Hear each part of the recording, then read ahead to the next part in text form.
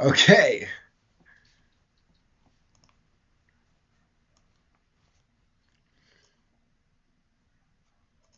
We're not gonna watch Corey probably. Why would I call you?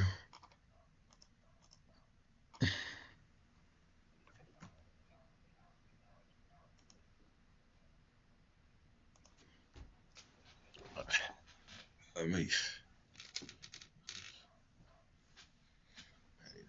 Closer to. Okay.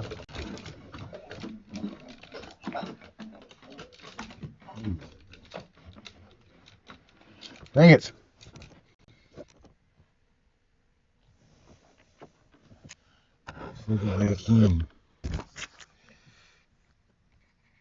Okay.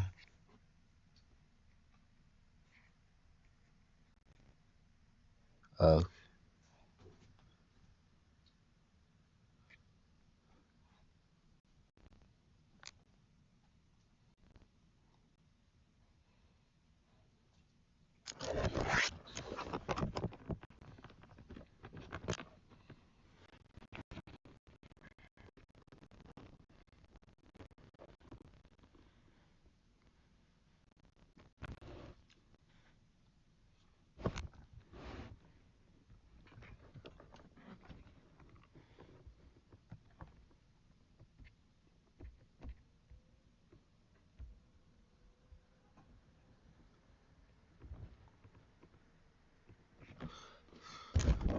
we good?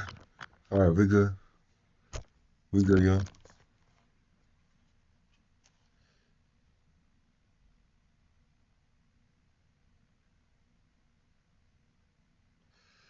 He's like, no way.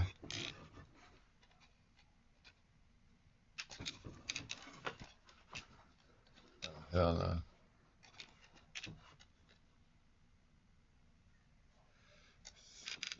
Okay, that's not gonna help. Here, do this a little bit. Right here, I think.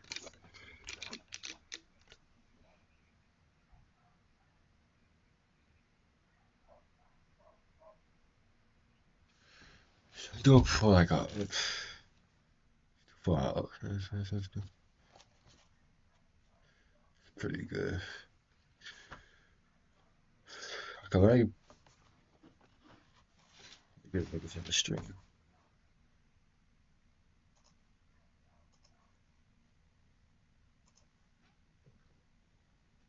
Just randomly go off.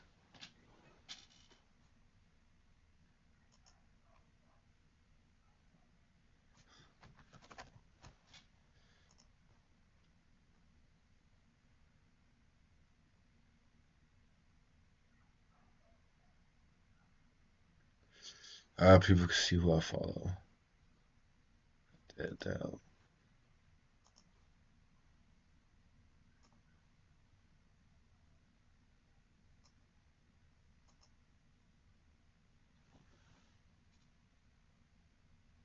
Time to time. Time to time.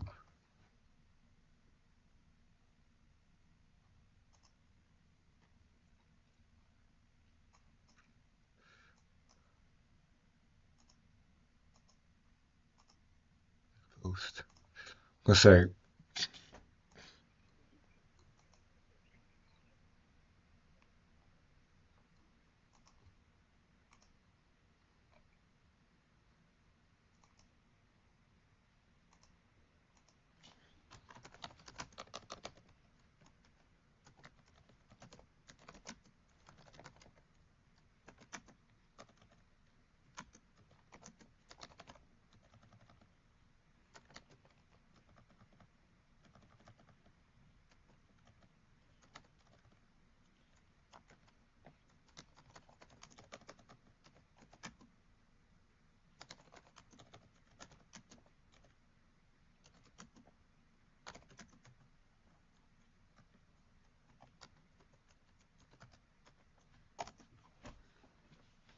watching YouTube. Tune in the stream.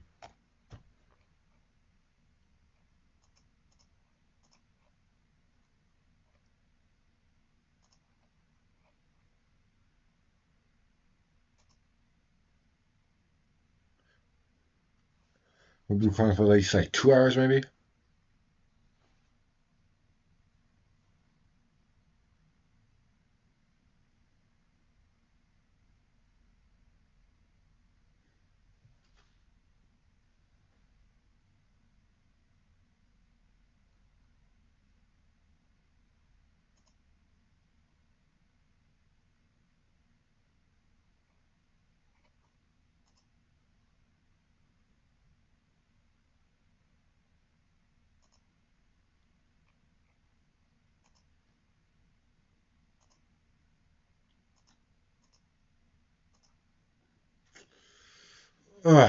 What do we do until then? Hello, ladies and gentlemen. It's Daytime 35. That's not my intro at all. Is everything. No, no, no,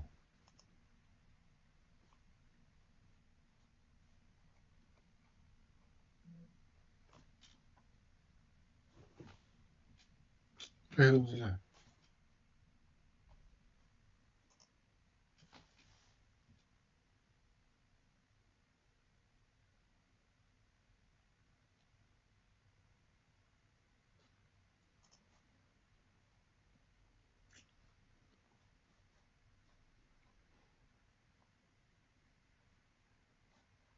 I'll find something to test the sound. Try some non-copyrighted music. Obviously, NCS hasn't been good in a hot minute, so let's find a good song. Obviously, the GOAT.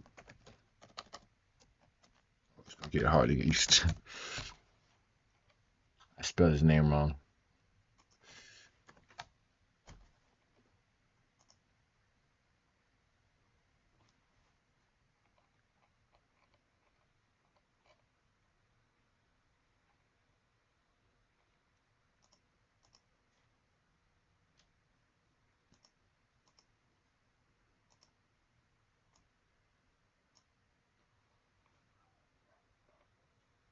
Okay, no sounds coming.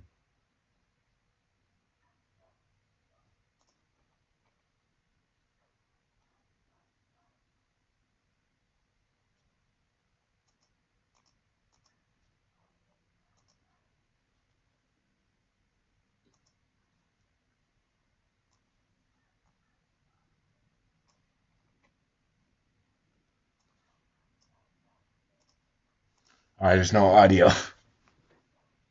I don't know why.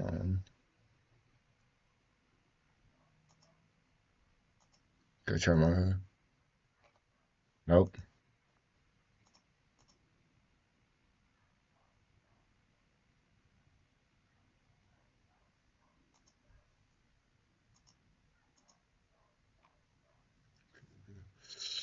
How do I get the audio?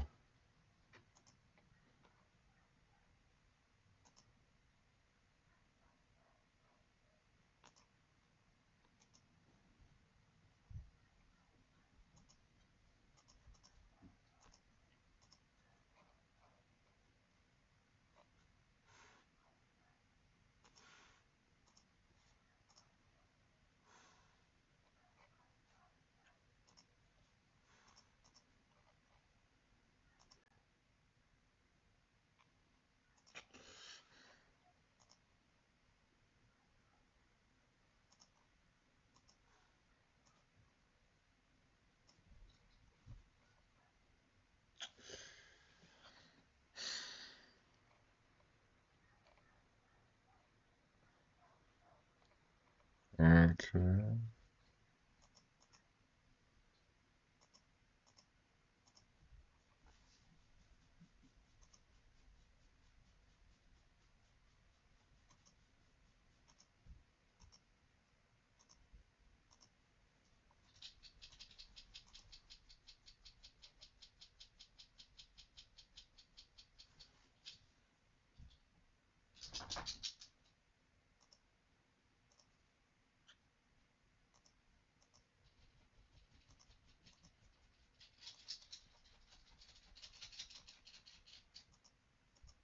Okay, it's all active.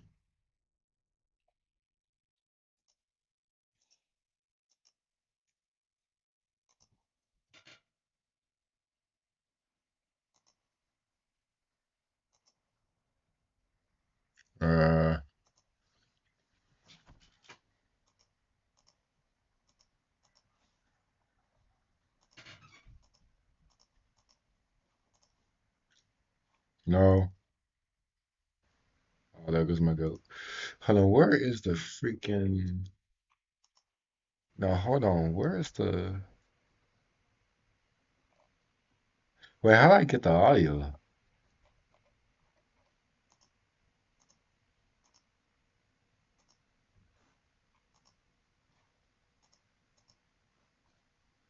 Let me...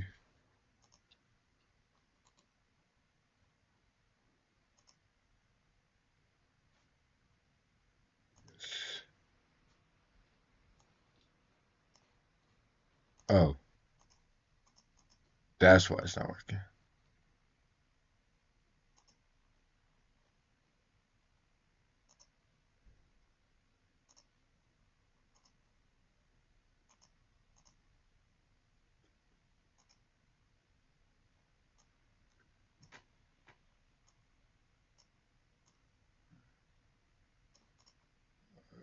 We're gonna get into it. We're gonna get anybody to...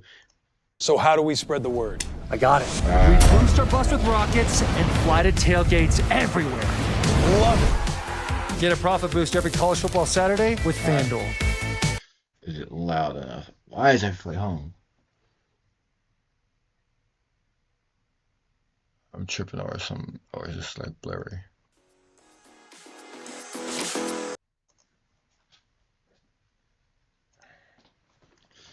Uh,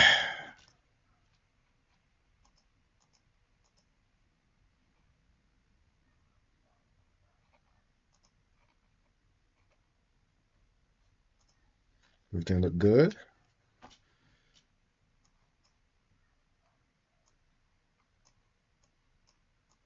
Audio's working.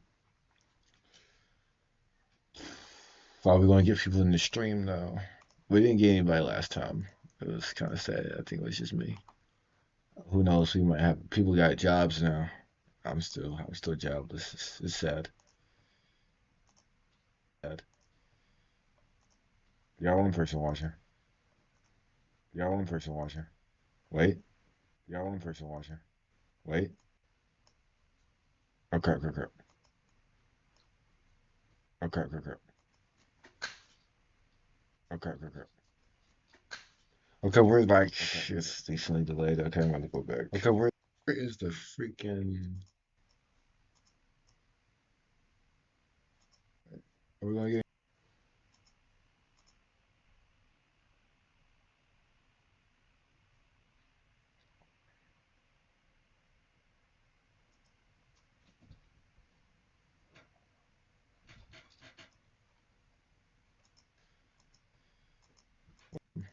It's working. Thought we gonna get everything look good. Saturday. No. Oh. Fly to tailgates everywhere. Love it. Get a profit boost every college football Saturday with FanDuel. Okay. Is it loud enough? Why is everybody home? I'm tripping over some, or is this like blurry?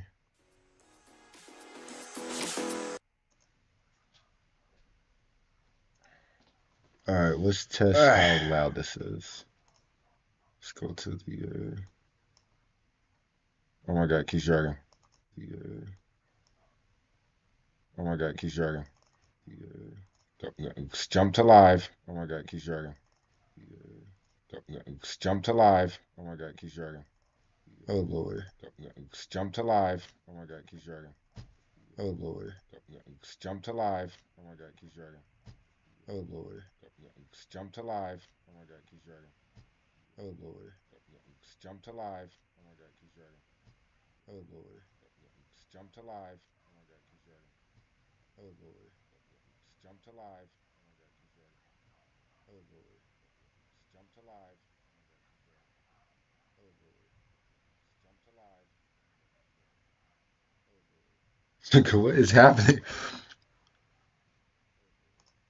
What is happening?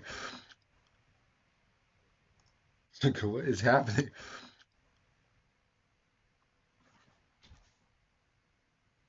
Okay, that was strange. I was over on YouTube, I guess.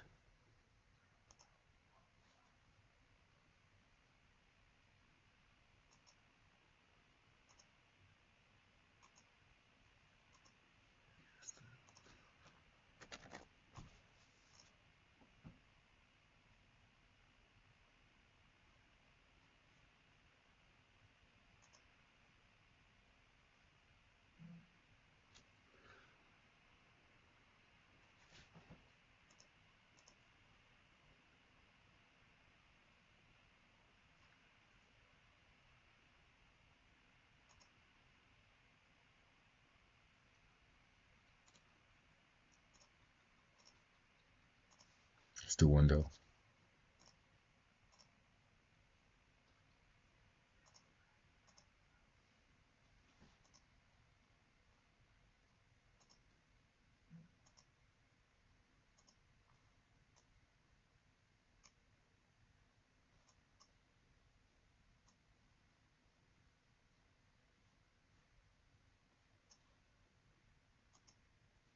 Oh snap.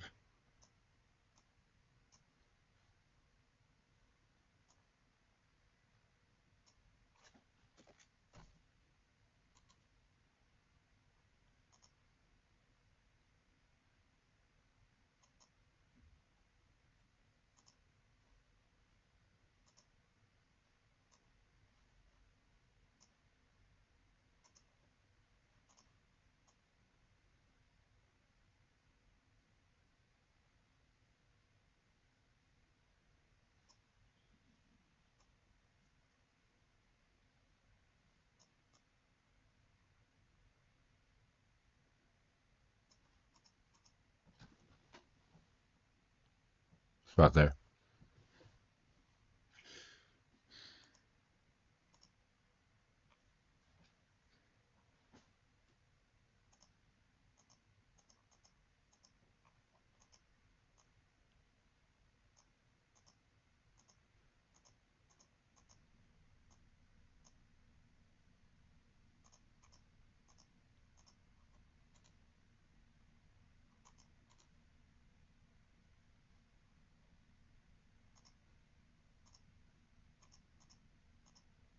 Where the heck am I?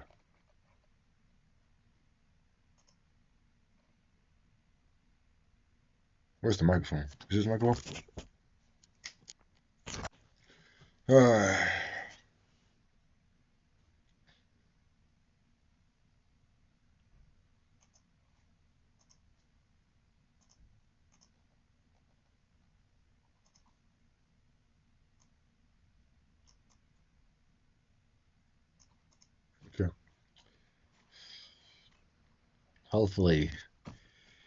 Hopefully things don't get too bad.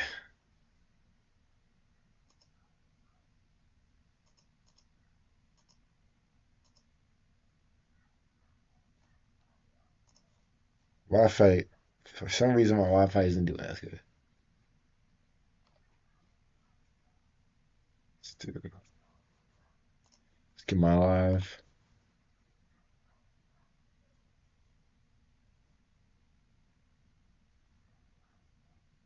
Oh, let's get a song.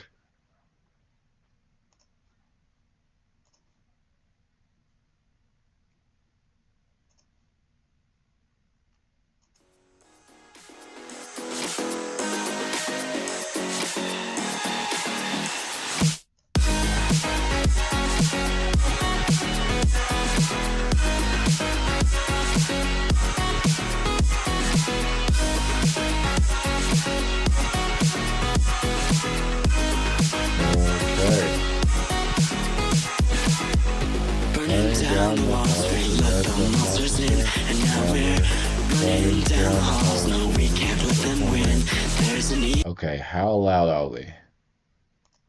How loud are we?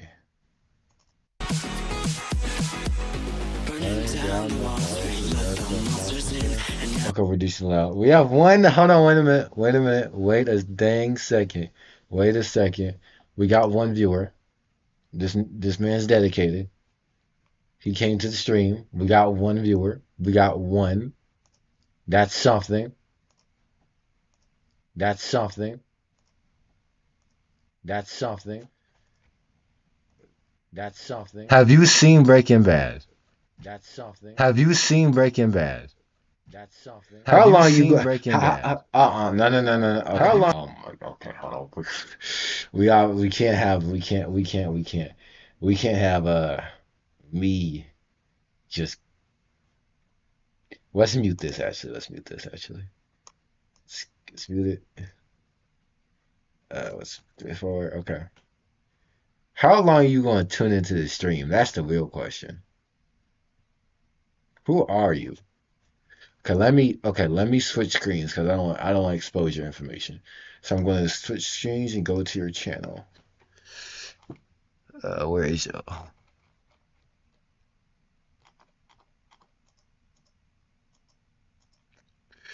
Wait, who is this guy? All right, I did not recognize who that is. All right, we got 2 viewers. Okay, that's cool. That's cool. That's cool. Wait, can you see? Oh wait. Ah,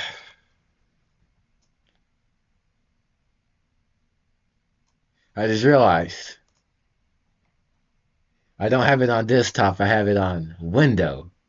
So they did see me looking at your channel. Do you mind if I go to your channel? I was trying to see, do I know this guy from school or something?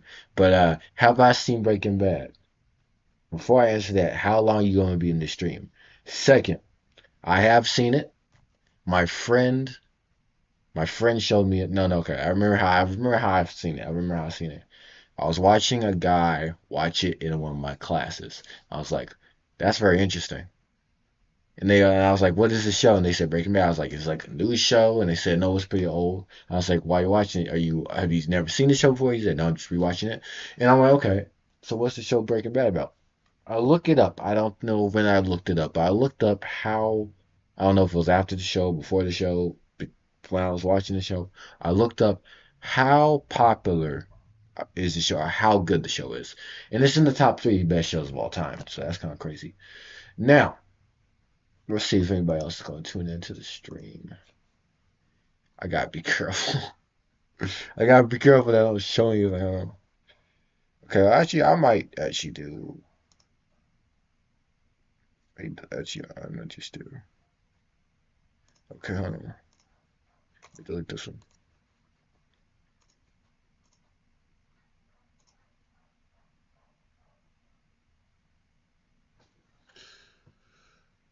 I might do display. What incarnation are we doing?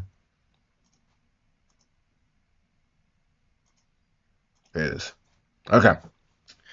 Now, if I can work. Okay, I gotta put this.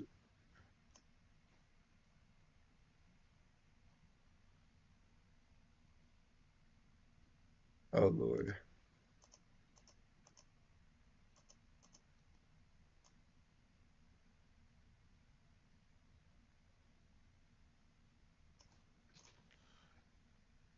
Okay, everything's good. It is. Is it? It is.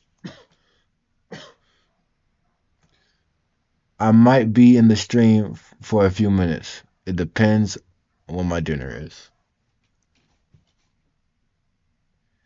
I tell you, it starts with that one viewer. It starts with that one viewer, y'all. When Speed was streaming, now I'm not trying to be the next Speed. I'm just gonna say that right now. But when Speed was streaming, when Speed was streaming, he started with one viewer. Then that turned to 2. Then that turned to 3, and then that turned to 1 million. But that doesn't matter because I'm not Speed. Showing on the. Okay. I'm gonna. No, no, no, no, no, no, no. Hold on. Let me open up Insta. And that's not put it on the main display. Okay.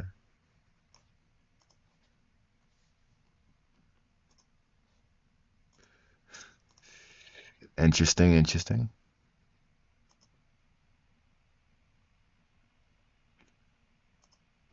Okay. So it's probably gonna take an hour for like at least 10 people to get in here. Not 10 people. That's good. That's a good amount. 10 people. That's a good amount. Now, enough chit chat. Enough yip yaps. We're gonna watch some YouTube like usual. Wait, I wish I could have the chat on one of these screens. I think I can actually make a chat.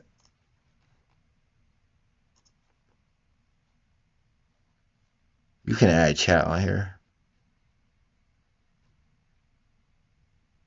I forgot how though.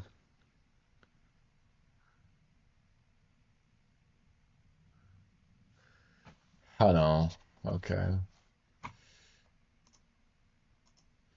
See if anything I did. All right, nothing's bad. How to see chat in OBS. There it is. There it is.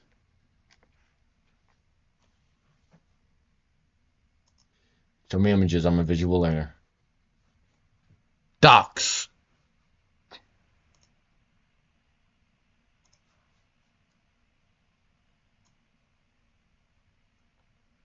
Chat. Wait, chat looks ugly. Oh no, I messed it up. Okay, let's shrink chat. Let's put chat right here. We got chat. We got one viewer. It always starts with that one viewer though. And we're gonna keep an eye on the stream before. Okay. Oh, we got three. We got three. That's something. That's something. That's something. All right, enough glazing. Enough glazing. How many people have it? Let's explain what we're gonna do. Today we're going to watch YouTube. I do this all the time. In my spare time, I was like, when I watch YouTube, I usually talk to myself. I'm like, you know what? It might be cool if I made YouTube videos about me watching YouTube. Now we can't watch everything, right? I'm probably not gonna be watching any gameplays, but we're gonna be watching some things. Um, Simple as that. And we gotta understand my YouTube algorithm. You gotta understand it's very random.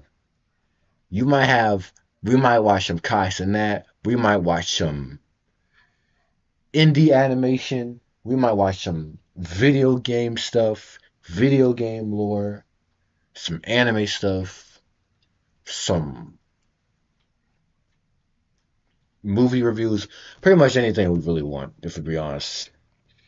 So I'm just gonna try to find something that's interesting to me and try to talk over it. Uh, Hold on.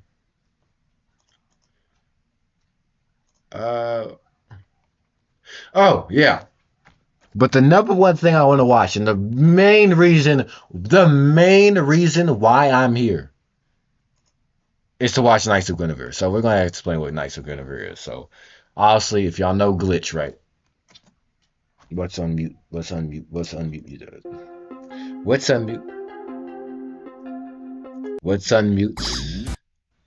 YouTube. So let me explain. Knights of Guinevere, right? So let's explain what Glitch Productions is if we don't know. Glitch Productions, they made Digital Circus. They made Murder Drones. I didn't really like Murder Drones, but we ain't gonna get into that. They made Gaslight District. They made, what else they made? I forgot what else they made. I didn't see. I didn't see. I didn't see. What Blade One is. I really hopped on. I either hopped on a. I remember seeing. Okay, I remember seeing Murray Jones, and then I watched Murray Jones. But now we're gonna watch Lights of Beer, which is made by Dana. What's her name? Dana Terrence, the same person that made Owl House. Now I really like Owl House, so we're gonna watch this eventually sometime during the stream. But yeah, we're gonna definitely watch that because I want to do some reactions to like shows and stuff. Obviously, we can't watch shows on YouTube, or I'll get kicked off this joint. But we got a lot of Demon Slayer content just because like the Demon Slayer movie came out. Okay, what else can we watch? Okay, podcast. Let's do a podcast.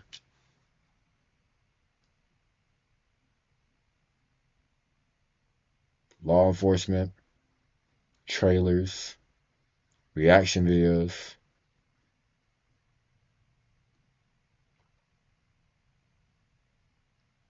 AMVs. If I can get okay, we'll watch nights. If I can get 10 people in here.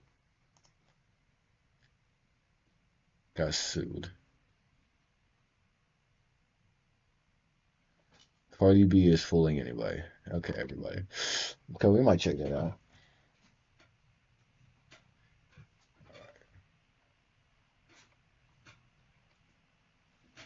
Find something.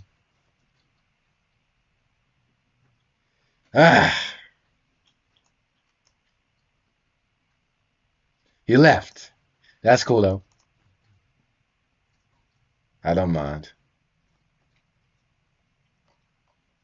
I was probably wasting a lot of time, not gonna lie. Ooh, map a new anime, okay.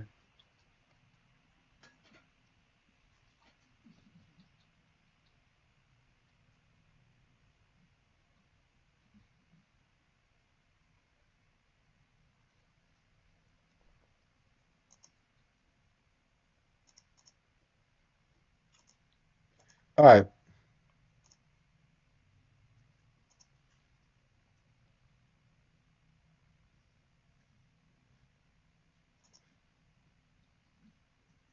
Uh-huh. What was that? Holy. Alright.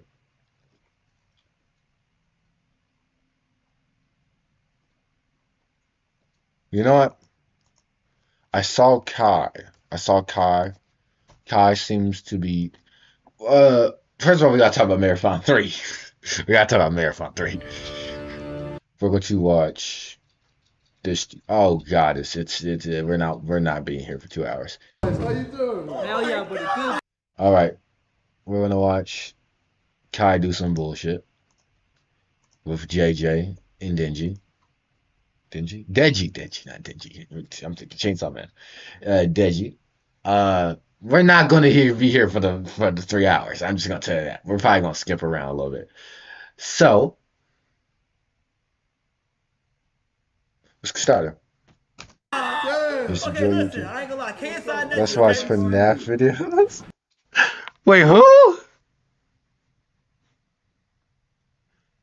Now, bro, I'm back.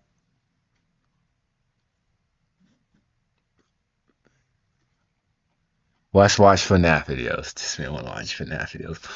Okay, hold on. I gotta listen to chat. The chats.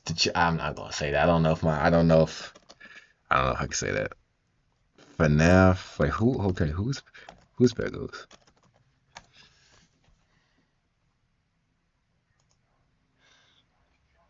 Oh snap! I know this guy. I've seen his videos. Thank you for that suggestion. I'll come back to that. Bro, you know why I've been waiting for this day? Why? KSI was there for the first Mafia-thon. Yeah, he This is was. the last one, chat. This is the last one, and he got Deji here now. I know like we have an action-packed day.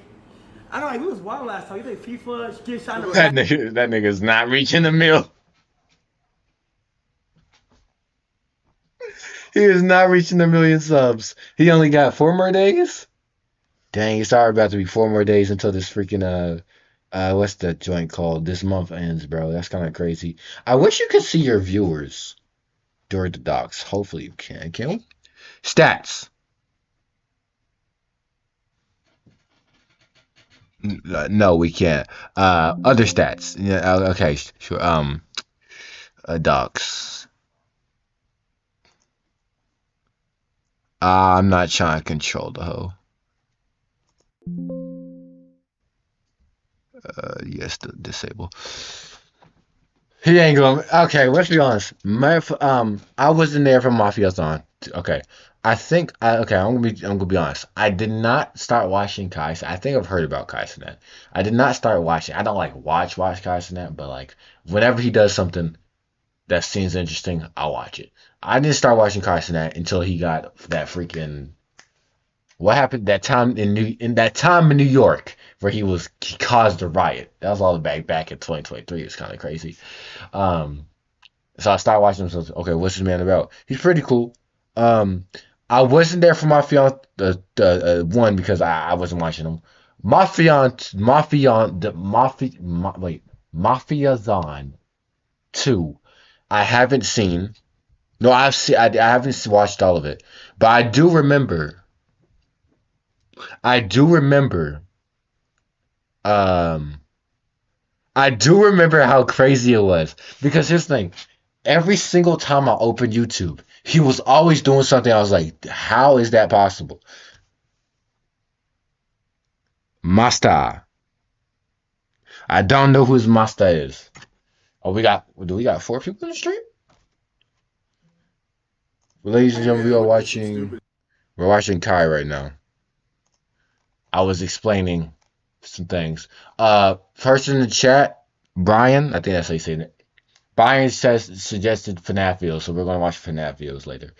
But the main thing I want to watch is Knights of Guinevere. I'm gonna be so dead honest. I'm being dead honest with you. But we'll watch that in a minute. We got one viewer apparently. It's tragic. It's gonna take time. I love your channel. Thank you very much. Thank you very much. Thank you very much. Um, but Mafia-thon, I can't say it. Mafia-thon 2, right? I didn't watch it all the time because, first of all, he was streaming all month long, and obviously I couldn't watch all that, right? So, what I remember was every single day I opened up YouTube, I saw a crazy video. Meet Snoop Dogg. Meet Marshmello. The Marshmello one got me. I was like, Marshmello? I used to listen to Marshmello a lot back in the day. That was so much. I was like every single day. I was like he was doing something crazy. But we're gonna like watch 30 minutes of this. All right, I ain't gonna lie. Chat W. Yeah, W. Yeah, that's enough for it. Got you, Mando. Shout out. Hey, Bro, this house Shout out is to my crazy, Mando. by the way. Wait, did you see everything? Bro, we only saw one side. Oh, I gotta give They you. just took us to the right. I had to give you a house tour. house tour. Yes. Can you shoot out my friend Mike? Oh, okay. Hold on. Let me look him up. Let me look him up. Let's get him on here. All right, let me look him up. I don't know who that is. Mike. That's embarrassing. Mike.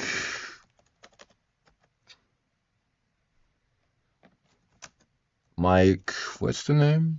X Lane. I put OC instead of okay. Hold on. Oh Lord, I'm gonna have to follow the. Actually, may put quotation marks. Pro tip about YouTube, about searching. I think it might be YouTube. No, pro tip about searching on YouTube or Google. If you put quotation marks between, you put quotation marks around the phrase that you're trying to search up, it will show you the exact thing. This is the first thing I see. This is the second thing I see. What are you suggesting right now? I'm not seeing him. I'm not seeing this man, Mike. All right, Mike. But shout out, Mike. Back to Kai. Back to Kai, ladies and gentlemen. I have to give you a crazy house tour. I ain't gonna lie. Oh, yo, I'm so excited that KSI and Deji is here. And we got a fire segment. Do y'all know what we're doing? I have an idea. Okay, but don't spoil it. If you okay. All right. So it's gonna be good. But how y'all been though? Yeah, Dog, good, man. Good. You go here yesterday? Yes. Yeah? And like LA? It's LA's all, cool. I've been LA's eating food, cool. man. I'm getting a bit big, can't lie. How the fuck? Okay, I got a question. I don't know you want to talk. Deji. Yeah. What was the offer? No! A million. You know what I like about KSI? He's not gonna. Yeah, bro. I was ready. Bro, how long do you have? He had a year. Basically, You know what's gonna be sad though? On a quick tangent, I'm gonna be moving rooms. I'm gonna move in my cousin's room instead of this one. This room is decently big. It's like, well, I have a ruler. Actually. I stole the ruler out of the bathroom closet. I needed a ruler to measure things, to measure rooms, to measure objects, to measure body parts. Okay, but we don't gotta talk about that. We talking Over. Well, it might be 200 actually. It might be 200. We're talking about a lot of room. And I'm going to be moving into my cousin's room, which is a lot smaller than that. So I'm not going to be able to move around. It's going to be sad. But, that's cool. Yeah, bro. Reggie, you had a year to get abs for $1 million? He had a year to get abs for $1 million and sold. No, but it's your fault. Yeah, okay, yeah. But I mean, like, You know what was the most annoying thing? What? He waited till like a month before to go, oh, actually, maybe I should work on these abs. yeah. Like, bro, he didn't train or nothing. He Who's was that? Like, last minute. Is that Rakai? I can't stand this nigga Rakai. Yo, if y'all know Rakai. Okay, I don't know how many people in this. Okay, I don't know my percentage of my fan base and what they into. Okay, I don't know. Are y'all into like the LW community? Like I don't know if they're gonna answer. Are y'all into like the Kai Cenat, the ISO Speeds, the KSIs, the I Am Dante's? We gotta watch the I Dante. God damn. I Am Dante is probably one of my favorite streamers, not gonna lie. If I say my two favorite streamers, well, the streamers I respect, I think respect is a good word. The most is probably I Am Dante. Well, it's probably I Am Dante in Internet City. Those are I really mess with those two people. Well, Internet City is two people, but I really mess with those guys. But like I was saying, if you know Rakai, y'all just know Rakai. Oh my God, damn! So your full series was a month before. Yeah, yeah. But I mean, with like the time frame that I had, a month, I did well. No? Yeah, you alright. Yeah. But how the f getting bigger? Nah, What was just eating? I ain't gonna lie, What just keeps eating? I ain't gonna lie, this is my most since I've been in the gym. It's like 2.5 months right now. Well, about to be 3. Wait, in the gym? Yeah, in the gym. Damn, well, I can Genuine. see you with the Yeah, arms. yeah, I'm trying. Yeah, Hey, yeah. but your chest, I mean, you're always wearing the tank top, bro. Showing off the arms, bro. Like, relax. No cap. Anyway, hold on. I got a question. Give me. How you get abs so easy? Well, I don't. Like, right now I'm chilling. Right now I'm So you got no abs? Nah, I ain't got abs. Yeah. But if it's time to box, Then yeah, I'll get abs. how though? Well, you just gotta train. When the hell are we gonna get Jake versus Logan? Jesus, Jake versus KSI. We just gave that up. That might just been gave. Was that gave up, y'all? Did we give that up? I think people gave that fight happening. I'm not gonna lie. Well, what do you cut out? Nah, diet. With the diet, it's like basically you gotta just eat chicken and rice all the time. Bro. Ew. That's all you get. Yeah. Oh, straight chicken and Chicken rice. rice, chicken rice. Oh my God. Have y'all met? Training wise, yo, what's up, bro? Good to see Nice you. to meet you, bro. Likewise. Yes, sir. Yeah. But yeah. And then when it comes to the training, bro, it's twice a day, every day. Oh my Yeah. gosh. It's Yo, no joke. when you gonna cut your locks? I don't. I'll cut my locks when I hit a mill. I know. I mean, for That's me, what's up. what would I do to do it? It's gotta Huh? be something crazy. Chad, what? You've done everything though, bro. Yeah, Hold on, bro, yo. I've been bald before. It's bad. Yeah. Wait, it's really can I bad. see your forehead? Like, Bro, oh yeah, we gotta see that in person. I'll never see that in person. bro, why is never- everyone want to see my goddamn forehead? I'll show you mine and show me yours. That shit big as fuck. I'll show you It mine. is. I'll show Hey, you yo, mine. who's this guy, man? I'll show you mine and show me yours. Huh? I'll show you mine and show me yours. Alright, yours No, isn't but that yours bad. ain't like mine, man. Oh yeah, look at you. Nah, yeah, you yeah. might as well now. You have to. Bro! Do it for the one time, bro. At No, the end of the day, the reason why everyone's I was like, saying, you made my shit look good. Right next to you, when I'm next to you, you made my shit look one good. time, one good time. what you mean one time? One good time. One time, bro. Please, Come bro, on. please, It's bro, the last please, one, please. I never seen it in person, Jay. Yeah, but I already know how this going down, bro. You're not gonna call me. It's just a forehead. We won't say shit. Just come right here and just do it. If Cock took his shit off, Come on, I had to, man. Alright. I can already see the chat about go. Hold on. I'm alright. Okay, I'm not bored. I want to watch this, but I can't find entertainment out of it, and I obviously can't just watch a video and not say anything. Okay, we'll stick through 30 minutes. If anybody's in the chat, tell me if y'all want to watch something else, okay? Cause I want to watch this, but I'm not trying to be here for 3 hours watching it. I was already 3 hours my first ever live stream was 3 hours. We're not trying to. We might do it again, but I'm not. Nah, why you zooming Okay, in? no, we just trying to see. Yo, what is?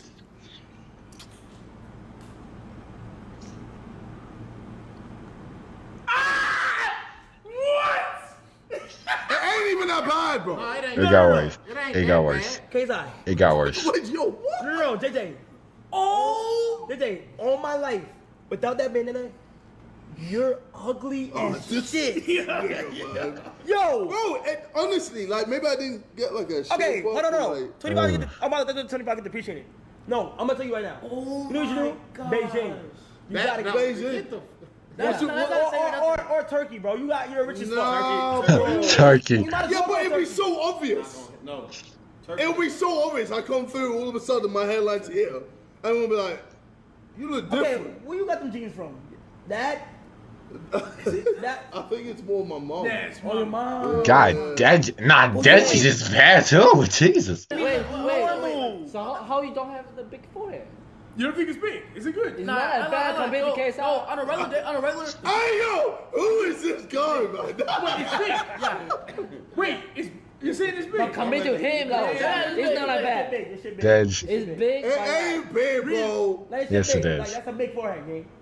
Let That's me get a- Bro, forehead. it's you know why? It's because of the bandana, bro. I'm just saying, If what happened? Like, No, how? what do you mean? What happened? Like, how did he? I said, like, I just went through a traumatic Yeah, you experience or covered some shit. so much. That's that why. it's So not- then whenever I Jesus. take it off, That's everyone's not like, why, but no, it because definitely adds to that. but it ain't big though. UK Man, I'm about experience. to bust up this whole fucking place. I swear to God. My forehead ain't big. Okay, we can't be here all day. I'm being dead honest. Okay. Let's be honest. I kid this. Goodbye, Bowser. That was interesting.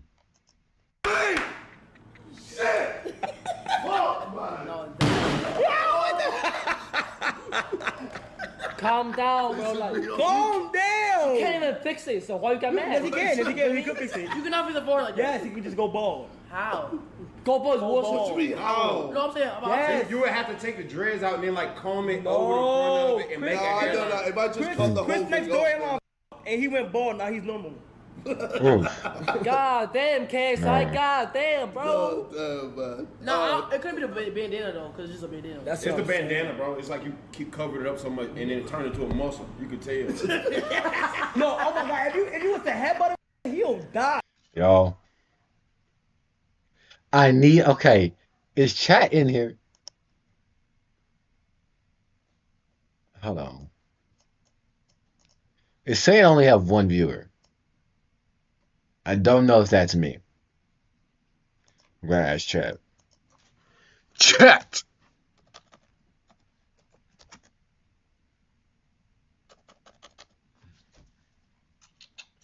Alright. I think we can watch. Y'all, are we gonna be here for 30 minutes?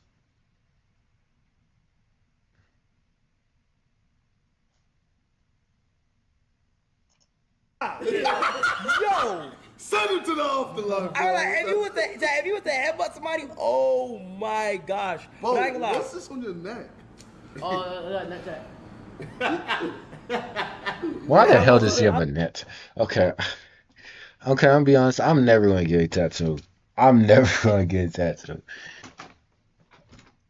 I mean, they're cool and all, but like, I'm just not feeling it. Oh Lord. Okay. I'm not feeling it. It's cool, but I wouldn't get in a tent. Let's be honest. How long it took to do? Like 5 hours. 5 minutes. Hold on, is that a prime in his hand? What is It's it? straight. What is it, bro? If he advertises prime, I will lose it. Like, what? I'm watching. Who the hell is Ezekiel Newton?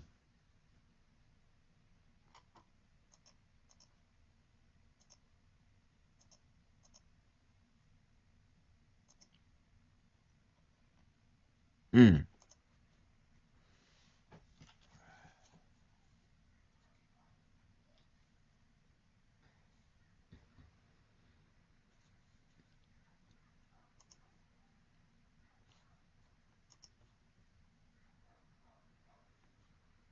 Hold on.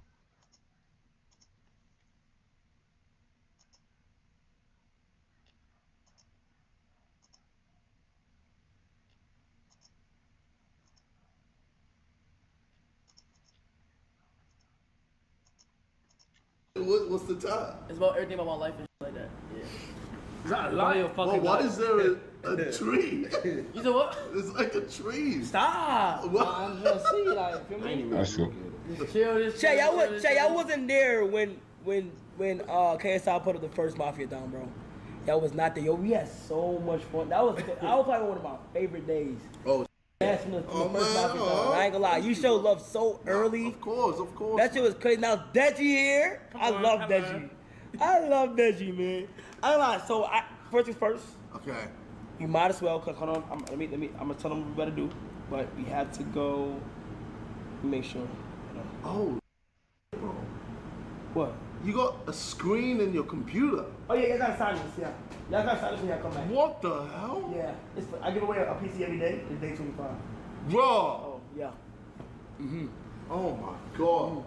Well, I'm just amazed about this house, man. Yeah, There's it's so crazy. Much, so much cool Matter of fact, y'all did unlock a spin the wheel. So I have one of y'all spin it. Can they keep spinning that shit? Okay. Who wanna spin it? You can't spin it. Okay, hold on. This is a punishment for me. Okay? Here we go. Alright. Go ahead. 3, It's been real hard. 2, 1, go.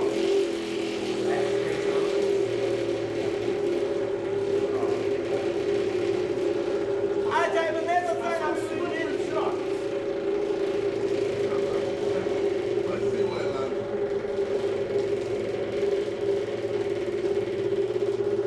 But it's on the way outside, I don't even watch. What's down, bro? No, we're trying to get skipped. No. That's fly. No, hot chip. Hot When is chip. this gonna stop? Hot chip. Oh. Oh, hot chip. Yes! Hot chip. Hot chip. Hot chip, hot chip, Hot hot chip. chip. That's hilarious. Where is that? I'll have to get it. How hard is it? No, it's dumb. You never did it? It's gonna be funny as fuck. That's We all gotta do it. Hell no. Hell no. Hell no. Huh? You said it's a punishment for you, ain't it? Huh? He said we all gotta do it. We all should do it. Who is we? You just said it's Yeah, right? So we all do It's it. just for you, bro. Who is we? Nah, it's just for me. It's just for me. Yeah, okay. You know what I mean? What the fuck? Why you come here? It's just for me. I'm fucked. That's the one I did not want. I hate hot chips, but that shit is annoying. No matter how many times you take that shit, it's annoying as fuck. I throw up. Remember that time? Yes. where are 3 we? times. Yes. 3 You times. throw up too. How did you throw up 3 Kevin times? Yeah. Oh yeah, Did yeah. you throw up, then eat it again? Man, that shit was Hell no, I half throw of it, I up. threw up. Like everything in my stomach. Damn. Went out. In the next 2 days, you fuck. You shit on shit. yourself out. Yeah, Shit on you know your yourself. asshole, you're gonna be burning. Damn. Your asshole, he's like burning. Okay. Yeah. When you ever had one? No. You should do it. Oh Lord, Oh my gosh, yes. don't do that. You ever had one? Yeah, I've done it before, yeah. Look, he You knew never like done it? Why would I want to do it to myself? That's y'all it. definitely both You should do look it. fine. Fair, that's Yeah. fair. I can't do hot Alright, shit. if JJ does it, I'll do it. Yeah. All right, Wait, so actually, should I I'll get do it if you do it. should I get 3 chips Yeah, tonight? get 3 chips too. Can we get 3 Wait, KSI. Uh-huh. You on Prime? chips? Yeah, I guess, yeah. Can I get a deal? Do you want some Prime? Nah, I want a deal. I don't want Prime. You want a I want deal? a deal, I yeah. done sent What, as in like you want to be part of the team? 40,000. Part of Wait, it. we'll work on something. Oh my god, you're rich as fuck. I'm really not, bro. I'm Yes, you actually are. cash poor. You're rich as fuck. Please, I need some money, guys. Okay, all right. See now that you lost me. You lost me. That's when we leave. All right, enough of that. Okay. Discord memes.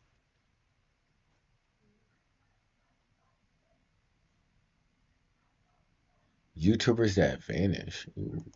Here are some YouTube. Where were we? Where were we? I forgot. Oh yeah. Okay. Brian. Brian.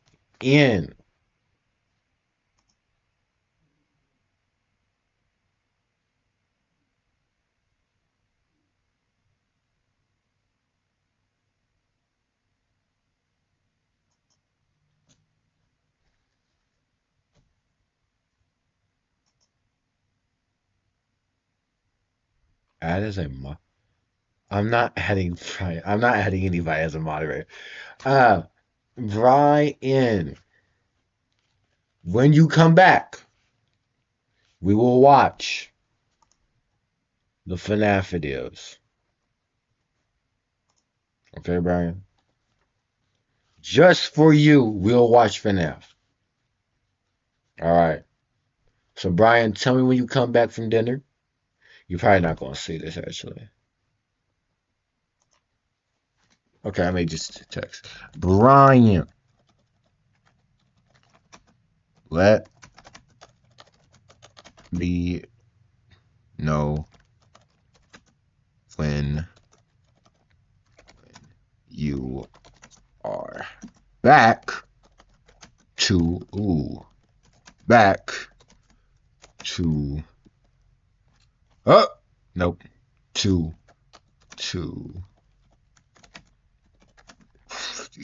watch FNAF 5 minutes for these videos. Alright.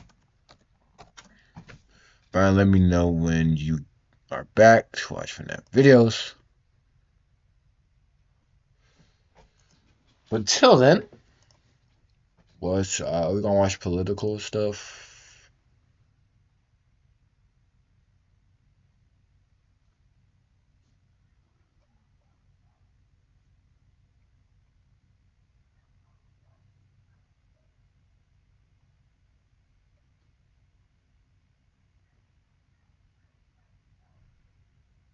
We'll watch that later. YouTubers that basically vanished. Jenna Marbles stepped away Who? 4 years ago and disappeared from I the don't know who it internet, is. though she still pops up occasionally on her husband's Julian's Instagram. Corpse has been on a multi-year Corpse. hiatus. His last real update was his new music on Do y'all remember the Dream era, bro? When Dream and the Dream SMP was popping off, bro, back in 2020, 2021. That was a crazy time to be alive, bro. That was a long time ago. Dang. I'm not gonna lie, and this could be a hot take. When Technoblade died, a part of Minecraft YouTube died with him. Something about it. It's not, I don't know. I don't know if it's because viewership. I don't know if viewership in Minecraft is down. I'm pretty sure it's still popping. I'm just not watching it. It might be popular but not viral. That's probably how it is.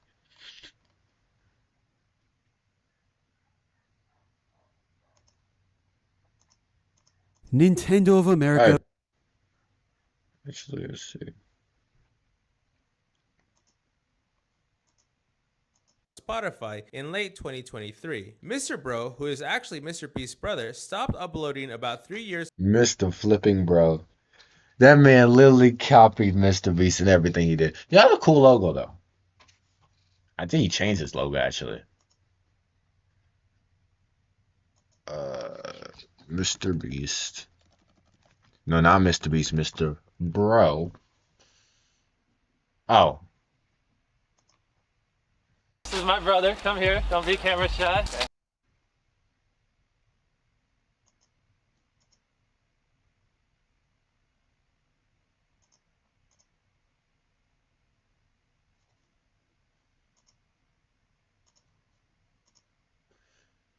Hold on.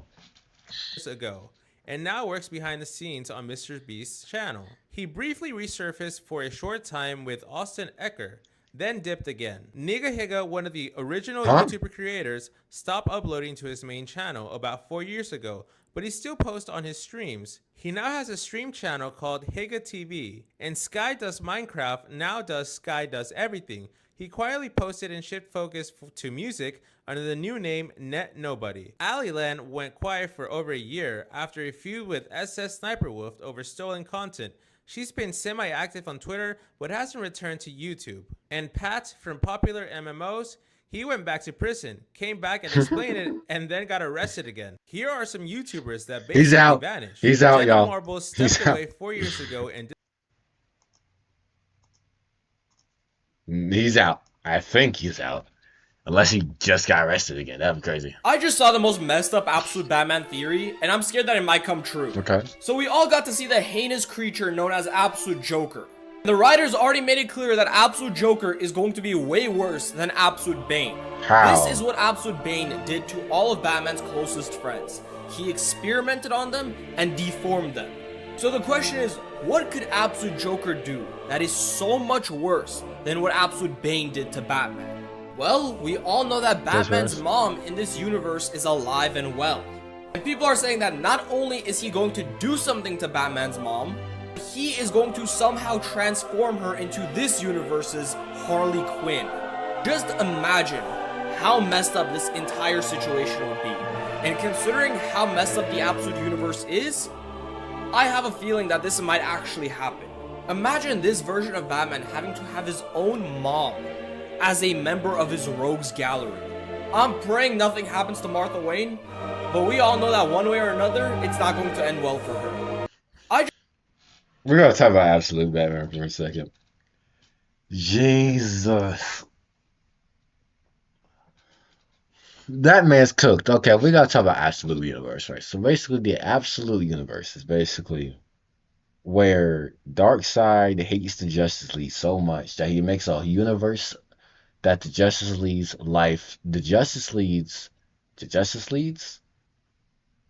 the members of the Justice League lives are worse, right?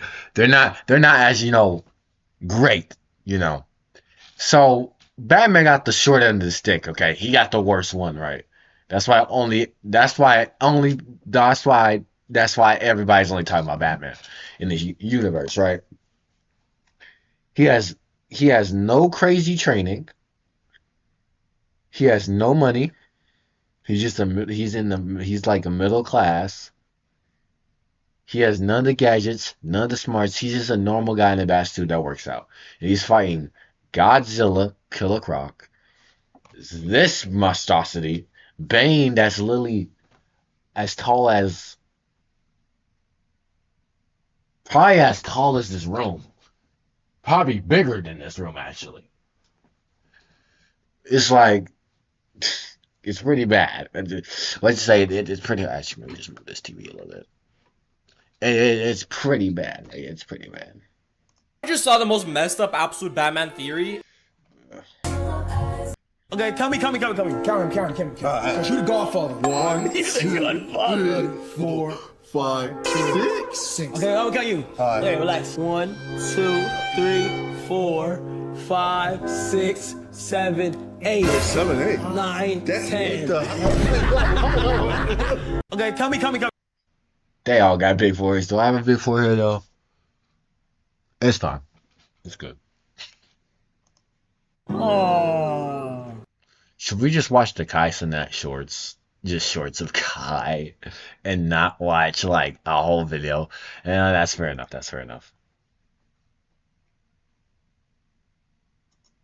Zay, do you like it? I don't know what it says. They just ran out. I didn't get to see it. You read the top, don't I read the bottom. Dear Miss Haley, I want to thank you so much for everything you do for me, for Who was being Miss very Haley? patient with me and being very loving. I want to say I'm very sorry for giving you a hard time in class, and I would never do that again. Oh, I'm sorry, teacher, for playing war games with Rakai. You are a very good teacher, and we are bad students. It won't happen again. I love you. You're the best teacher. Oh, you're so sweet. Love you, Tata.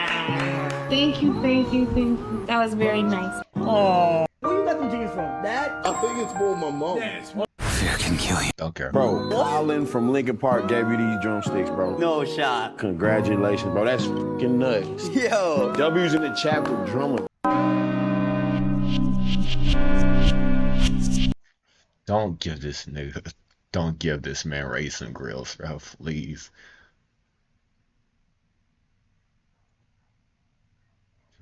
Getting publicly owned with facts and logic. We're not getting political anytime soon. We might get in the stream, but I ain't touching.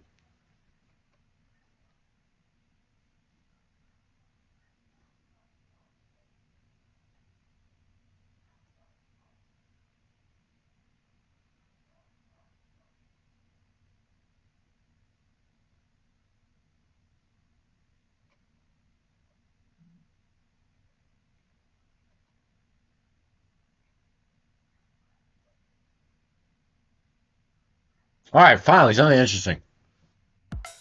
Playing on iPhone?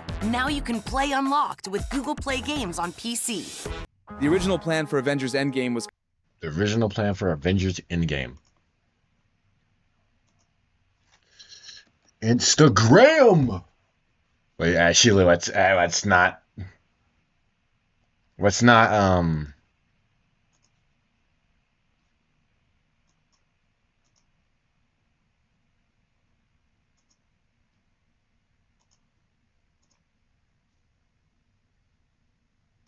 Cooper!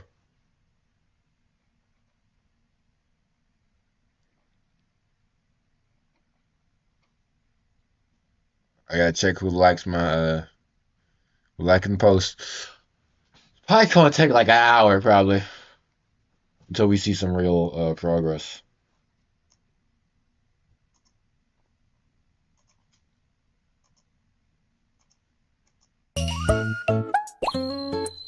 What's this?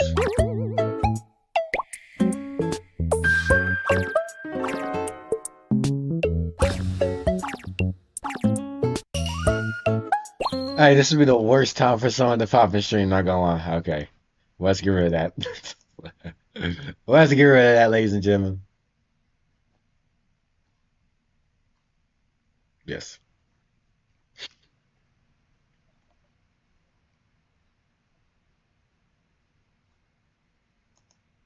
While they're fighting for their chance in this competition, I want to tell you guys about Brawl Stars, who helped fund this video, which cost...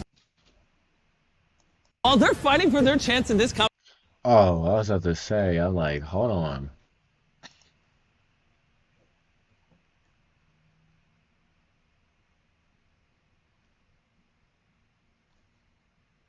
Alright. What was the original plan? Actually, what's going on with Bowser? The president, Doug Bowser, is officially leaving the company for good, and a new era is about to begin.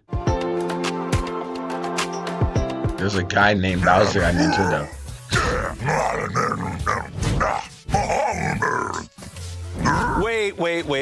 Wait a minute. There's been a bit of a mix-up.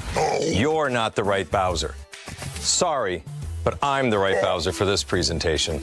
So, Doug Bowser had big shoes to fill when he took on the role as Nintendo of America's president in 2019. We had to say goodbye to the legendary Reggie, who brought a personality and charm to the company on a scale we've never really seen before. Is that the guy? No, who is the guy? Either he left or he died. There was someone at Nintendo, or maybe Nintendo was always like this. There was someone at Nintendo that actually cared about, like, gaming, right? Now, Nintendo, let's not get it wrong. Nintendo makes some great games. But we can't lie. Nintendo is one of the most greediest, not the most greediest, most prideful, that's the word. The most prideful companies on earth. So, I'm pretty sure when he died, I don't know who it is. I could be wrong about this. When he died, I don't think it was somebody. When he died, that kind of fun of Nintendo kind of left. Unless Nintendo was always prideful and kind of selfish. But we don't know that. But legends can't stick around forever. At the end of 2025, Doug is retiring. One of my earliest video game experiences was playing the arcade version of Donkey Kong, said Bowser in a statement. Since that time, all things Nintendo have continued to be a passion for both me and my family. Leading Nintendo of America has been the honor of a lifetime, and I am proud of what our team has accomplished in both business results and the experiences we've created for consumers. While Doug lacked the personality of Reggie and was a more traditional businessman, he still played a pretty important role at Nintendo over these last few years. He helped escalate the Switch era into an absolute behemoth that it would eventually become. He oversaw Nintendo's expansion outside of video games, whether that be in theme parks or movies. Of course, he also made headlines for his last name. It was meant to be. But because he's moving on in life, it's time for the next generation of leadership to step forward. Filling the role is Devin Pritchard. Who is that? He's actually been on the executive team for quite a while now. Meanwhile, Devin? Satoru Shibata is joining Nintendo of America as CEO. These changes mean the company will be moving forward with expansion of video games and beyond. Time will tell what happens. But even Reggie is hopeful about what comes next. He praised Devin on Twitter. Anyway, what do you think about Doug Bowser stepping down? Do you have any predictions for where Nintendo will go from here? Let's talk in the comments.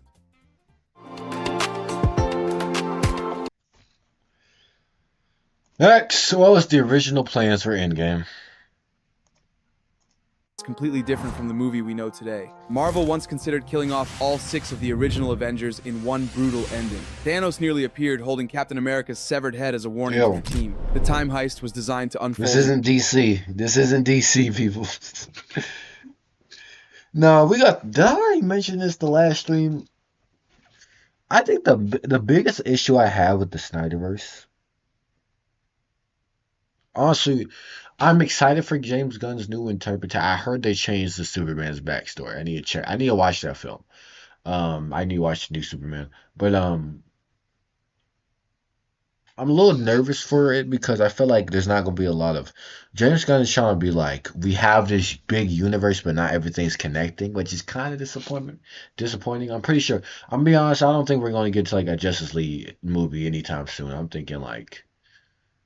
Well, we didn't get like an Avengers movie until like 4 years after Iron Man. I don't think we're gonna get just a movie until like 8 years, to be honest, which is kind of sad. But I hope we get one soon. Hopefully 4 years, maybe 5.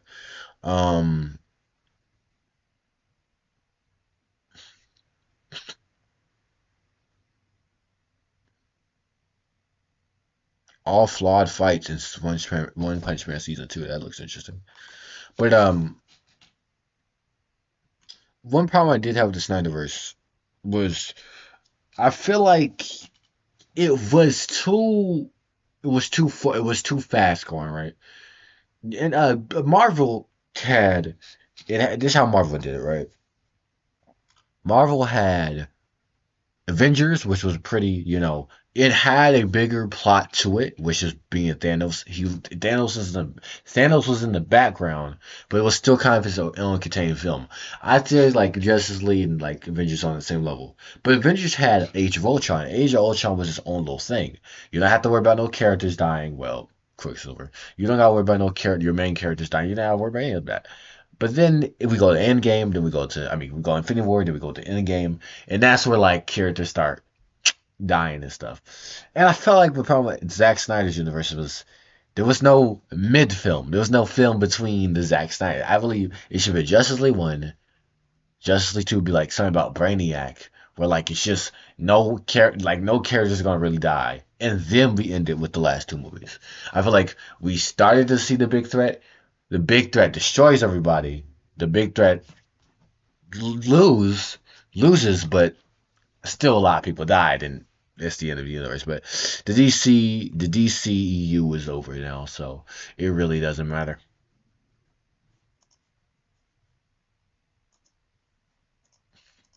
In Asgard instead of New York. Even Nick Fury was written to die during the chaos of the battle. These weren't fan-made theories, but actual directions Marvel almost filmed. What we saw was legendary, but the endgame that almost happened would have changed everything. And it all begins with the boldest idea of them all. Avengers Endgame could have ended in a way that no fan was ready for. In early talks, Kevin Feige suggested a version where all 6 original Avengers would die together. Iron Man, Captain America, Thor, Hulk, Black Widow, and Hawkeye would have made one final stand and gone out in the same moment. The idea was huge. Feige even compared it to the famous ending of Toy Story 3, where the toys hold hands and wait for the end.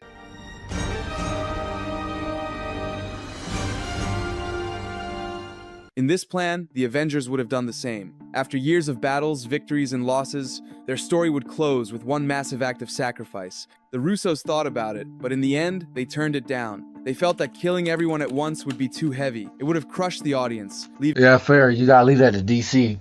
That's something DC would do. Let's be honest. Hey, I'll be right back. I might get some food.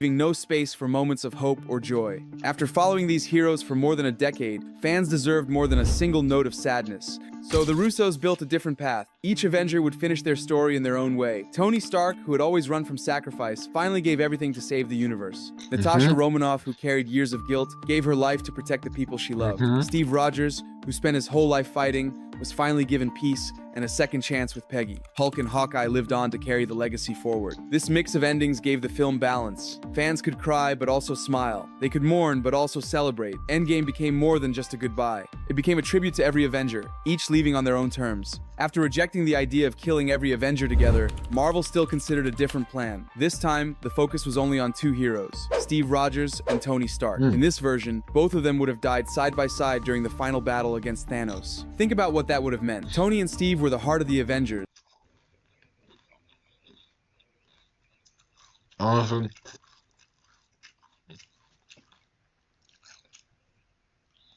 That might have been a better, okay.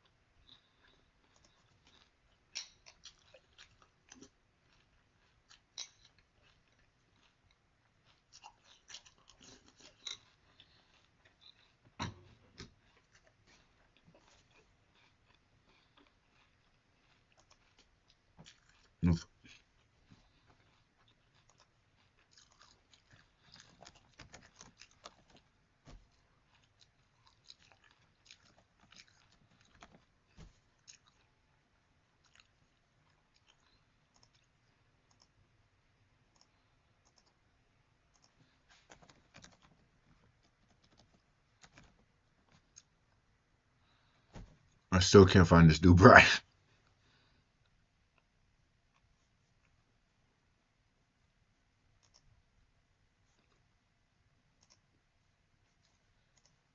But also the most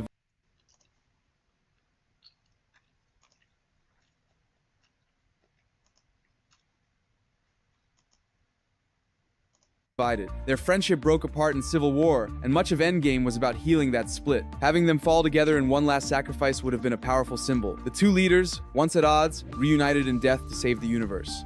Writers Christopher Marcus and Stephen McFeely admitted they played with this idea in early drafts. Oh, cool. It was epic on paper, but the problem was closure. If both men died at the same time, neither would have had space for their individual journeys to finish. Steve's life had always been about giving himself up for others. Tony's life had always been about avoiding sacrifice until the very end. If they both bowed out in the same way, those differences would vanish. The producers pushed for something else. Steve's ending became about finally getting the life he lost, reuniting with Peggy Carter and finding peace. Tony's ending became the ultimate sacrifice, proving how far he had come since his selfish days in 2008's Iron Man. By splitting their fates, the story gained balance. Audiences saw one man finally rest, and another finally... Yeah, ad block doesn't work.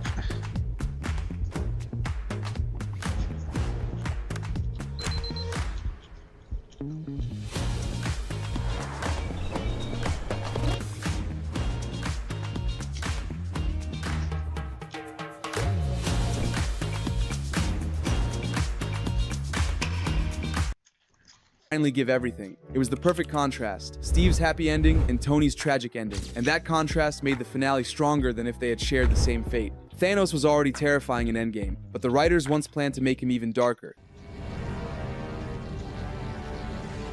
In one early version of the script, his entrance during the 2023 battle would have shocked everyone. Instead of calmly arriving with his army, he was supposed to walk into the battlefield carrying the severed head of 2012 Captain America. The idea was that Thanos had attacked and wiped out the Avengers from that timeline before coming to the present. To prove his power, he would toss Steve Rogers' head at the feet of the heroes. It was meant to send a chilling message. He had beaten them before, and he could do it again.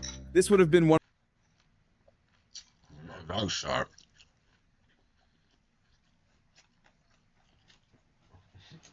That's on Darkseid would do. One of the most disturbing scenes in the entire Marvel Universe. It was designed to crush the spirits of the Avengers and show just how ruthless the Mad Titan could be. The scene drew inspiration from darker moments in Marvel Comics, where villains use brutal displays to show dominance. But when the Russo brothers and Marvel producers looked at it more closely, they realized it was too much. Marvel films are intense, but they are also meant to be emotional and uplifting. A moment like this risked turning Endgame into something closer to a horror movie rather than an inspiring superhero story. Instead, they chose a different path. Thanos made his entrance with calm confidence, waiting for the Avengers to come to him. That quiet menace turned out to be just as frightening, because it showed how certain he was of victory. He did not need gore or shock to prove his power. The time heist was the backbone of Endgame, but in the earliest versions, it looked very different from what we saw. Instead of traveling back to the Battle of New York in 2012, Tony Stark was originally set to make a trip to Asgard. His mission was to sneak into Odin's vault and steal the Tesseract.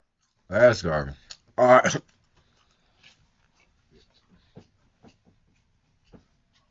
Let's keep with the buck. Let's keep with the beanstalk.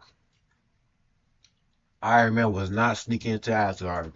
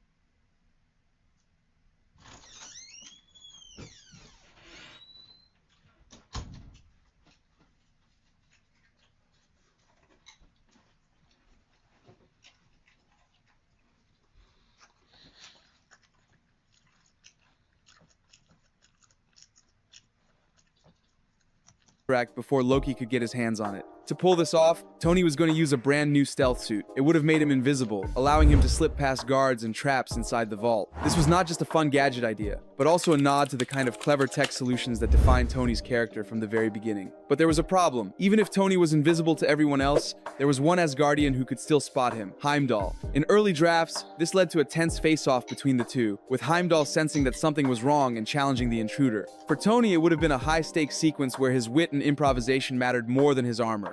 On paper, the scene sounded epic. Asgard's golden halls, Odin's treasures, and Tony Stark sneaking around with god-level forces hunting him down could have made for one of the most thrilling sequences in the MCU. But for the writers and directors, the issue was pacing. Endgame was already jumping across multiple eras and locations, and adding another Asgard mission risked making the story too complicated. Instead, Marvel streamlined the time heist. They chose iconic and familiar settings like the Battle of New York, Thor's visit to Asgard with his mother, and Cap's legendary elevator moment. These scenes delivered nostalgia, humor, and emotion without overwhelming the ordinary elevator moment. These scenes delivered nostalgia, humor, and emotion without overwhelming the audience with too many timelines. When did I go to the elevator? I don't remember Cap elevator moment being in there.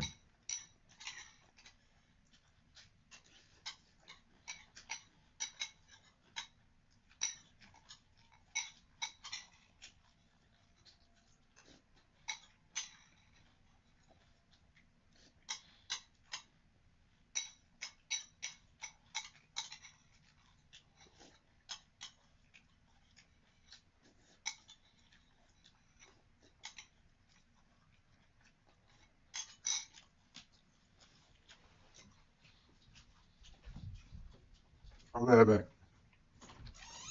All right, pour this milk out.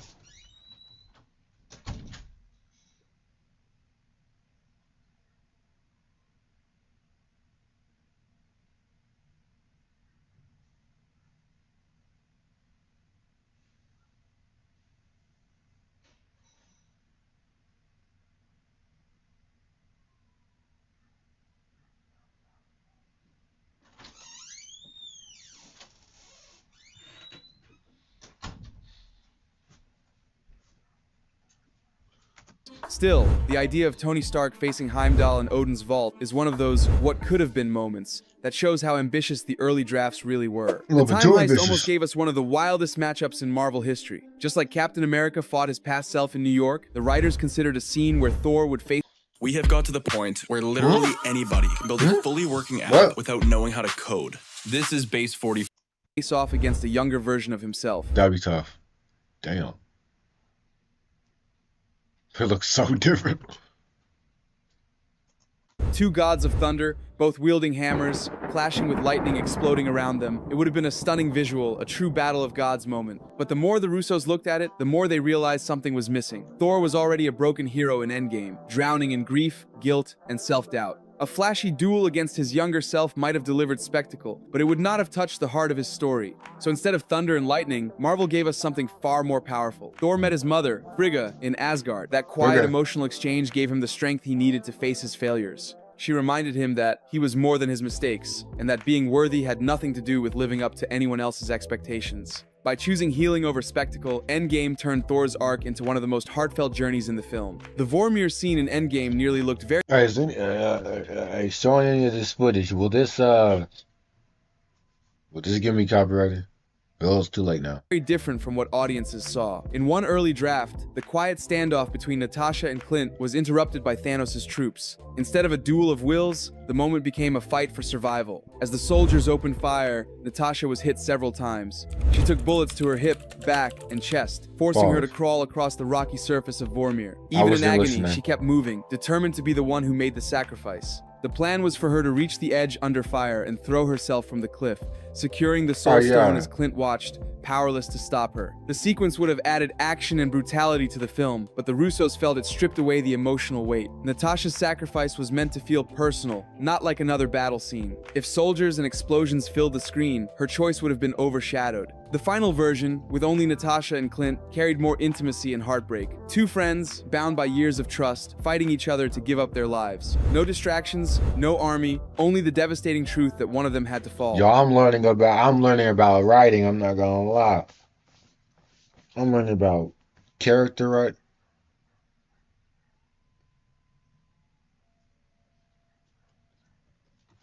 Why is the bus, not the bus, why is the ice cream truck outside at 7:42? That decision to keep the scene small is what made Natasha's sacrifice unforgettable. In the comics, Nebula plays one of the most shocking roles in the Infinity Gauntlet storyline. After Thanos is temporarily weakened, she steals the gauntlet and briefly becomes one of the most powerful beings in existence. Early drafts of Endgame considered paying tribute to that moment. During the chaos of the final battle, Nebula was set to grab the gauntlet and wield its power against her father. It would have been a huge nod to longtime Marvel readers, but the problem was focus. Endgame was carefully building toward Tony's final sacrifice. If Nebula had taken the gauntlet first, even for a short time, it risked stealing attention away from Iron Man's defining moment. The story needed one clear, emotional climax, not a detour. Instead, the filmmakers chose to explore Nebula in another way. The final cut gave her a confrontation with her younger self, Dang, bro, still loyal to... They were really juggling, bro. They were really juggling. Like, they were like, this, we could go this way, that way, this way. I'm learning right now. Thanos. By killing that version, she symbolically broke free from the years of abuse and control that had defined her life. That choice carried emotional weight without distracting from the main story. Nebula never wore the gauntlet on screen, but the writers left no doubt she had earned her place among the Avengers. Her story became one of growth, survival, and independence, rather than spectacle alone. Right after Tony's snap, Endgame almost took audiences somewhere completely unexpected. The writers planned for Tony to wake up in the mysterious Soul World, just like Thanos did in Infinity War when he saw young Gamora. But instead of Gamora, Tony was going to meet an adult version of his daughter Morgan, and Marvel even cast Catherine Langford from 13 Reasons Why to play her. The moment was designed to hit hard. Tony, battered and dying, would come face to face with the grown-up version of the little girl he adored. She would tell him that his sacrifice was not in vain, that she had a future because of what he had done. It was meant to give Tony peace before his final breath, a bittersweet goodbye that echoed the Thanos scene but with a heroic twist. On paper, it looked perfect, but when Marvel tested the sequence, audiences didn't feel the connection. They loved young Morgan, the little girl who called Tony, "I love you 3000. I love you 3000. Meeting a completely new version of her at the very end felt distant. Instead of tears, it left people confused. So the scene was cut, and the film kept the focus on Pepper's farewell. Her simple line, "You can rest now," became the emotional anchor. In the end, that choice gave Tony a goodbye that was clear, intimate, and unforgettable. This cutscene shows how much care went into every beat of Endgame. Marvel explored multiple ways to give the characters meaningful closure, even if some ideas didn't make the final film. Every choice helped shape the story we know today. If you enjoyed seeing how the story could have gone and want more behind-the-scenes Marvel secrets, hit that subscribe button. You'll get exclusive insights into your favorite heroes and the stories you thought you knew. Still stuck with tradition. Not AI, Jesus. What else is out here? No Way Home.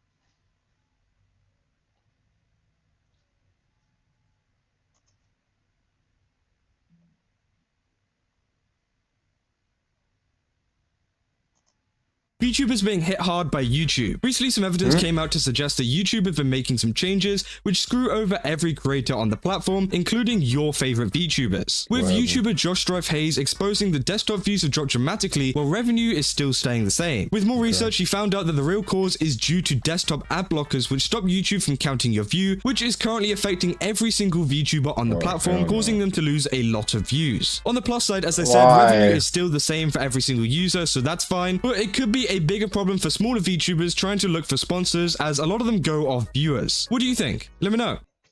VTubers being... They're trying to make us feel bad for ad block.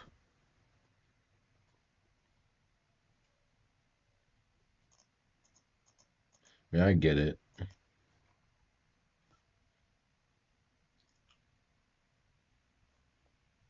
I get it.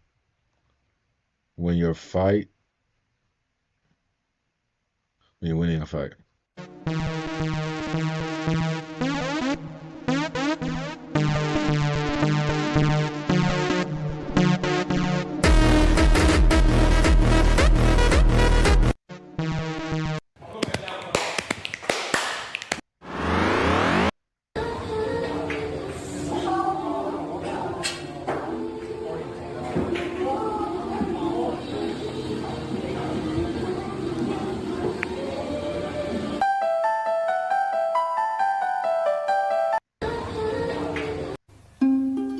How do you not know this?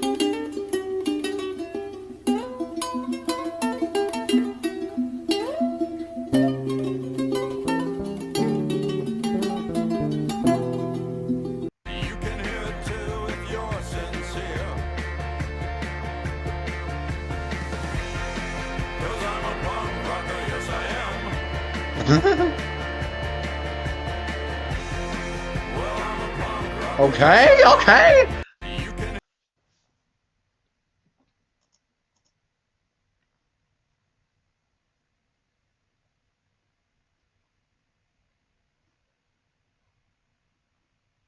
Spreading gospel.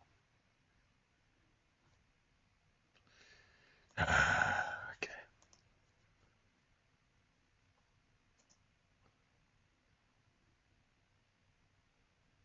What is this? Take a turn when her best friend swings into action to save her father, even if that's Terry Strong. What is this? her father. Oh, that looks interesting. What Marvel post now?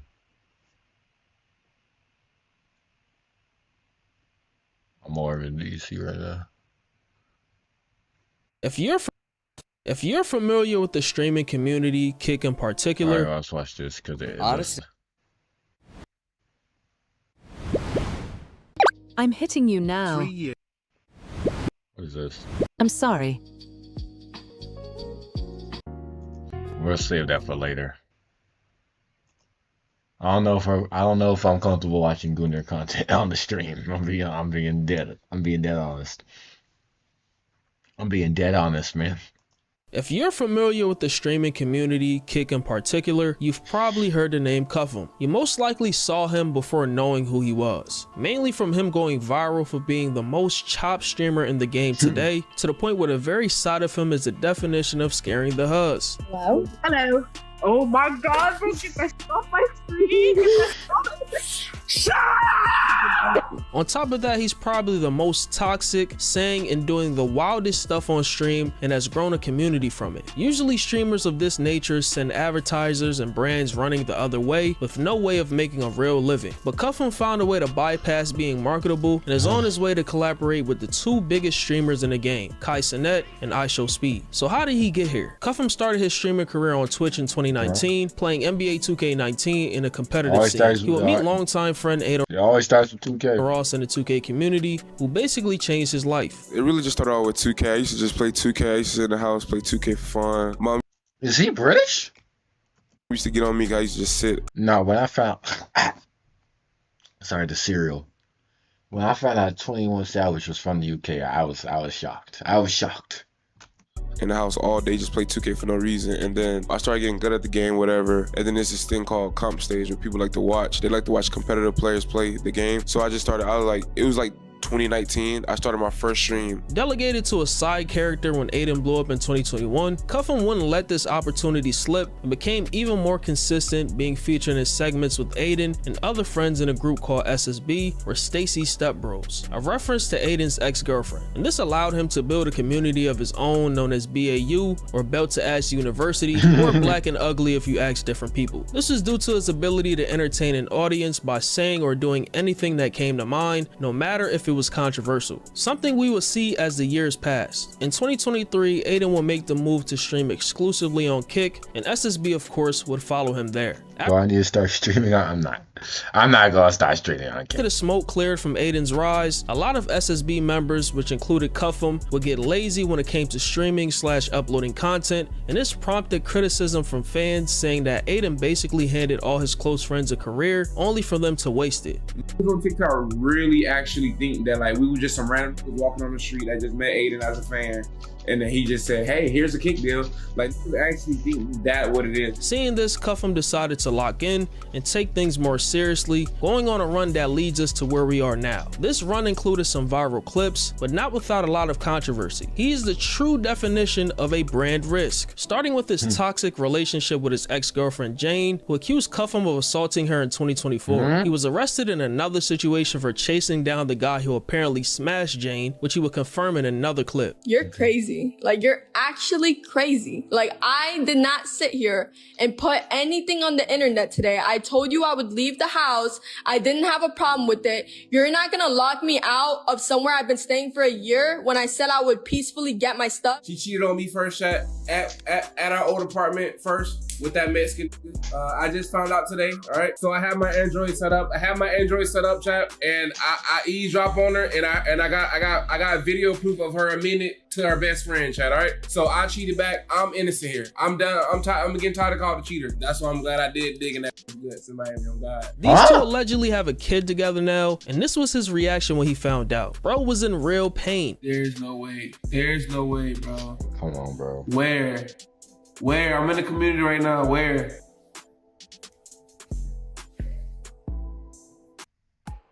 You show me bad, bro. If you have enough money for shut up. If you have enough money for a change and you have enough money to raise a kid, don't start. Play games.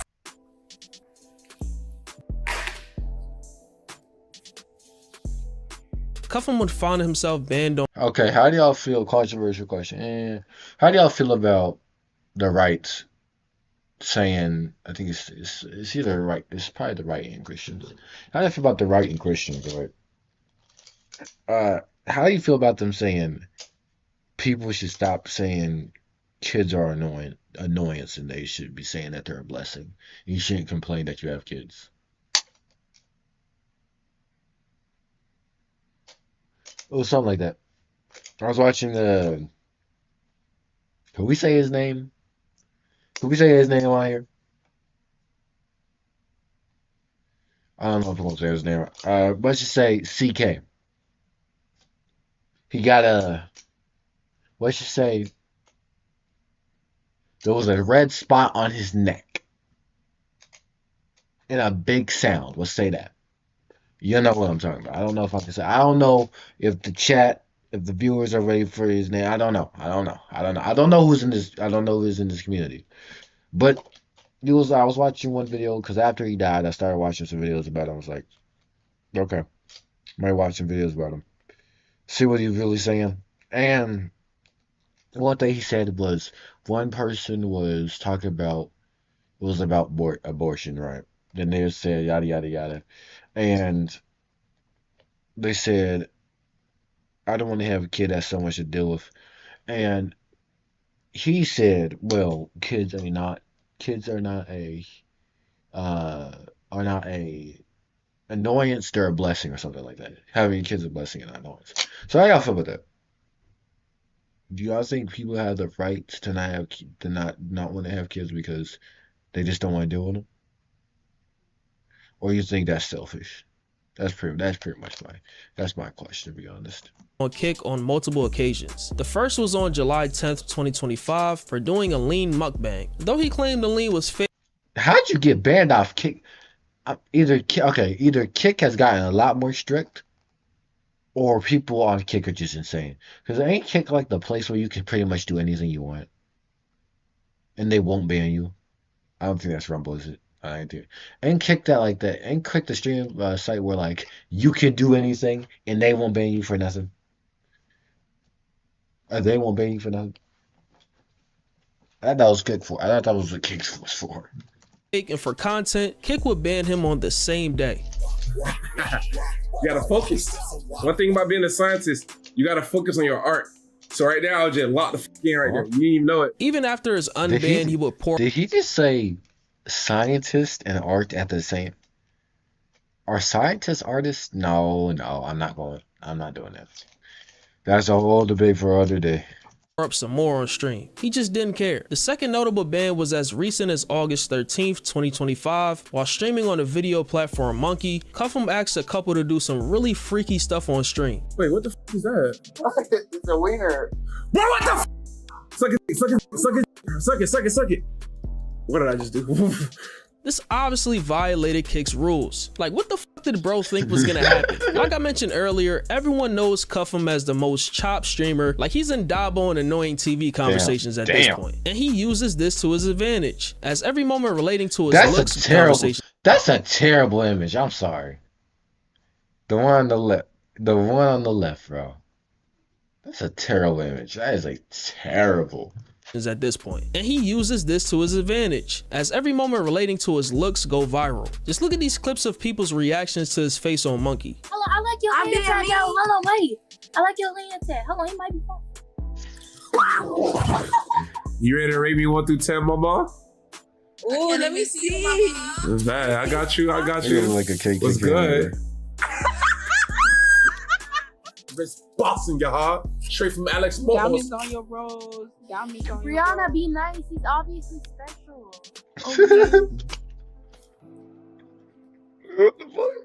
On top of these funny clips, Cuffham has his fair share of unhinged moments, which are filled with blatant racism, dark humor, and out-of-pocket comments. Like the clip where he said he would smash his friend Convy's aunt right to his face. I'm gonna take off Ashley panties and fucking ass bitch. That's what I'm gonna do. Boy. That's why Drake. I mean, okay. I mean, free will is a thing. Free will's I was talking to my friend, right? We were talking about free will. I don't know how we got into the conversation of free will, and we were. I don't know. It was something about being like free will. You can do anything you want. You could do some crazy stuff, right? And we were in the auditorium. We was in the auditorium at school, right? And we're talking about it.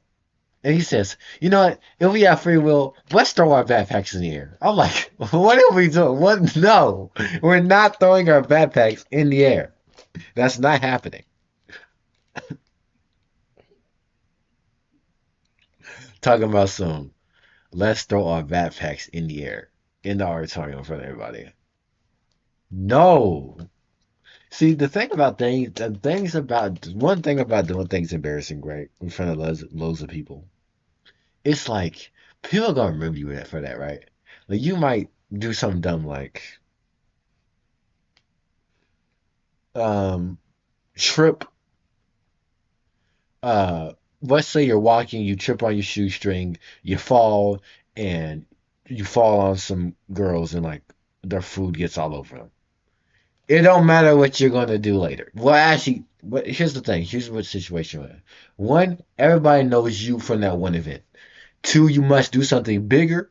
You must do something bigger than that event, either it's good or bad, to make people forget about the other one. And that's how it is. Chill. This is wild, but the crazy thing is, Convy's aunt was really going. Yeah. Can get it. I like his new song. Oh, you know about that?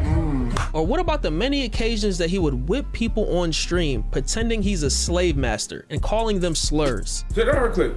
Somebody. Don't say that stuff in my stream. Do not censor that, please. I don't believe it. I am against censorship, but please, I'm not trying to get banned. I've already got that one strike from first of all, I'm 17, so they might use that against me. I don't even know if I can say that. They're probably gonna restrict my YouTube access or something. Cause you know how YouTube's age verification. I'm gonna be honest. You know how I got through that? I just squinted my face. I think I looked serious, right? I looked serious. I looked real serious, and it worked. They thought I was 18. I looked real serious, and they thought I was 18. The AI was fooled. Now, I already got that one strike from that one try not to laugh video. Is that a strike? It's probably a strike. I probably got one strike. They probably forgot about it. YouTube doesn't like appeals. Hey, if I get another strike, it's over. It's over for me. I'm gonna have to make another channel. It's gonna be called Daytime. I should make another channel. Can I make another channel upload all my videos? Well, actually, my shit probably get terminated. They might not be able. I might not even be able to do that. Lord. But what was that to say? Yeah, one strike for that try not to laugh video. If y'all remember back in the day, I was a try not to laugh video I did where like people were getting hurt, and I thought that was funny. It was like people would like they would like ride their bike and trip and bust their back, bust their head, bust their ass, right? Bust everything. And I was crackling. And the YouTube said, this is too dangerous. Let's get rid of him. It was tragic. I tried to appeal the claim. I appealed the claim, and they got rid of the video again. So that's over. I think I've deleted one other video. It was a horror game. I wanted my first video to be a Minecraft video. Okay, my first gaming video was not a Minecraft video. It was a horror game video, right? And I wanted my first video to be a Minecraft video because I wanted to mainly to the Minecraft channel. And that video doesn't exist anymore. But I wish I still had it.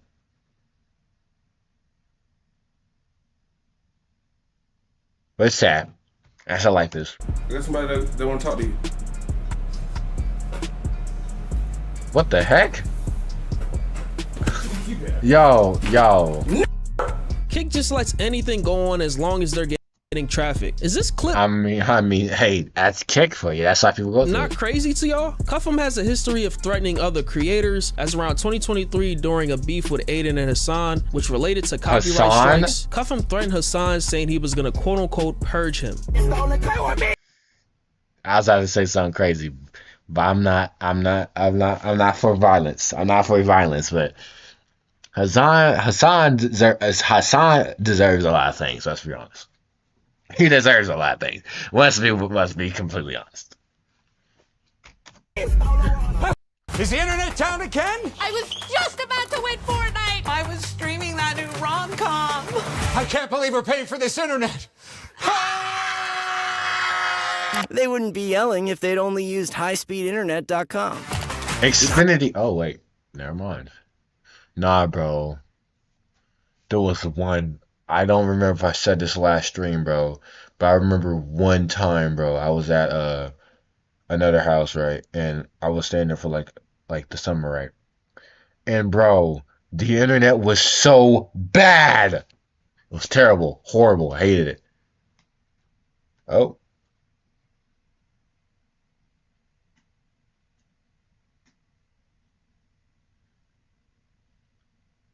My stream is starting to become laggy. My frames have dropped. No, my frames have dropped. I'm using 4% of my okay, I'm using okay. Okay, we're decent. Oh, okay. Things are okay, are we good? Whoa. I am using what's it called? I'm using this dude USB, so it's Highspeedinternet.com. You can compare and say. Son, we gonna go to war. We might use our. We gonna purge your ass, son.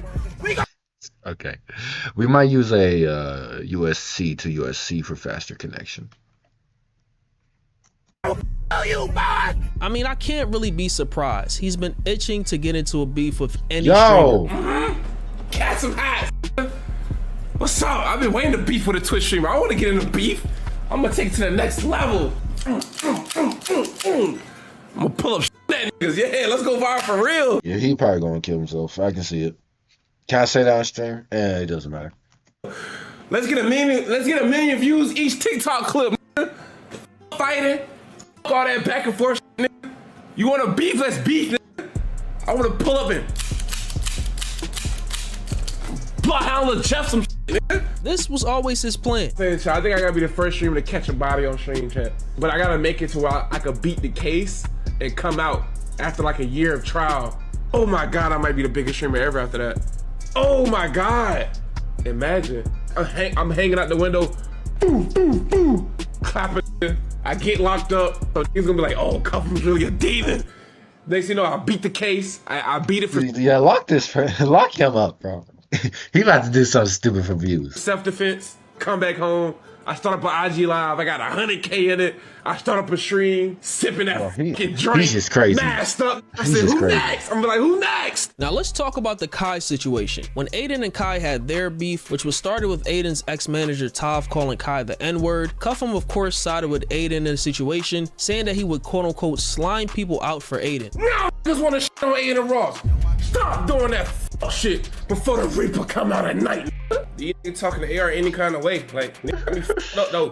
Like, for real. AR still the day one homie. On God, I slam one of y'all Twitch niggas out by AR. What is he doing? Lord. For real, twin. I'll blow my pole, nigga. On God, nigga. If you see me and I see you, and I'm coming at late at night, nigga. No, if I'm coming late at night and I see you and you see me, and AR say he feel disrespected, I'm coming like this, nigga. I'm coming like this, nigga, down the street, nigga. Hoodied up, masked up, nigga.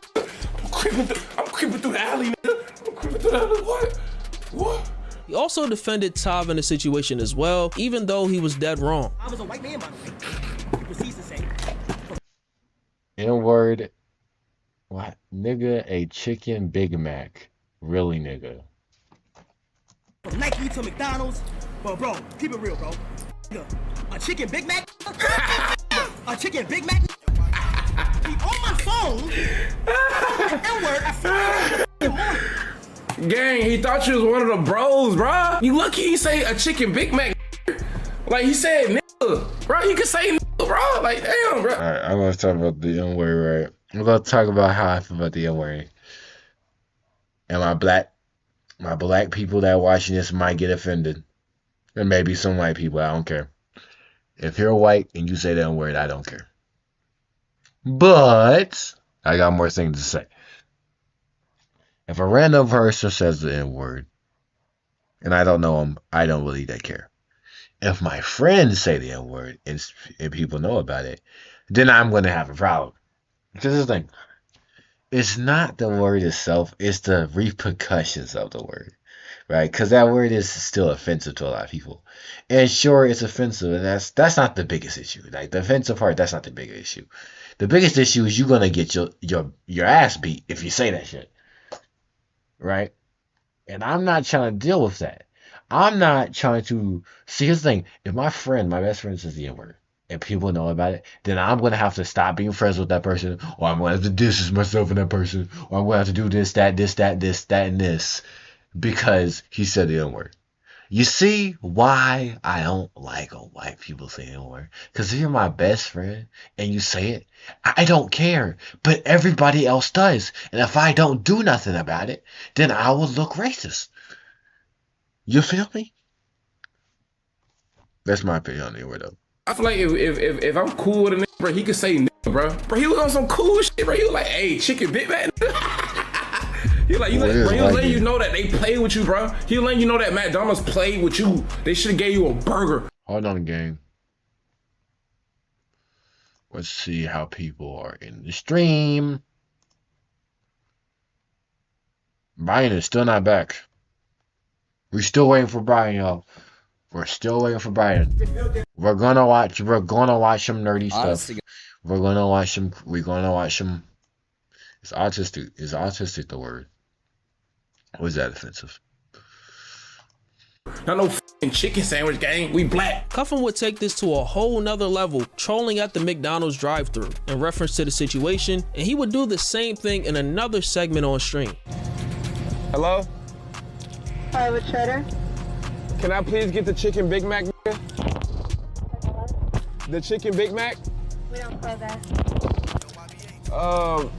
My fault, Toph Cooperman told me. Cuffin always quote-unquote hated on Kai in the name of trolling, saying that Kai did fake music reactions and accusing him of stealing money meant to build a school in Nigeria. Y'all remember that big situation that happened recently. Every time YoungBoy dropped a song when he was on house arrest and shit, when he had no future of doing a tour, this nigga Kai used to react to. Uthana gets your characters moving in seconds. Here's how.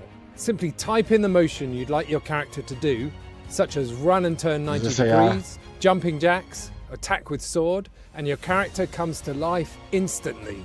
Use video to motion. Upload any video reference and turn it into 3D movement with one click. Search through a library of over 10,000 motions using plain English. Why am I playing this promoting AI? To his song just like this. Shit hard. That shit hard. Yeah. Like he used to be bored watching it.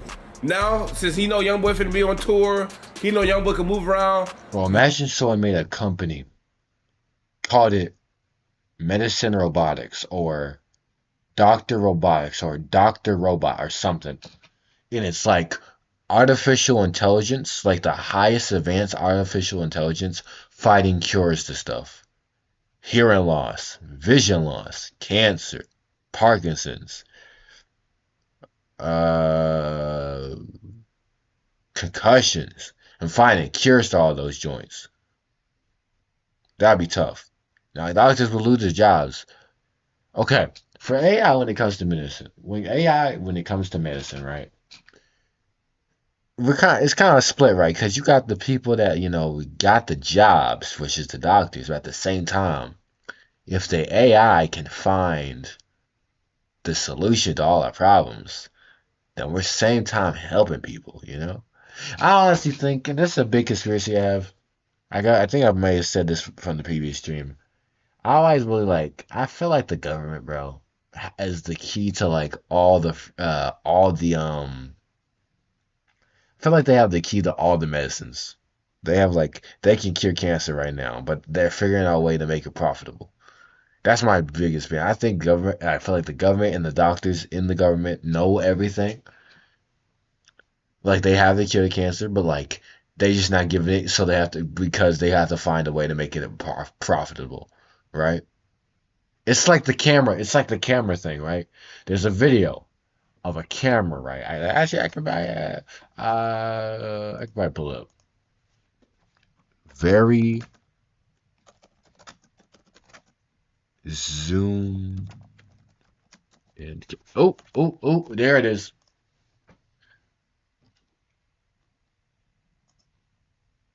This was all filmed from 3.2 kilometers away. Are you impressed? Then subscribe. Thanks.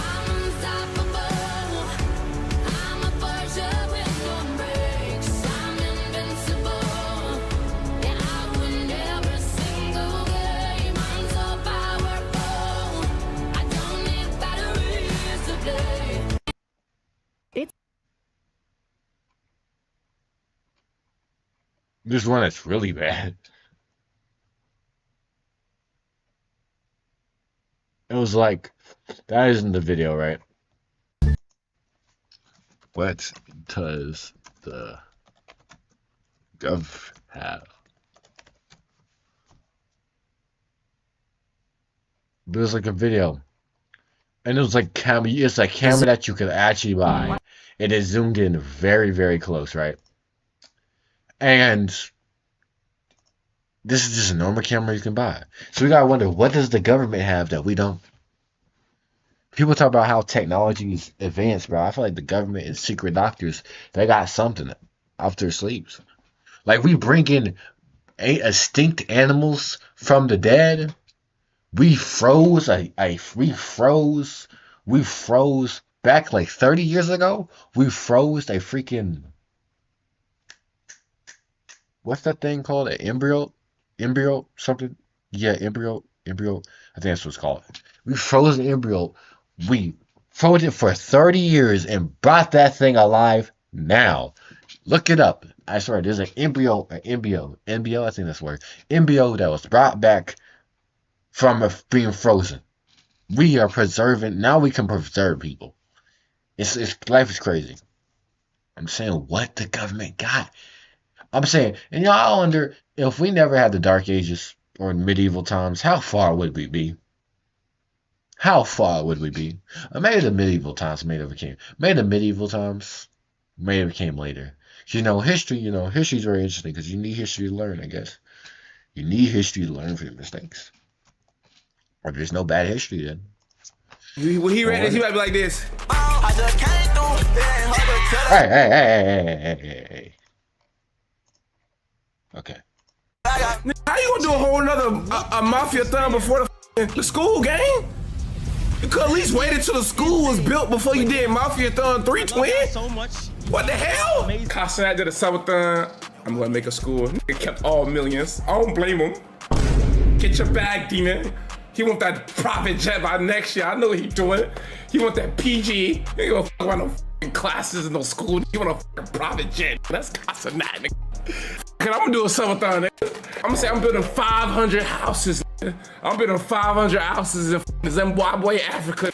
Cuffin would throw shots at Kai all the time, which included accusing him of grape without the R multiple times, according to both of their communities, to the point where Kai was confused if Cuffin liked him or hated him when he removed his VIP from his chat. And Cuffin would crash out behind this. See what Cuffin is saying? Hey, it's rough for this right here. Cause I don't know, this nigga like me or hate me, my nigga. No hard feelings, my nigga. I haven't seen that nigga talking in a long ass time. Hey, I don't know. Like, the nigga done push narrative, I don't know, my Cuff him. He in his own world right now, bro. See what Cuff him is saying? Hey, it's rough for this nigga right here. Whole ass, so you can't take jokes. I say jokes about everybody, nigga. My bad, you get clipped. That should be a compliment. My clips, your clips getting clipped when I be on your ass, that should be a compliment, nigga. They clipping it because you somebody, obviously, nigga. I talk shit about everybody. I joke around with everybody. Yo, pussy ass can't take a joke now. The guy from 2022 could take a joke. The guy from 2025, what you got on your knees for the fucking now? Huh? You can't take a fucking joke. I get to all them subs. I got you in the background of my TV, and you over here crying about shit I say. After hearing the insane amount of comments said about him, Kai stood firm on his stance that he didn't mess with Cuffin. That wasn't until he started to give subs during Kai's recent Mafia. Wait a minute, who the heck is this random chick? Hold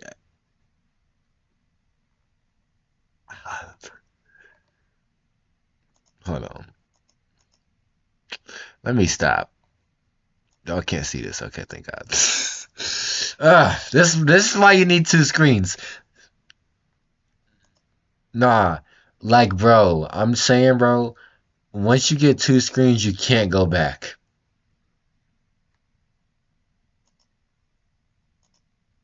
Once you get two screens, you can't go back. Like, I'm thinking that I gotta come here. Once you get two screens, and like, okay, once you get like two screens, bro, two screens are like, it's like, bro. Shit's different.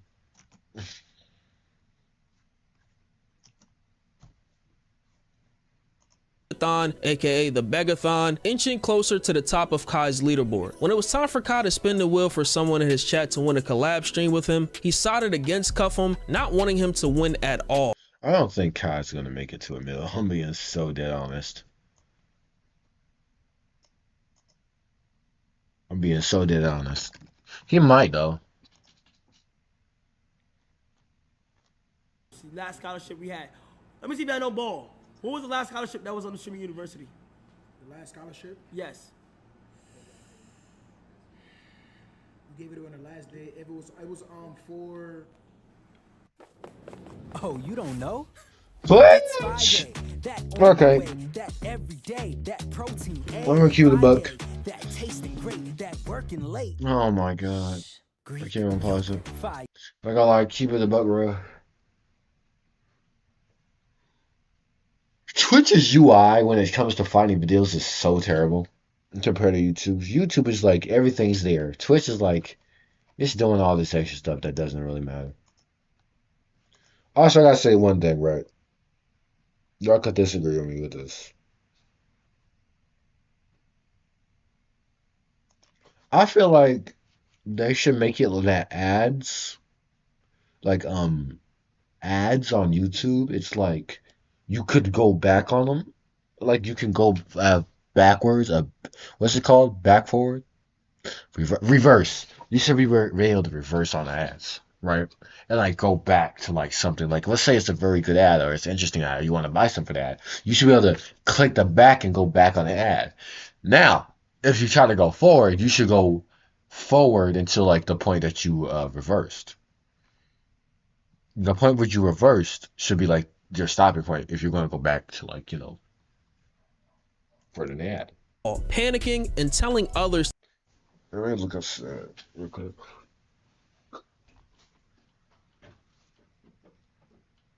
It's getting dark, ladies and gentlemen. To outgift him. Just do it with the 50. Oh my god. Yo, everybody outslot Cuffham. Outslot Cuffham. No. Big Booge with the 50. Yo, outbuy Cuffham. No. Outbuy Cuffham. No. Outbuy Cuffham. Do you need a free and easy way to capture your gameplay? Introducing Outplayed. Record anything on your PC.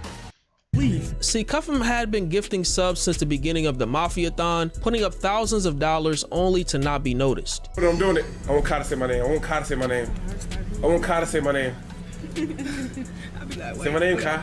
Say my name, Kai. Thanks for the 200 gifted. I'm talking on it. Thanks for the 200. Thanks for the 200 gifted. Like, Kai, that hurt on God. Like, you inspiration to me, bro. Like, I just gave you all my hard-earned money. I just want you to say thank you, Cuffham. Like, I miss you, bro. Like, damn. Like, that hurt on God. You didn't want to say my name. You said thank you, nigga. Like, damn, bro, that hurt. On God, you my inspiration, bro. I don't say no hate to you. I don't do nothing but praise you, bro. That shit hurt on God. Like, damn, bro. I don't understand. Like, what? Like, damn, that shit hurt, bro. You like, come on. I'm a streamer on a come up, bro. Like, this shit crazy, man.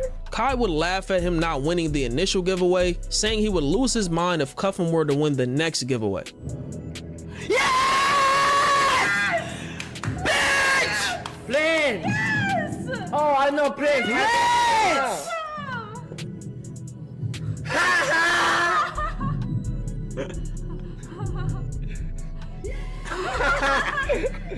I was right there! I was right there! I hate Cuffham. Like, on the other thing, I'm so happy he didn't make it here. I am so happy. You know what I'm saying? Cause he just troll and troll and troll. Seeing Cuffham walk through those doors, I would literally. You'll lose your mind. I would lose my mind, bro. Oh, he might double down though. He might spend more. No, he's coming back to it. I know he's gonna come back to it. But unfortunately for Kai, this celebration will be short-lived, as in surprise fashion, after donating $20,000 in subs, Cuffham would win, celebrating in the only way he knew how.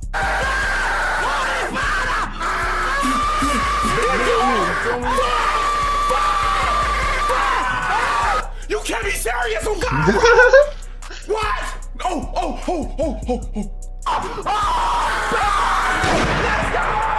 Let's go! Oh, get my phone!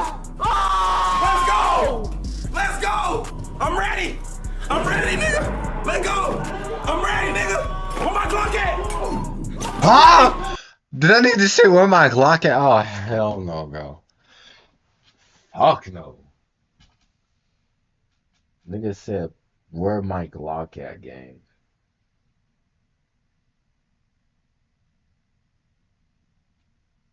Don't bring niggas there. Y'all about to get slimed. Why am I talking like this, bro? This ain't me. Let go, God. I'm ready. Who need my information? Who need my information? Hey, my best bag, gang. Hey, my shit, I'm ready. That's all I need. It's all I need, gang. I'm ready. Come on.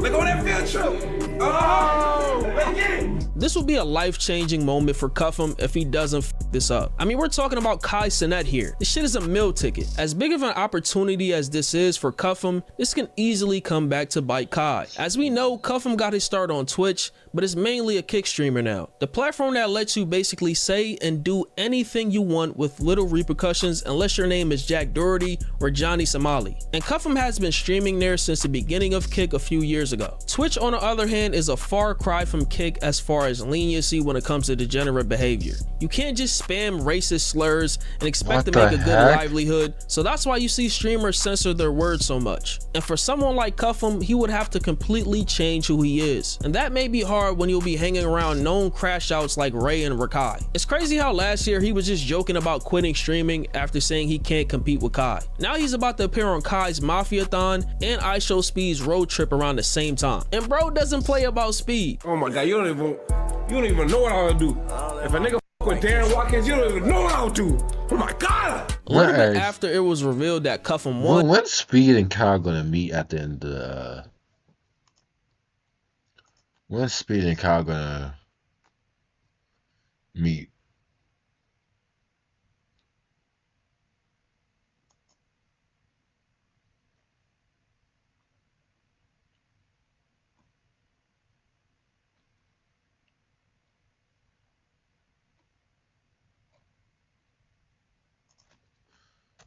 Well, they're making tons of money. Honestly, Demon Slayer might make a billion at the box office. I can see it. Oh.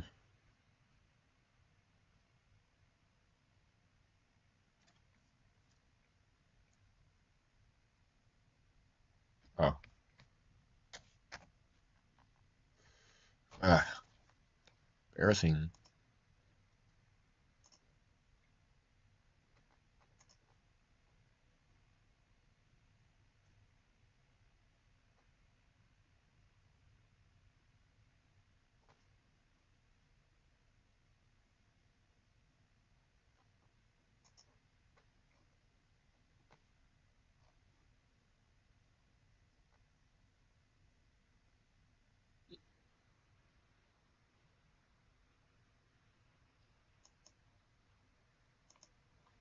Production! Production! Is that a max fight? Well, we can't go back. Oh, we can't go back, it's just invisible.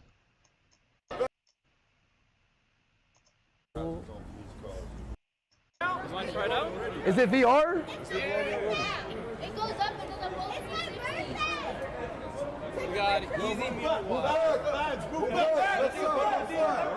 I'm gonna get in after them. After them, I'll be back. I'll be back. I'm gonna get in after them.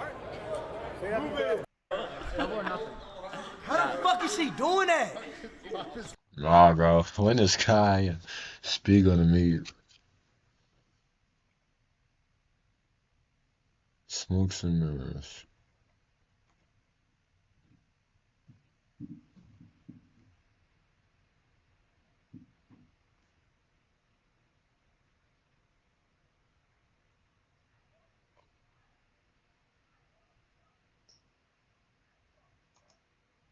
Kiss me hard before you go.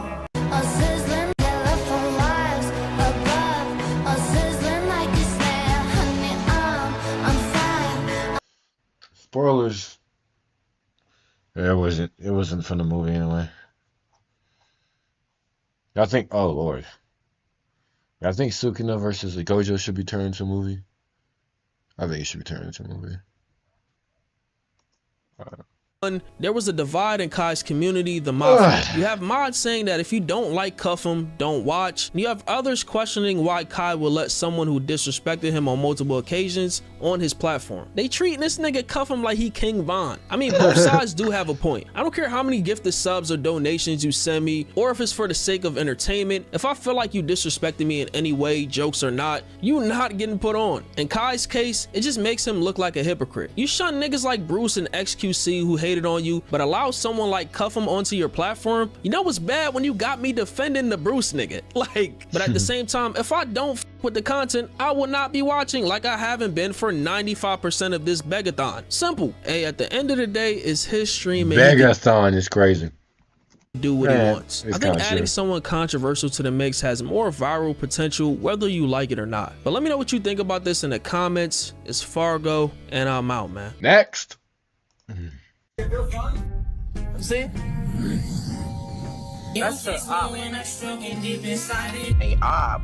LMAO. So when I see a little slap out you, what they gonna say? Bullying a streamer again, I guess. I don't know what part of a stop playing with me you don't understand. Who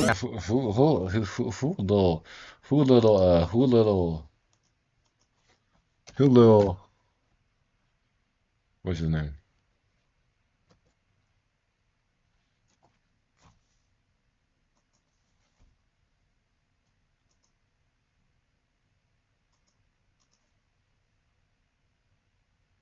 Ray, you might want to watch out. Got real life problems and trauma due to circumstances you will never understand. Think it's cool to insert yourself in this for no reason? What makes me an op? Who riding? How many of you over there feel like this? Do you know what we do to ops? Bet.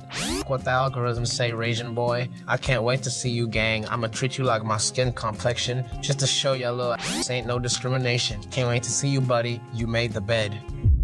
Lil TJ beefing with streamers is so synonymous at this point, it's insane. He's been at it for years now. Yeah. Sometimes it feels like he goes looking for controversy, and sometimes it just lands in his lap. Either way, he's like a punching bag. People know he's gonna respond. At one point, they called this dude the Prince of New York. I'm just wondering where freaking Brian at. Brian's a W dude. Now, I do remember one person that was like, gotta find out. I don't know if I'm allowed to go to my subscribers in here, but I'll expose it.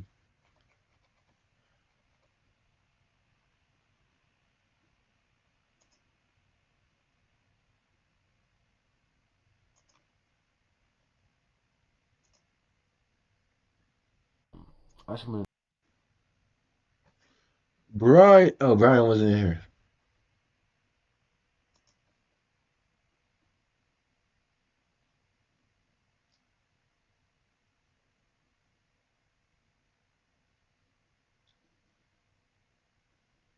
Where is Brian?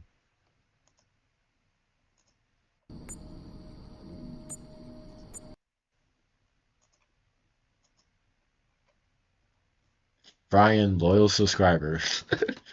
Hey, he might. Hey, look. In fact, he's the first one who ever commented on the stream. W. Brian. Still recording, right? I gotta give my flowers and condolences.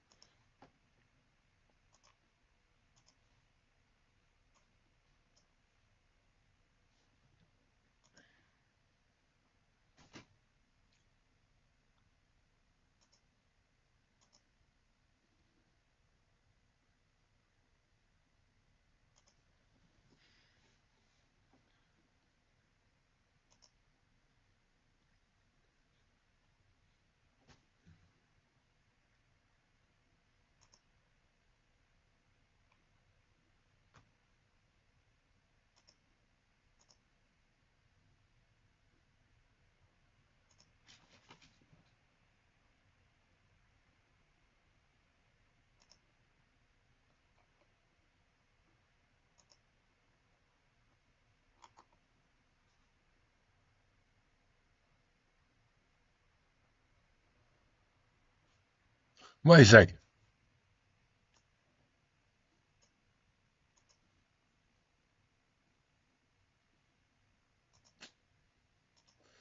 That's embarrassing. I went to the wrong thing. They exposed my YouTube numbers.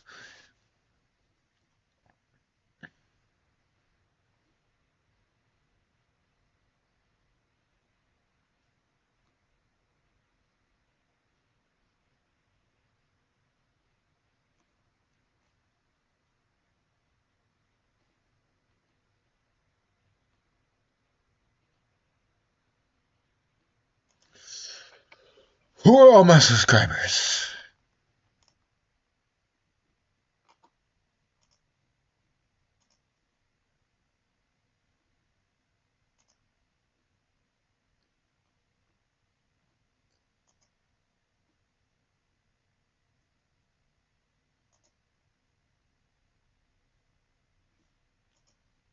No audio.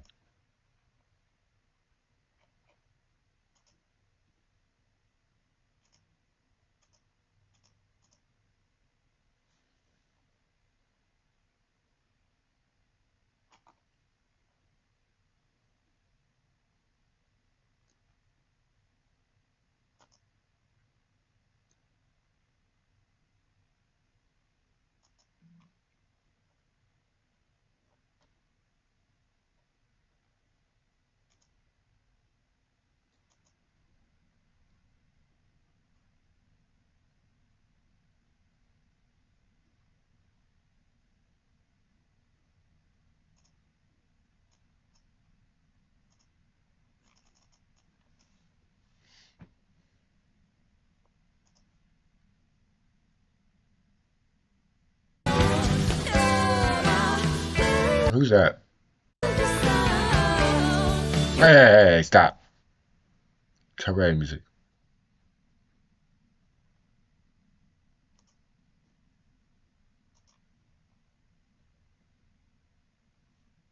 Okay. What were we? New York drill, comparing him to a Boogie with the hoodie. And if you say that now, Boogie people are with gonna look at you like you're crazy, and maybe you are. Some even say he's fallen off. I'll let you be the judge of that. He did survive a near fatal shooting in 2022, which gave him headlines and boosted his reputation, but musically, not much has popped since then. What has popped is his name being constantly tied up with these streamers. It's crazy the amount of beefs he stacked up over the years. And now we got him beefing with Ray. Yeah, Ray as in Kai Cenat's Taiwanese friend. Talking reckless, literally alluding to do something to him. Like, bro, what? Now, to be fair, Ray called him out first. TJ didn't just wake up and pick Ray to beef with for no reason, so maybe I'm giving him a little slack. But the problem with TJ is anytime his name comes up, he checks somebody. He checks anybody. Doesn't matter if it's lighthearted or serious. Look at how he treated Plaqueboy Max. Max politely asked him not to smoke indoors, and TJ said he would have slapped him if the cameras weren't on. He always escalates. And now with Ray, instead of brushing it off, he hops on his burner Instagram and writes a whole damn essay about why he doesn't rock with Ray. Of course, Kai Cenat had to respond. Lil TJ threatens Ray after Ray told Thota and Lil TJ he was an op. So when I see that little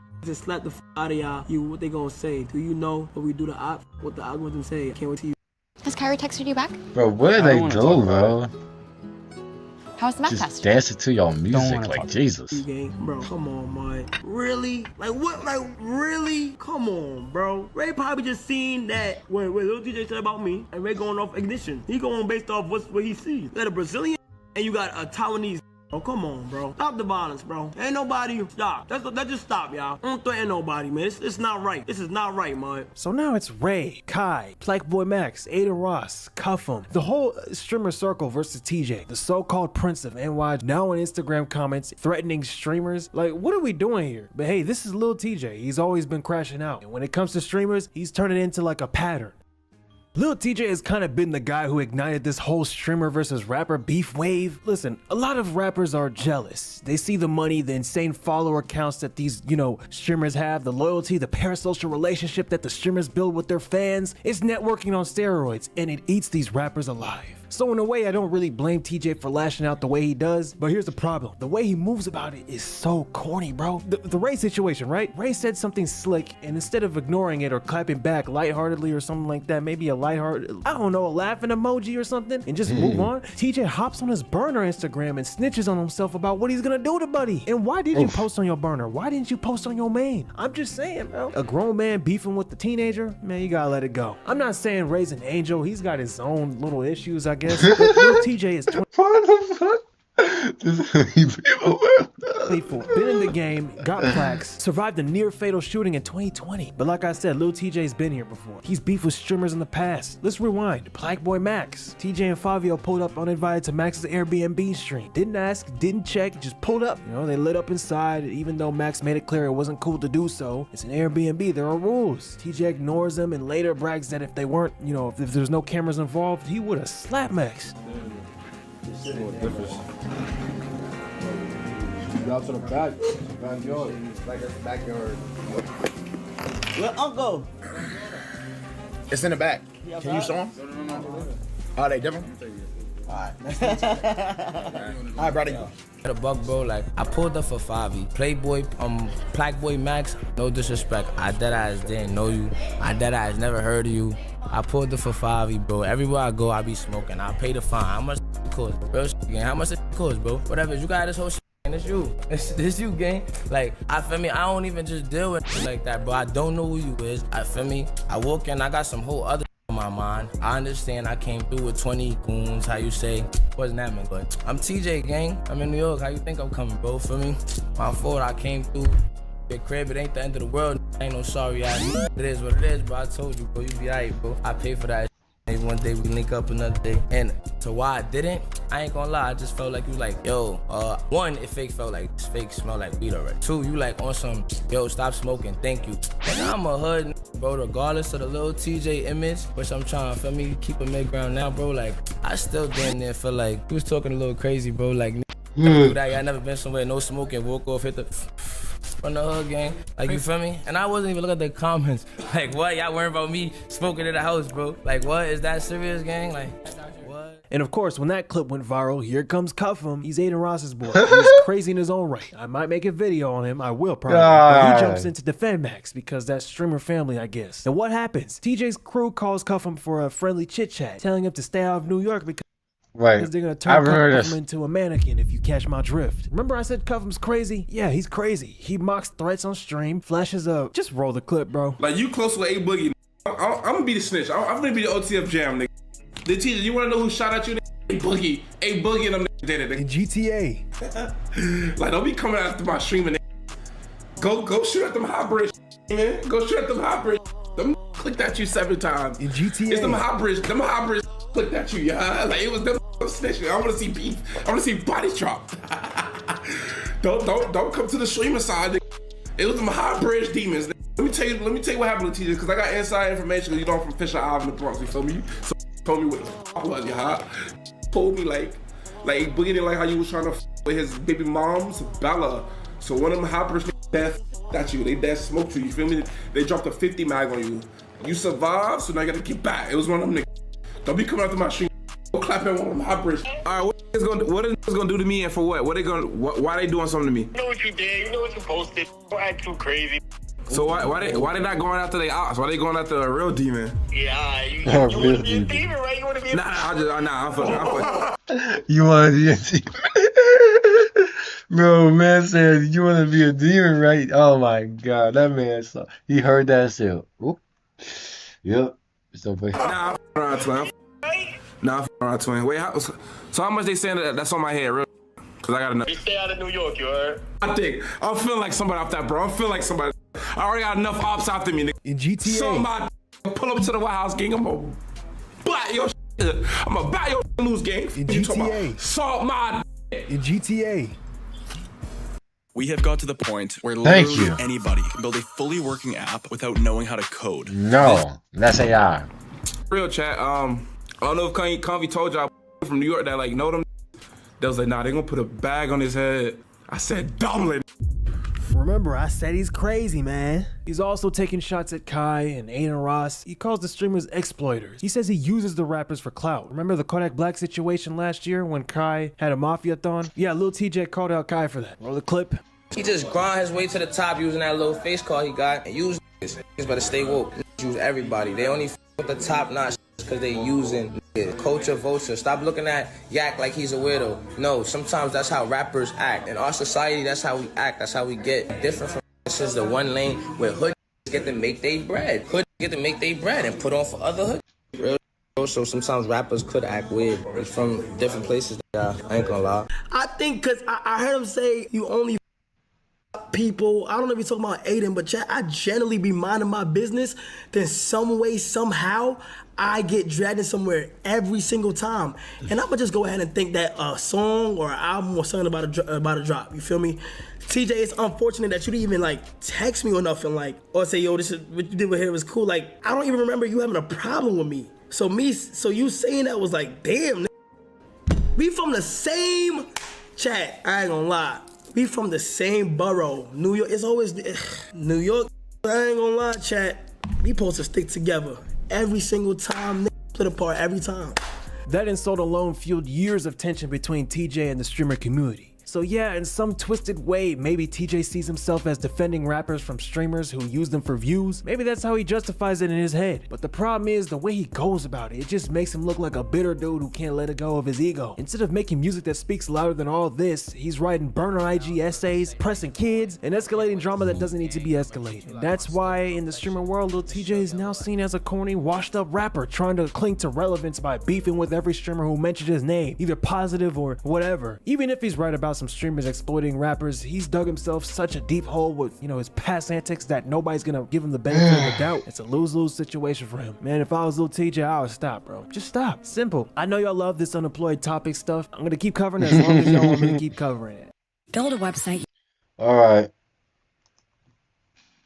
We've been in the LW community circle for too long. I think we can move on. I don't know if we want to go to political. Probably not political, actually. We can all agree the internet sucks now.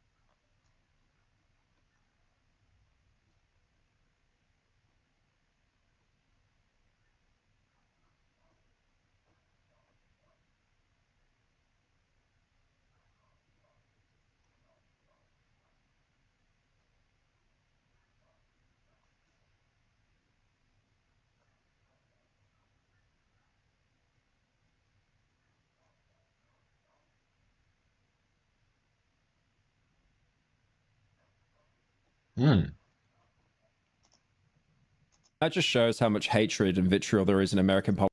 Oh yeah, extremism. It's gonna get someone on the right that gets killed. Like, at least yesterday, there is a new party, your party. Like Asmongold, because it's like, that is just Jesus. dumb, ignorant.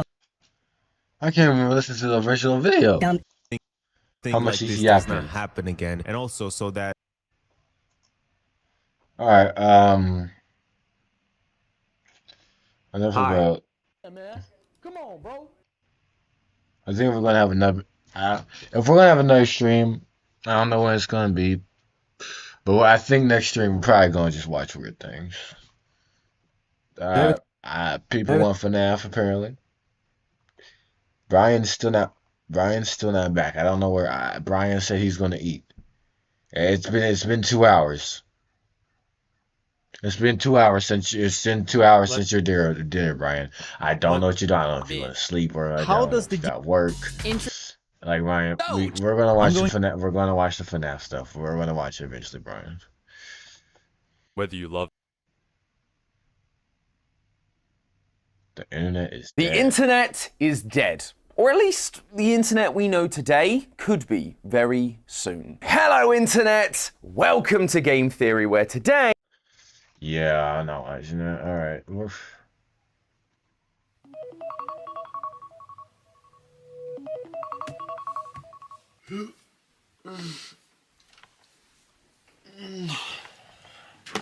Oh, what a We might watch this later. Actually, let's go to my watch later. Let's see how. First of all, my watch later is pretty bad, so we're gonna see what's in here.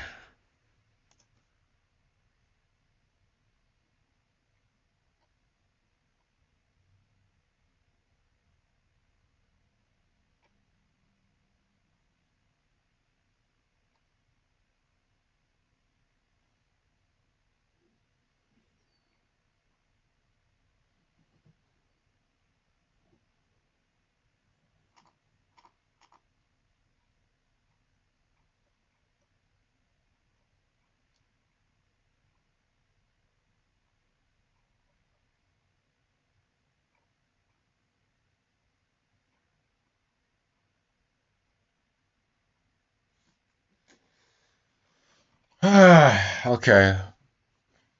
Let's watch What's enough of that? Let's watch some.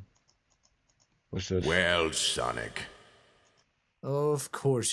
Creators, why keep your All right. amazing videos locked in just one language? With Bozo AI, you can I'm instantly ready to go to bed, y'all, or do something else now. Yeah. Sonic, I'm sorry Sonic to 19 years later. Jesus, okay. We're gonna watch. Okay, what can we watch? I'm about to watch. We're gonna watch Night to Guinevere. I promise y'all. I promise. I don't know what we're gonna watch. I want to watch probably.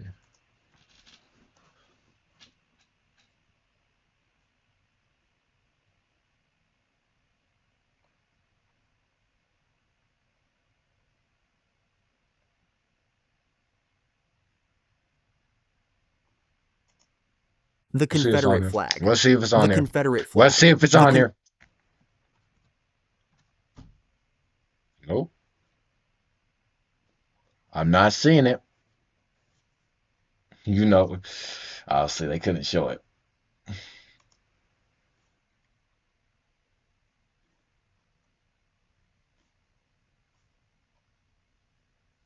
Oh.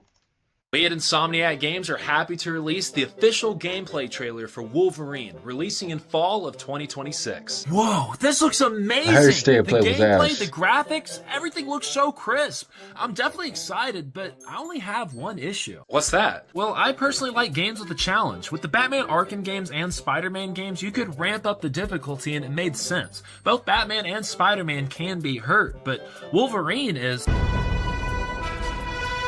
Okay, so? But Wolverine can take damage, but he's able to immediately start healing. How can you create a game with a challenge surrounding a character that heals constantly? Rest assured, we have thought of this. Oh, they're going to do the Bloodborne thing. I they're going to do the Bloodborne thing. They're going to do the Bloodborne thing.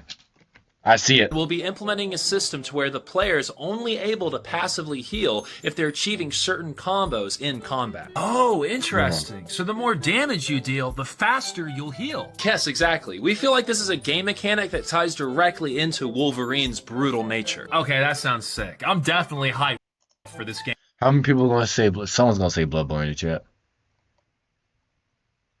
Nope. We got to play Bloodborne. See. Bloodborne.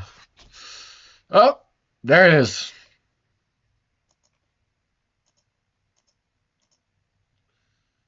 Alright, let's watch this.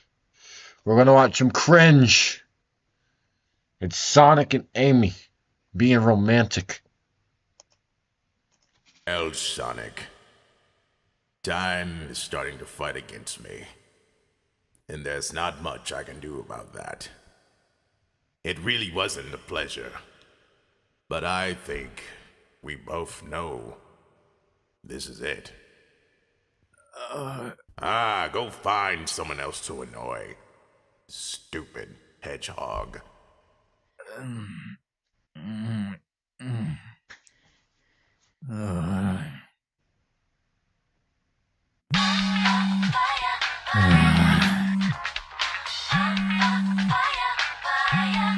Hey. What? You're really going to answer me like that? Oh, sorry, Ames. What's up? You're good, I guess. How are you holding up? I'm doing great.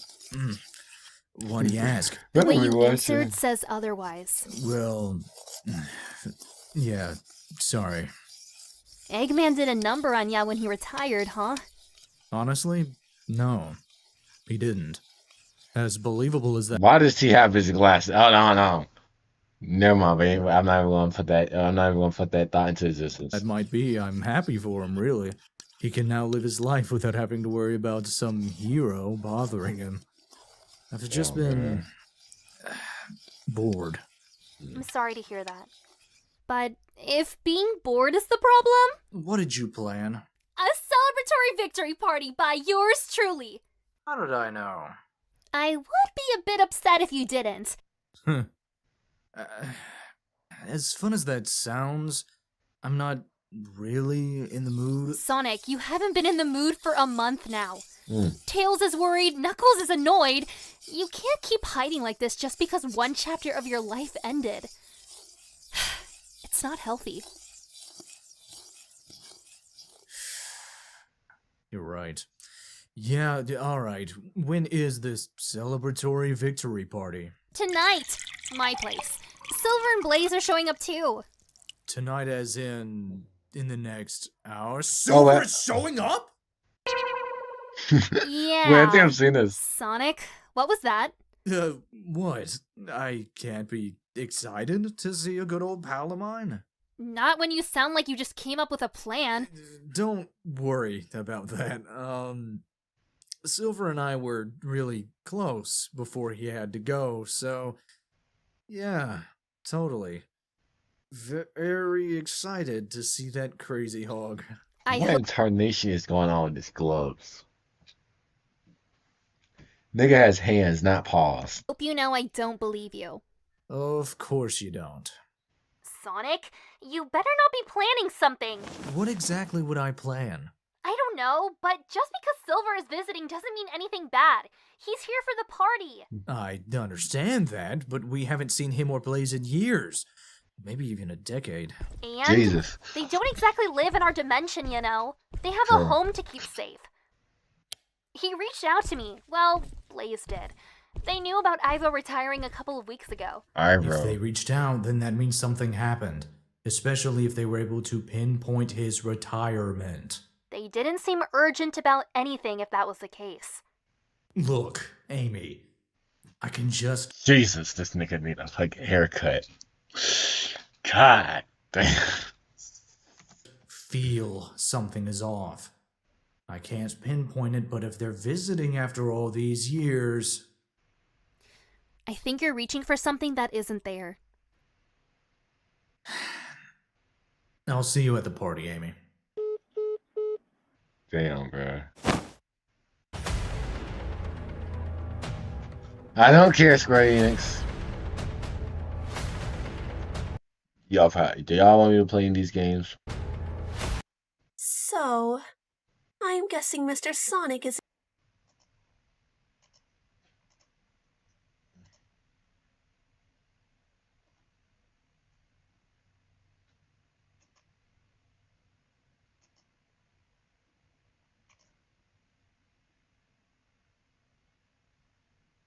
Every punch detail. Jesus. Trying to watch downstream.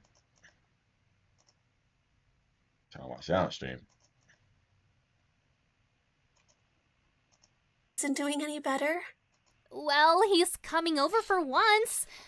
But yeah, doesn't seem like it. It's strange seeing him like this. At least hearing it all from Tails. Do you think Sonic is actually happy about Ivo's retirement? I do. I don't think he would lie about that. Then how come he's been isolating? I'm not sure. I would have thought he would be out doing everything he wanted to do, but I don't think he's ever had a moment to think for himself till now. So, he's confused? I guess the only way we can tell is when we see him tonight. But enough about him! Can I see the ring again? How many times are you going to ask that? I can't believe Tails proposed! I don't think he can believe it either. Oh, Cream, I'm so Tails and Cream got okay. That's a thing. That's interesting. But who voiced everybody? happy for you too! You're still so young. I'm 25.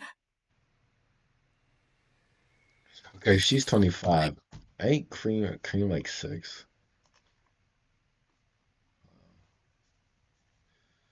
Look it up. So that means Cream's 6.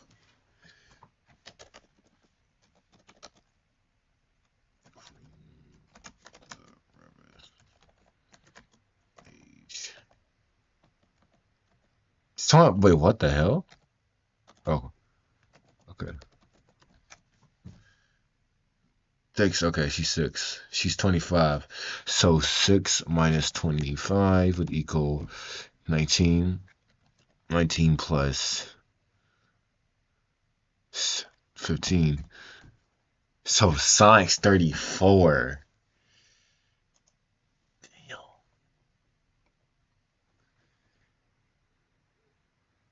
Oh. It's very interesting. I'm 25.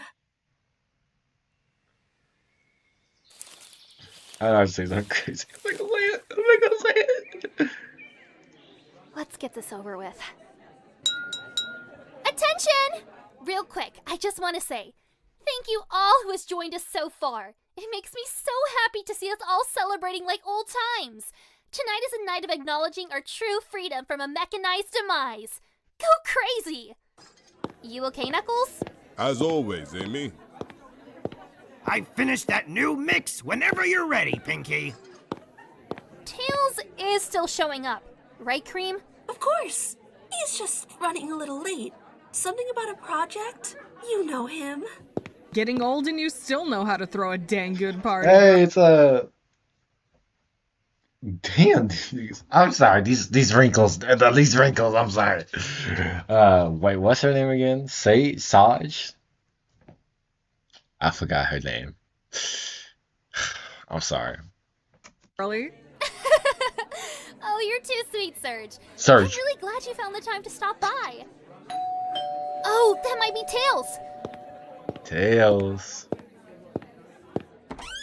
It's Sonic, isn't it? Tails! Glad you could make it. Seriously. How are... Words of advice, Ames. You should open doors with your eyes open next time. Stop. Sonic? Wow, you actually showed up. Wait, are those Eggman's glasses? Nah. Maybe. Does it matter? I had to show up for this monumental, what did you call it? Celebratory victory party? So, you know, just stopping by to say what's up to everyone. Did Silver and Blaze make it? Whoa, hey, you okay, Amy? I didn't think you were going to show up tonight. I haven't seen you since... I know. I'm sorry. I didn't mean to disappear on you like that. But I'm back and I'm here to stay. Good. If you go no contact again, I'll give you a reason to want to disappear. No, got it. Loud and clear, Ames. My ribs. Hi, I'm JT, and I made Result Hunter, the search engine for conservatives. Let me just tell you what it does. First of all, big tech right now is run by a bunch of elitist people who all happen to vote the same way and who all happen to live shut up. in huge cities. Don't care, do not care. Well, ready to go in? Never been more ready. So, what's the story with Eggman's glasses? I'd be surprised if he gave them to you.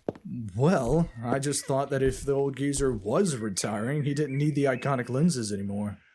You took them? You do realize he retired from being... Hold on, bro. We gotta look this up. Please don't show anything crazy. Sonic. Nah, nah. Who knows? Google might do something crazy. Hold on. Maybe open this is a different tab. Sonic with Eggman's.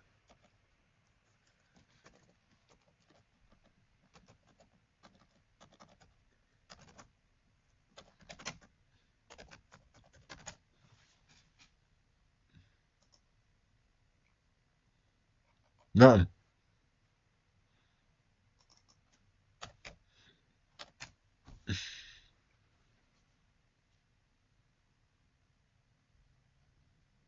Oh, heck no. Why they give him a bandana? Stop. Evil, not blind, right? That explains the blurriness. I'm sure he's got plenty more. Anyways, enjoy yourself. If you want to lay low, then by all means... There you are, you slippery idiot! You think you could disappear for a whole month and not get what you deserve? Well, you're... Hey, is it me or are you pale? Nox, dude, chill with the quills. Speaking of quills, Knuckles is right. Is that Gray coming in? Can't a hedgehog get older? You act like we're still young. Dang, Sonic. You look like crap. Sonic. Oh my god. Did I just say son? No, I was like, you can't be taking these strays. You cannot be taking these days. What happened to you, dude? You used to be fighting aliens and dragons and shit, running through black holes. You didn't have Gray a couple of weeks ago. Are you sure? Man, what's with all this talk? I thought this was a party. It is, but... No buts. I'm here to chill. Nothing else. I'm surprised everyone's here so fast. Sonic's speed must be rubbing off on them. Yeah, he need to get a better microphone. Oh, Silver, you're too funny for your own good sometimes. But hey, is that blazing silver over there? No wonder I was feeling the heat. Excuse me, you two. Smash. Sorry. Hmm. You know what? I'll smash everybody. I'm gonna Do stop. me a favor, Knuckles. Keep an eye on Sonic and Silver, please. Well, well, well, if it isn't Mr. and Mrs. Visionaires. Sonic, wow. Visionaries. Please don't tell me they got together. I don't see that. Honestly, okay, how y'all feel about, okay. Anybody that's a Sonic fan in my chat or in my community, how y'all feel about Sonic X? So wait. Wrong one. I said that wrong. I said that wrong. I just take that back. Do not clip it. How do y'all feel about Silver X Blaze? There we go. We gotta fix some things. Jesus. Is it a good ship? Is it a decent ship? Y'all see it just as friends? You see as dating? I don't know. It's been forever. Hey, the silver looks good on ya. Couldn't wear it better than you. How have you been, Sonic? As good as Dang, he's already silver. Any white hair that grows on silver is just gonna look like silver. Minute freedom feels. I can only hope it feels just as sweet where you two are coming from. There's always something to deal with. But Eggman being out of the picture was an improvement. So, it's official. He isn't trying to trick us all into false security only to pop out of the blue and attack? Nope. He's finally finished. Nah, Sonic want the action. I get it, bro. He wanna go back to destroying robots, fighting gods. Damn, bro, as retirement like this, it's like you tired, but at the same time you bored. It's like, dang, you miss the old days when you was going through tough struggles. Okay, well, are you sure? I mean, what is that it's smile? Bizarre, right? This very persistent old man suddenly stops all his evil doing because he's tired. Done. It is very odd, but I don't blame him. If I was fighting you my entire life, I would give up while I'm ahead too. Damn. Wait, what is that supposed to mean? Ivo did his best, but we did better. Okay. Who is voicing Blaze? Let's see.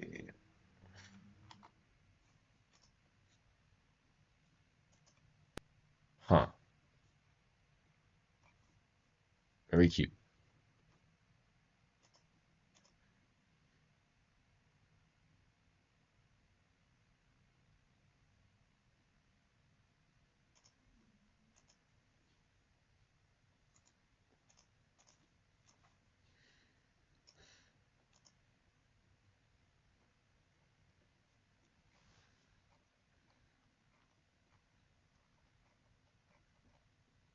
Very cool art.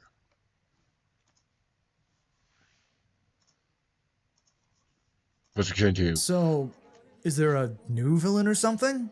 Well, that wouldn't be fun to spoil, now would it? Friends.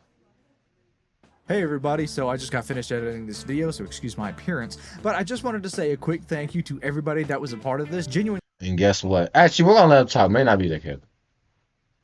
I would not have been able to do this without y'all. From Flirtachan or Flirtachan, I don't know how to pronounce that name. I'm sure I'm butchering it. I apologize in advance. They played Amy, very good voice. I'm not gonna say very good voice every single time, but just know everybody had a very good voice in this. It's just if I were to say very good voice every single time, we'd be here forever. Spondo Drive as Eggman, Sky as Cream the Rabbit, Ebo as Knuckles.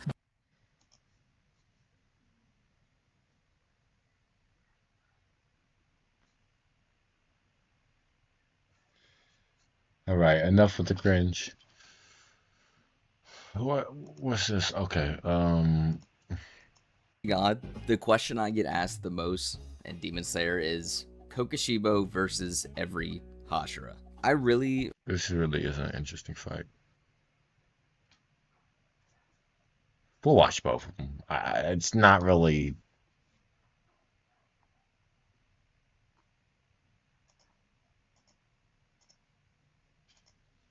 Okay, I'll be right back. I'm about to make some Kool-Aid. Hopefully, the time I come back, Brian is back in the chat, and we can watch a FNAF thing. Some FNAF, because it seems like Brian wants to fight some FNAF. And Brian, hey, Brian seems like a loyal subscriber. Okay, let's like, hey, he seems loyal. All right. Oh, my back, my back, my back, my back. Oh, my back. I'm old. I'm old. I'm old. Ugh. Ugh. All right, y'all. I'll be right back. Maybe do that shit.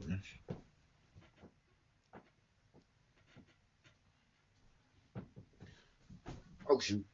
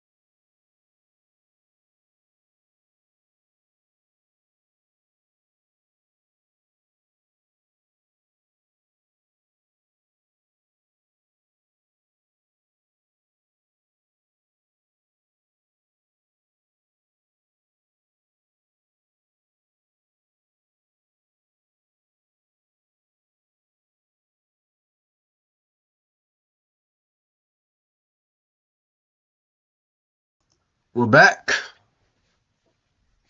Got some Kool-Aid. I remember the days I drunk Kool-Aid on the video. Back all the way back in 2023. Dang, we're getting old.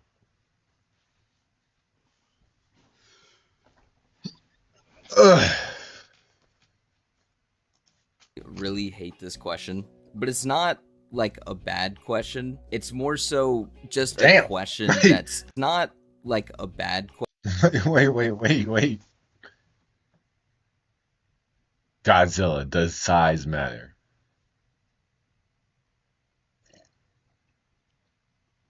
At least I say it's like a bad movie.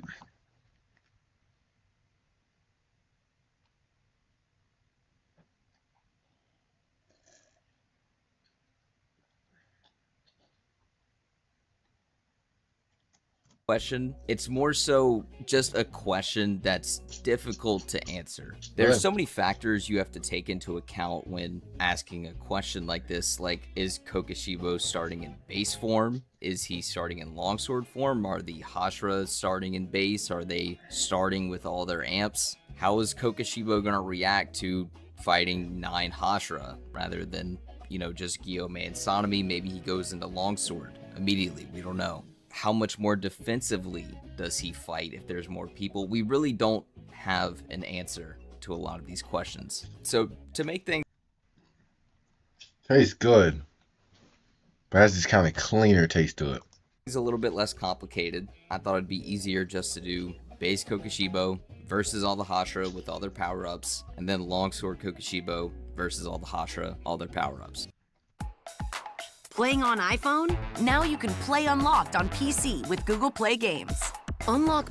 Also, I thought it'd be pretty cool to do a bonus round with Michikatsu, so we'll also be doing that at the end. Once again, versus all the Hashira with all their power-ups. I know that may not be what everyone wants to hear, but like I said, there's so many factors and ways of looking at this battle that it's kind of hard to put an analysis on it if we don't have any structure at all, right? As for the Hashira, I do want to say I'm taking the best versions of themselves, disregarding any mental amps.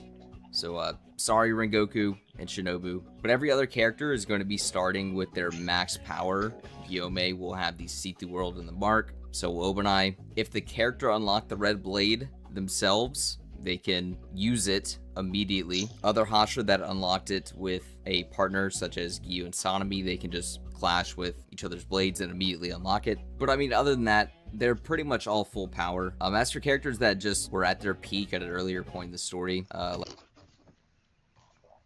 like Tengen, we're just going to take Tengen from the Gyutaro fight, teleport him into the Kokoshibo fight with all the Hashira, right? The last thing I want to make clear, I think it's more interesting to make every character bloodlusted. I think it'd be a little bit weird if Kokoshibo was facing 9 Hashiras, just was toying around in his base form.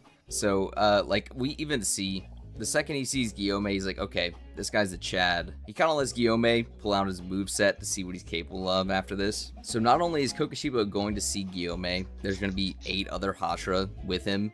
And it just makes it easier and more consistent, I think, to say that all these characters are going to be going all out. So if we do this and we start in round 1 with base form Kokoshibo versus all the Hashira with all their power-ups, it's a really, really tough battle for Kokoshibo, and there's a few reasons why. The first is, in canon, he's just straight up able to take damage from Gyome and Sanemi with just them two. And granted, like, Kokoshibo is blood nerfed here, but you know, that's something he's gonna have to deal with. He's going to have to deal with the blood nerf. I guess you could say if he doesn't attack Sanemi right away, it's not gonna really play a factor, but you know, given how aggressive Sanemi is and because he trained with Gyome, I could just see them two taking the charge and, you know, starting a combo up or something. Let's say base Koku's just playing it safe, fighting marked Gyome, marked Sanemi, and the blood doesn't come out, so Kokoshibo is arbitrarily stronger, so they can't get this damage on him, right? I mean, we got 2 other characters with the see-through world here,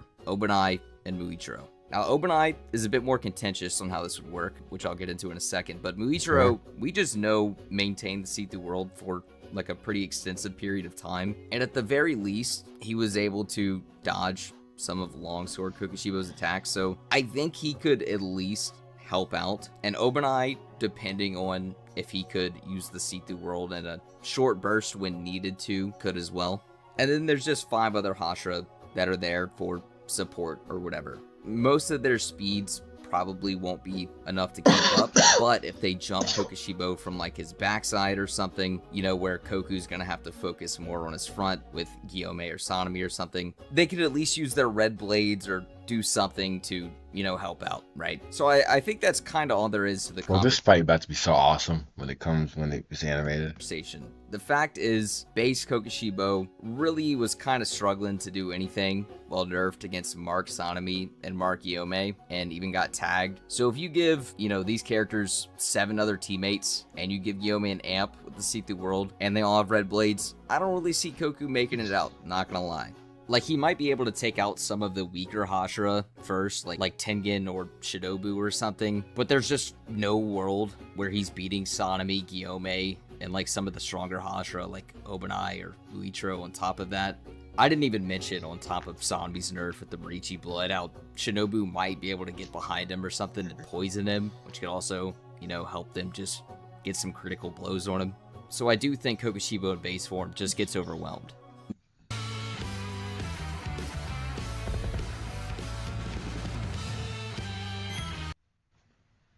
Now the thing is, round 2 is drastically different. Despite Kokoshibo having probably the worst transformation name ever in fiction, Longsword Kokoshibo is a monster, and not like that type of monster. Like, I mean, he's a really, really strong combatant.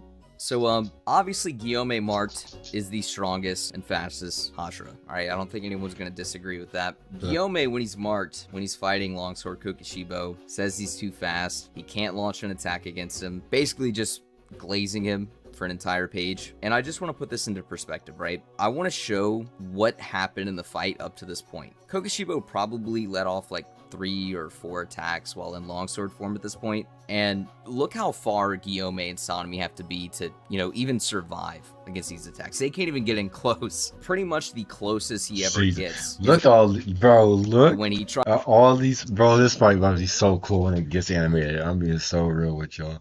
Tries to use the 5th form, he gets shut down, and that's as close as he could get to Kokoshibo. So if Gyome tried to start a form, which he did, and failed because Kokoshibo is faster with his longsword, then it's pretty easy to say every other marked Hashira is just slower than Gyome, right? Like, even Sanemi, who was fighting with him, you know, in canon, was just getting pieced up by Longsword Koku. And keep in mind, these Longsword Koku attacks just kind of cover the entire area. Like, these slashes area of effect is really, really big. Like, the whole Elden Beast arena is just getting clapped if we drop Koku in there. Something I haven't even mentioned yet either is this Longsword Kokoshibo wasn't even at full power. As soon as Longsword comes out, Sanemi notes that his Marichi should be working, and it's barely working at this point. The fact that he says barely working means, well, it is working, even if it is to a very slight degree.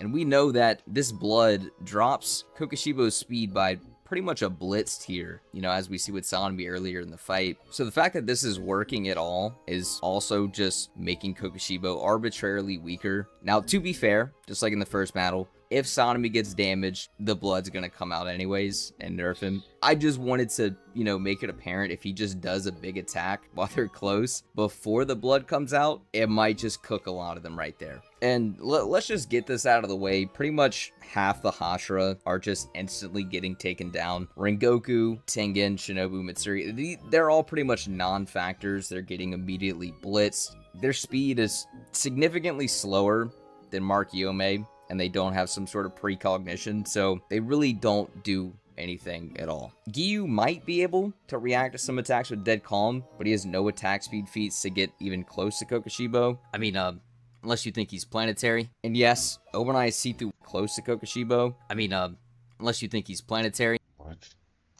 And yes, Obanai is see-through world, but how long can he maintain it? It only really popped up for an instant, then went away. So if he can only use it for an instant, and Kokoshibo just attacks super fast, and he doesn't have it to precog it, he's just gonna get cooked too. So that means it's probably gonna come down to the same characters it really did in canon, Guillaume, Sanemi, and Muichiro, and pretty much their only chance is if they use the red blade strategically. And because none of them are even fast enough to hit Kokoshibo, there's only going to be one opportunity in the entire fight that this could happen. Because in canon, Guillaume is able to trick Kokoshibo with his See Through World. So what he does is he alters his blood flow to make it to where Kokoshibo can't predict what he's doing, and he throws a prayer bead, and this catches Kokoshibo off guard. Kokoshibo's like, what did this dude just do? Like, how did I not see that coming? Guillaume realizes he tricked Kokoshibo because Kokoshibo's over-relying on his See Through World and precognition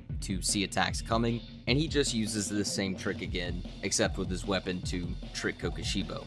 So if Guillaume uses this trick while he has the red blade, this might actually be a potential win con. Now, the thing is, they're going to have to capitalize immediately after this, because Guillaume's not going to be able to do this trick again, as Kokoshibo just says in canon, like, now that I figure out that you're trying to trick me, I'm not going to let it happen again. So this is their only opportunity, and if Guillaume does something like he does in canon and like rips off his arm, they're going to have to rush him immediately. See, the issue with this is Koku has a really, really hard counter to a bunch of people rushing him down.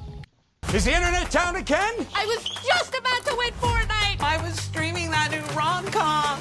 I can't believe we're paying for this. Koku can kind of just spawn more blades from his body. You know, we see a scene where Kokoshibo is paralyzed and he does this exact attack, and it's enough to make Guillaume have to go on defense, and it just hits Sanemi. And obviously it hits Muichiro, but Muichiro is stationary, so there's not really anything he could do. So yeah, that's probably their only opportunity, as Guillaume is just not fast enough to ever hit Kokoshibo. We see even with See Through World, he tries to hit Kokoshibo when he's staring at the ground, and you know, Koku's just like, yep, let me block that. After he regenerates from the sneak attack that Guillaume does, they're just gonna get outlasted and outstamina and not really be able to do anything with their red blades or create any offense. Even if Muichiro, you know, jumps in and stabs him, it's just not gonna be enough to keep him paralyzed, as the main reason they were even able to get up close to behead him was because of Genya. He had a tree that was binding him in his back, and this tree is so overpowered. Not only did it bind him, it literally prevented him from using his blood demon art. Like, he couldn't even sprout blades from his body as a defense because of this tree. We just know from earlier in the fight that Kokoshibo can sprout blades from his sword without even swinging. Look at all this, bro. Bro, this is about to be crazy when it gets animated, like, actually. And the fact that Kokoshibo has his sword held up and still says he can't use the technique. No, when a couple of months whenever I go to watch DSA streaming, definitely not selling the 7 Cs, but when I were able to watch it streaming, it's gonna be crazy.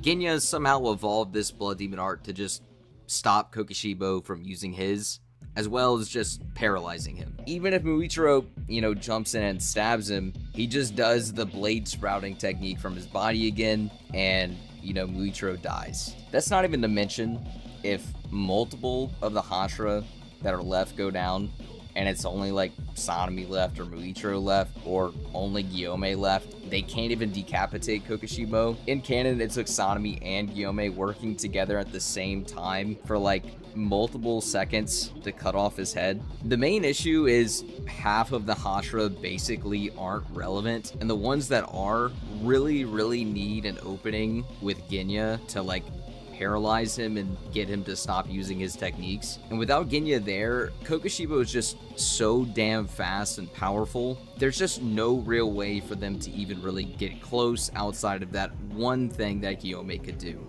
You know, their best asset, numbers, gets cut in half by the first attack by Kokoshibo, literally and metaphorically. Yeah, they have the red blades, but how are they even going to get close to him? A lot of them are just too slow to really do anything. Like, think about Muzan when he broke out of his cocoon shell, right? Koku's basically just going to do that to like half of the weaker Hashira, and it basically just ends up boiling down to the same fight we already got, just without Genya. And none of them really have the stats to keep up with Koku, and even then, they're going to need multiple people to help behead him because he's so durable.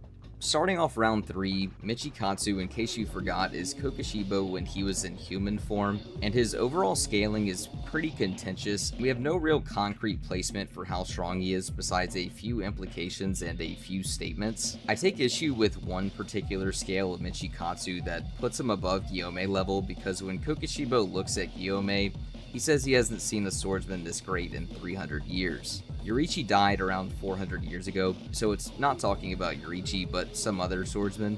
Since the Sengoku period where Yoriichi and Michikatsu were around is usually considered the strongest generation because it also contained the Demon Slayer marks, in addition to sun breathing, some people think Michikatsu is stronger than this swordsman that is apparently comparable to Gyome, because the swordsman is not from the Sengoku period. The issue is, Kokoshibo's statement about Gyome isn't about power, it's about physique. He's looking at Gyome's body with the see-through world when he declares he's a great swordsman and compliments his perfect form, and he hasn't even seen Gyome attack yet, he doesn't know his breathing style, and he has no idea how much mastery of total concentration breathing he has, which is extremely integral to how powerful of a swordsman you are, so I really don't think this statement gets us anywhere. Anyways, Michikatsu in a flashback with Yoriichi says him and Yoriichi were the strongest of this era, filled with Demon Slayers that had Demon Slayer marks and sun breathing, this being once again the Sengoku period. Playing on iPhone? Now you can play Unlocked on PC with Google Play Games. But just because you have those abilities doesn't inherently make you stronger than everyone. Tanjiro had both the mark and a variant of sun breathing in the Hinokami Kagura against Gyutaro, and he's not even Hashira level at that point. I think something that is very interesting though is in this flashback conversation Michikatsu has with Yoriichi, he specifically asks about how this generation will be surpassed. We see Yoriichi's answer and quote pop up on the panels on the 3 Hashira fighting Kokoshibo currently, that being Gyome, Sanemi, and Muichiro, and it says the children being born now will surpass us and descend to even greater heights.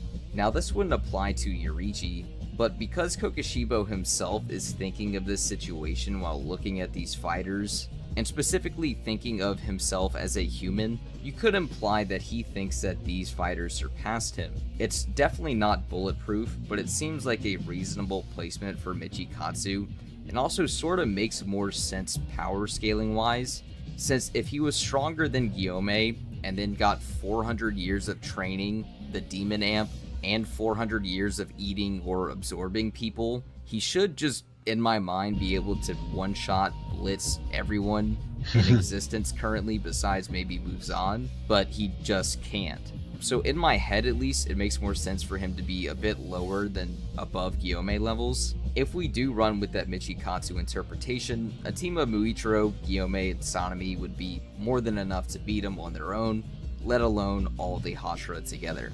Yeah, I think that's really all there is to be said. Kokoshibo, I don't know what to tell you. He's just a beast. He's super fast, super strong. So, yeah, sorry I didn't go too in-depth on everything, every character's abilities. I really don't think it's necessary. You know, you can kind of just look at the fight, see Mark Gyome can't do anything to him, can't even get close to him. Everyone here is just a lot weaker than him, or a little bit weaker. Like, what do they even do?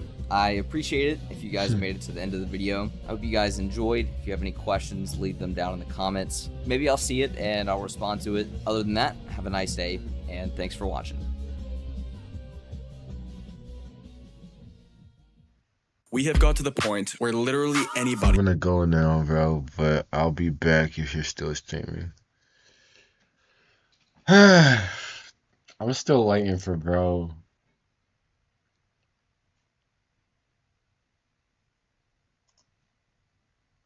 Alright, y'all, I'm ready to like go to bed and be honest.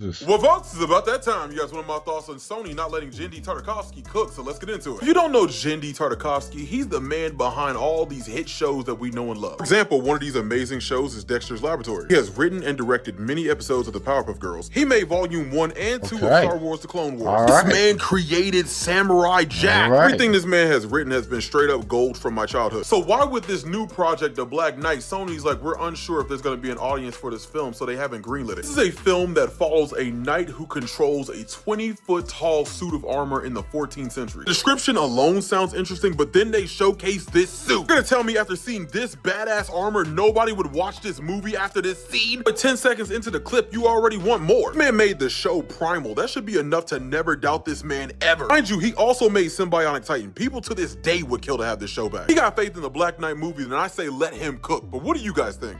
Okay.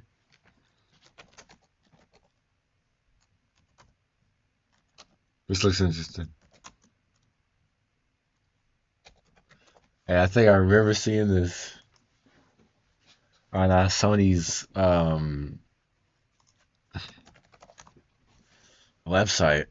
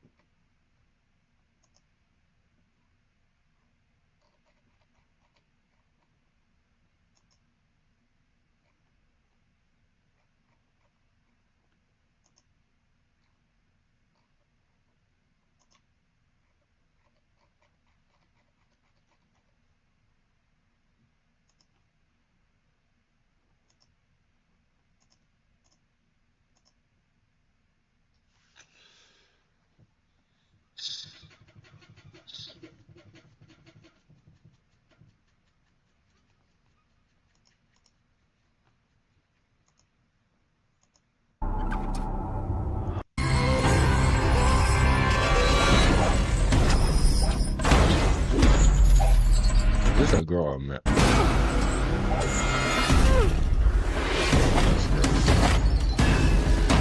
That's bad.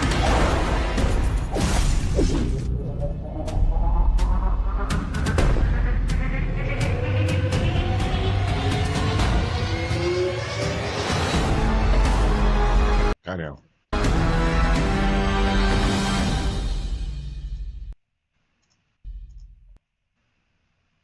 Hey.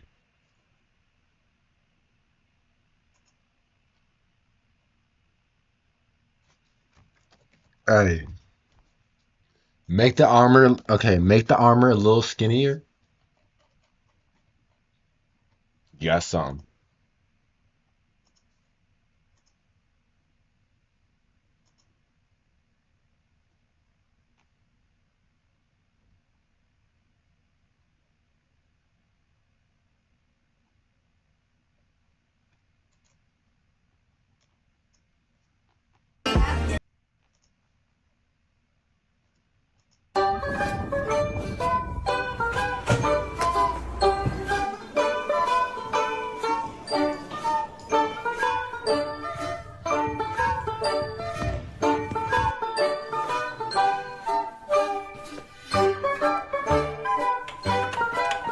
Yo, it was a real place.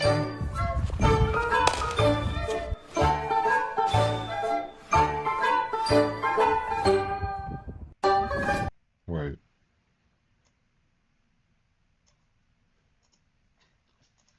Amazing World Gumball School.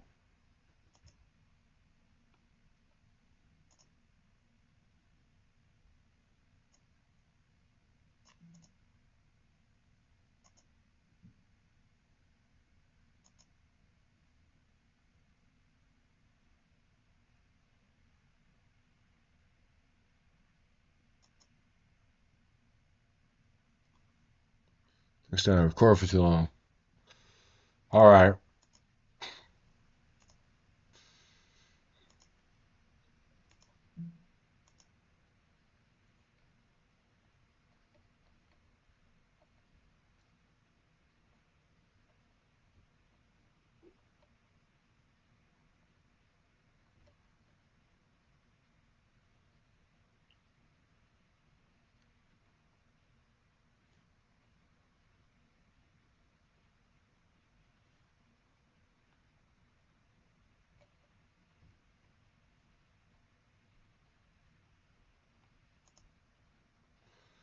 Okay. So, ladies and gentlemen, I'm probably gonna watch this FNAF stuff. Then we're gonna finally watch Knights of Guinevere. And then I'm gonna end the stream. It was a pretty good stream, pretty decent. We watched a few things, you know. Probably didn't get political. Watching political things.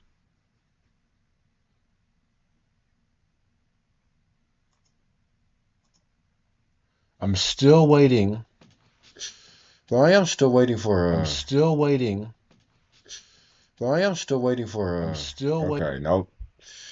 I'm still waiting for Brian to come back.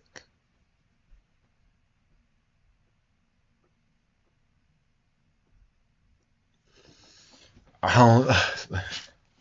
I'm waiting for this man to come back. Listen. I'm ready. I'm ready to end the stream. But I'm trying to watch this FNAF videos.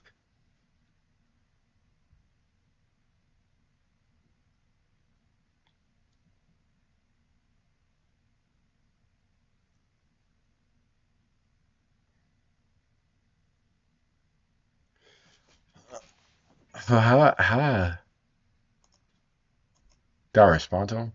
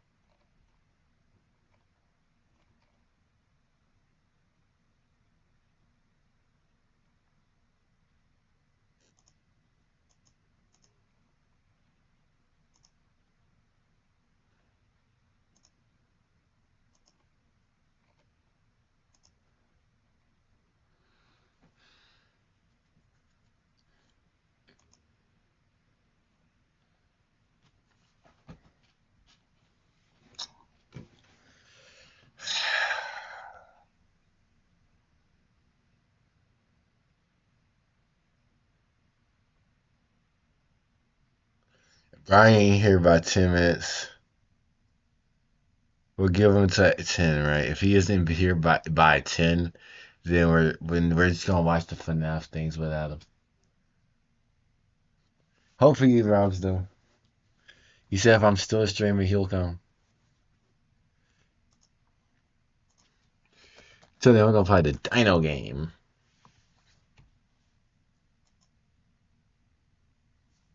Get me off of this. Jeez.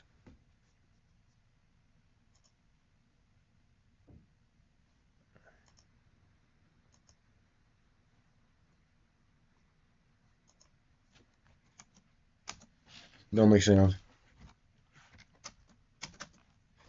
Okay.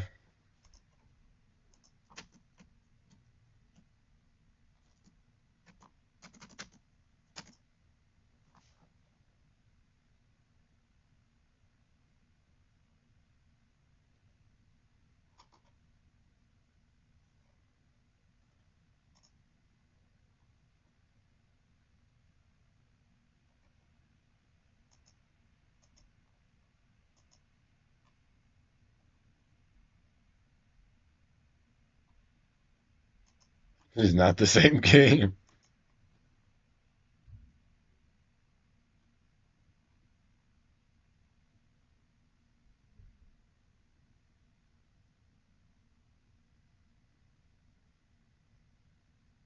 I'll listen to music then. We'll start watching content again.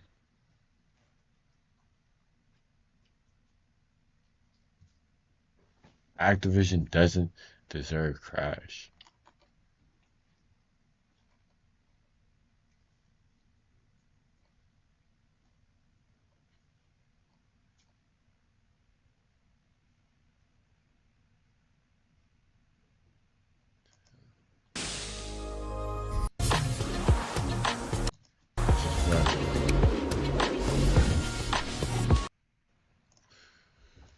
Hey, you. Yeah, the multitasker with 10 tabs open in a laptop gasping for air. It's not you. Crash Bandicoot survived obscurity. He survived reboots. He even survived the platforming drought that buried so many icons of his time. But the one thing he couldn't survive was Activision. A publisher that didn't build him, they just got lucky to have him. A publisher that watched passionate devs revive Crash from the ground up, only to gut those teams and shelf the franchise once the hype wore off. Crash didn't fall off. He was dropped. And if you've been paying attention, you know this isn't the first time Activision fumbled a legend. This is bigger than one. If you've been paying attention, you know this isn't the first time Activision fumbled a legend. Yeah. This is bigger than one game. I'm feeling In this video, I'm going to explain some key things as to why Activision never deserved Crash Bandicoot. So come on, take a seat, and let's get started. Crash Bandicoot was first developed by Naughty Dog, the same company behind hits like Jak and Daxter, Uncharted, and The Last of Us. Crash had been bouncing between multiple different development studios underneath the publisher Universal Interactive Studios, or their rebranded name, Vivendi Universal Games. Vivendi Universal owned the rights. Oh, is his Twitter? Oh my god, that's scary. Why is his Twitter scary? Or do we not call it Twitter no more? Call it X. Twitter. Fuck. The Crash Bandicoot ever since it was first created. But once Naughty Dog moved on to other games, Crash was left in the hands of multiple different development teams. Developers like Traveler's Tales, Vicarious Visions, and Radical Entertainment were in charge of handling the mainline Crash games and the spin-off games respectively throughout the 2000s. The franchise during this time was very fun for kids who grew up with the games. I remember bouncing between the Wrath of Cortex, some of the GBA games, and spent countless hours playing to insanity. I even remember owning a PSP Go, those little handhelds that Sony had, and downloaded the original trilogy off the store to relive the glory days. But the game's reception were very hit or miss. A lot of critics and older fans weren't very fond of how different Crash was from the 90s, which led to most of the games not leaving a strong enough impact. As a result, after the release of Crash of the Titans and Mind Over Mutant, the series was put on an indefinite hiatus. Now this story isn't nothing new to Crash fans, but it does paint a picture as to why the marsupial was never seen in the mainstream light outside of little cameos and Skylanders. Where am I? This is the Skylands, and you're at Skylander Academy. What is your name, young man? Yo, I remember Skylanders, bro. I never played it, though. I played, like, a mobile version. Man, those are the days, bro. I remember seeing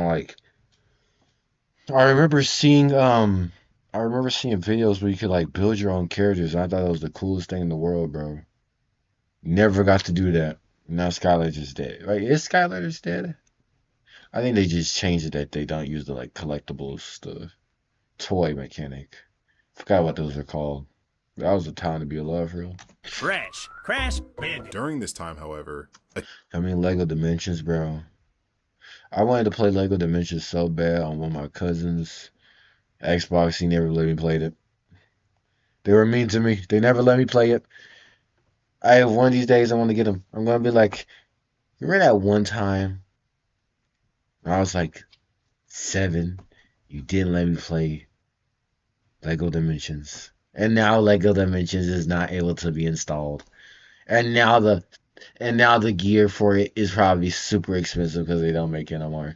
And now it's the collector's item. Remember that? Key event took place that will become a serious double-edged sword for Crash Bandicoot's future. And I don't think I really see that many people talk about this.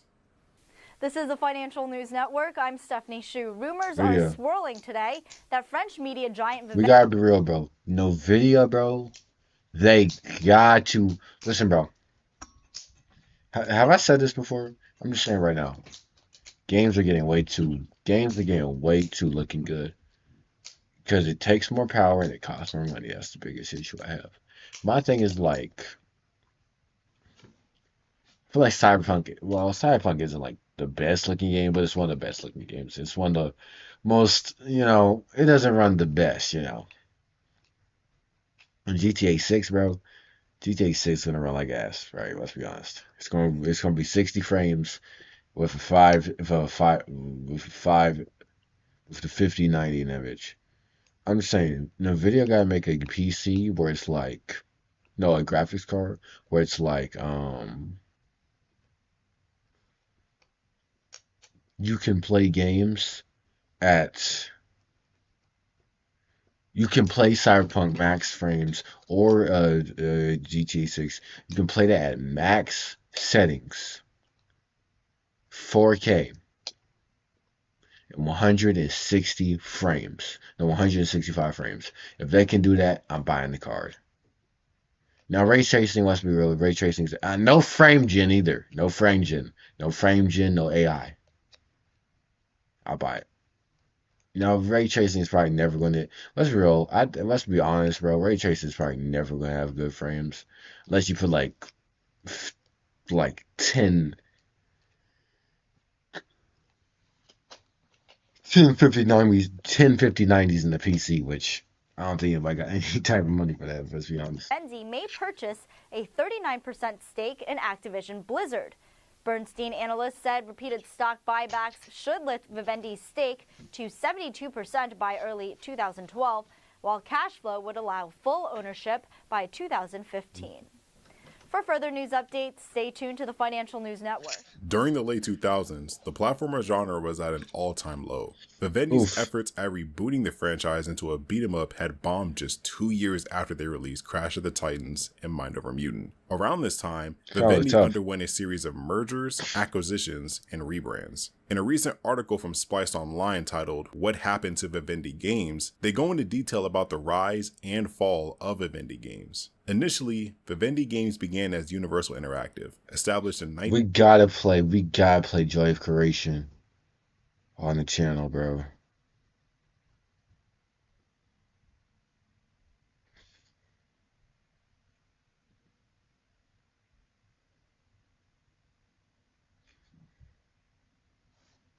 ...1986 with a focus on multimedia content and publishing. Throughout the 90s, Universal Interactive expanded into video games, acquiring numerous development studios and publishing teams. In 2004, Vivendi Universal acquired a major stake in Ubisoft, and Universal Interactive transformed into Vivendi Games in 2006. Between 1997 and 2001, Vivendi absorbed the following companies: Blizzard Entertainment, Sierra Entertainment, Universal Interactive, and Havas. These acquisitions allowed Vivendi Games to expand its reach and portfolio, placing the company at the forefront of the gaming industry. Wasn't Crash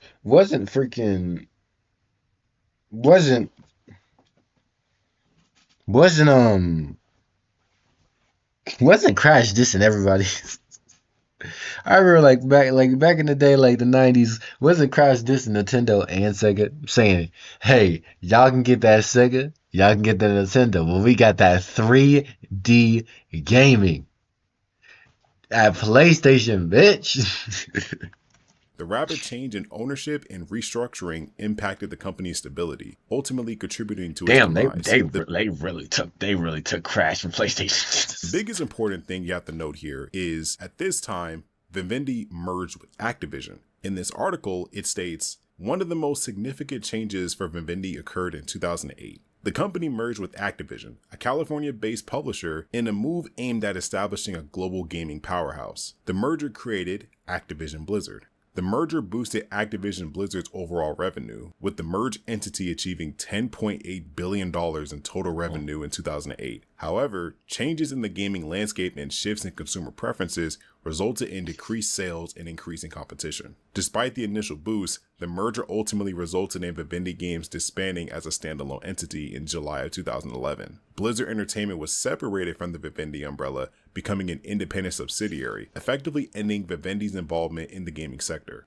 Vivendi also took Activision to court, but that didn't really solve nothing, and therefore the company got kicked out of power. Activision absorbed the majority of Vivendi, putting them in a position of investors rather than a collaborative gaming powerhouse like they said. This left all of their IPs and subsidiaries under the hands of Activision, Blizzard being one of those subsidiaries, but the biggest hit for us were the IPs that were left to Activision, being Crash Bandicoot and also Spyro the Dragon. Oh, Spyro. Now, in non-corporate terms, because I know that was a lot, Crash basically fell into the hands of Activision by sheer chance. Vivendi lost a corporate chess match with Activision and fell out of the console gaming space, leaving all of their IPs underneath Activision. This caused Crash to be locked into a corporate web, basically being unreluctantly passed from one publisher to another, not because he was bought by Activision, but because the franchise was a byproduct of a merger for financial gain. What's really frustrating about this entire thing is that this explains why Crash not only went on hiatus, but it also explains why he was even brought back in the first place.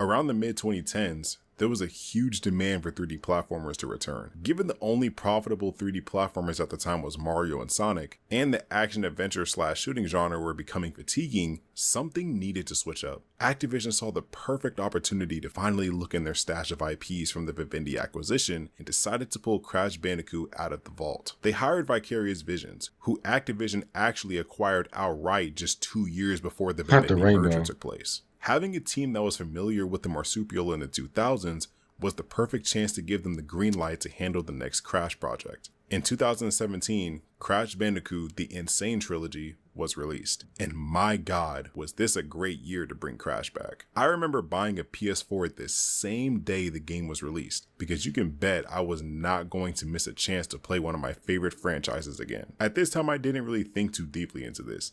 Vicarious Visions did a good job of remaking these classics, and everyone was so excited to replay or experience these games for the first time. After the success of the Insane Trilogy, which has now officially sold 20 million units globally, Crash Bandicoot was back in the gaming industry. Activision immediately got to work on hiring Beenox Studios for Crash Team Racing Nitro Fueled, which now also has sold 10 million copies globally, bringing back a classic kart racer that improves on the original in so many ways. Beenox Studios was another studio owned by Activision 2 years before the Vivendi merger as well. So they had essentially two strong development studios that could keep Crash going. Not only was Nitro Fueled a success, but Beenox had a fantastic post-launch support system for the game, giving it so much content and updates that kept fans hooked. Now, in my opinion, this is what I call a transactional relationship with the publisher and the Crash fans. The developers and the fans were clearly passionate about the series again, and Activision was raking in a good amount of money from these two remakes. As long as the demand from the fans were high and they were consistent with their product releases, there really shouldn't have been any issues with keeping up the momentum. And to be honest, there wasn't, because Activision announced the making of Crash 4: It's About Time, developed by Toys for Bob. Toys for Bob was announced the making of Crash 4: It's About Time, developed by Toys for Bob. Toys for Bob was of course the same development studio behind the Spyro Reignited trilogy in 2018, given the same level of care and treatment as the Insane Trilogy. So seeing Crash get a brand new mainline game, especially one that acts more as a soft reboot, was genius. The game was met with pretty good reception, albeit a little bit of division between the fans on the in-game gimmicks and the bloated 100% completion. And also I think people at the time didn't like the way Tawna was written, so add that one to the list. Crash 4 also didn't sell as great as the Insane Trilogy, respectively sitting around 5 million copies sold globally, but that was still pretty good, and it was also to be expected since the game was starting off on new ground and setting the tone for the future of Crash going forward for a new generation. The problem, however, started from Activision's perspective, which paints the full picture of corporate greed, developer mismanagement, and destruction of player trust. I love how they're showing. I love how he's showing the villains when he's talking about the corporations and their greed. Nice parallel. Now, let's establish something real fast. Activision is mostly known for Call of Duty, the yearly released FPS juggernaut. Now listen, I don't have any beef with Call of Duty whatsoever. In fact, I still like the series for what it stood for back in the day. The franchise existing is not why Crash Bandicoot is stuck in the vault. It's because of Activision's obsession with milking every single cent out of that damn franchise. Looking at the yearly revenue earnings for 2023, Call of Duty makes $3.1 billion a year, causing a 15% increase over the previous year. It's safe to say this franchise is a huge monopoly for Activision. The problem lies in how much they're prioritizing that monopoly and how it affects their other IPs underneath Call of Duty. See, after the success of Crash 4 in 2020, something else that year started to take off for Activision, and that was Call of Duty Warzone. Warzone is the second main Battle Royale installment after Call of Duty Black Ops. No, we got a lot, bro. Call of Duty is like that, bro. Y'all got zombies, story mode, and multiplayer. That's kind of crazy. Zombies, single player, and multiplayer. That's kind of tough. That's the holy trinity right there. From Black Ops 4. Warzone took the gaming world by storm during the pandemic and was one of the main contributors to the amount of money Activision was making from Call of Duty. You can clearly guess what happened during this timeline. With Crash 4 not meeting Activision's high financial standards, Crash Bandicoot became the least of the company's concern. If they were really trying to release a Crash game, it was simply to start milking the fans for whatever they're worth. Remember Nitro Fueled? The game that had tons of post-launch support? Not only did that game stop receiving that support, but this is where Activision slowly started to gut any development team that had their hands on the franchise. All three development teams, Vicarious Visions, Beenox Studios, and Toys for Bob were essentially absorbed and turned into Call of Duty support teams. Toys for Bob specifically were put under the Blizzard side to help work on the Diablo franchise support teams, stripping away any creative freedom and liberties that were at the forefront. I was playing Diablo with my brother like some months ago. It was pretty fun. Surviving Crash Bandicoot. This right here makes me so mad because it goes back to what I said about Activision prioritizing Call of Duty. Spyro also takes a hit here since Toys for Bob worked on the Reignited trilogy as well. So both of these iconic mascots are basically in limbo right now. Activision with top tier development teams, a legendary IP, and millions of fans basically begging for more content somehow messed it all up. I feel bad for the devs involved so cool. Because all three were passionate. Even Beenox helped Toys for Bob finish the last stretch of Crash 4. Now, half of these people are working on a franchise that they weren't interested in to begin with, and Crash is floating along waiting for the green light to strike again. Have you ever wished you could play a video game your way? Where you can be invincible, unimaginably wealthy. You know what's funny? Remember those Spider-Man games that Activision published back in the 2000s? Those were developed by Treyarch, the same studio that ended up becoming a core subsidiary to the Call of Duty franchise. It's literally the same pattern. They see talent within a development studio making licensed or platformer games and turn them into Call of Duty devs or support teams. Oh, you're making a cult classic video game. But as soon as one game doesn't sell well out of that franchise, it looks like you're a Call of Duty development team now. Crash Bandicoot doesn't deserve to be in Activision's hands because they never earned the right to begin with. The franchise was a part of collateral damage from a merging acquisition to only being revived to rake in on nostalgia just to get shelved for another 5 years after Crash 4. If they were to announce another Crash game, that would be great, but my point still stands that this company doesn't care about this beloved IP. There is quite a bit of optimism I do have for Crash Bandicoot. Recently, as of 2024, Toys for Bob went full indie. Whatever remaining staff of the team took their talents and decided to go independent. They also partnered with Microsoft, so that way they aren't full took their talent. It looks like the studio behind Skylanders, Spyro, and Crash is still good on terms with Xbox. After becoming independent from Activision Blizzard King, Toys for Bob's next game is being published by Xbox. And decided to go independent. They also partnered with Microsoft, so that way they aren't fully tied down by Activision and get more creative freedom. Microsoft acquired Activision Blizzard in 2023 for $68 billion, which means they now technically own the rights to Crash Bandicoot. Close to 69.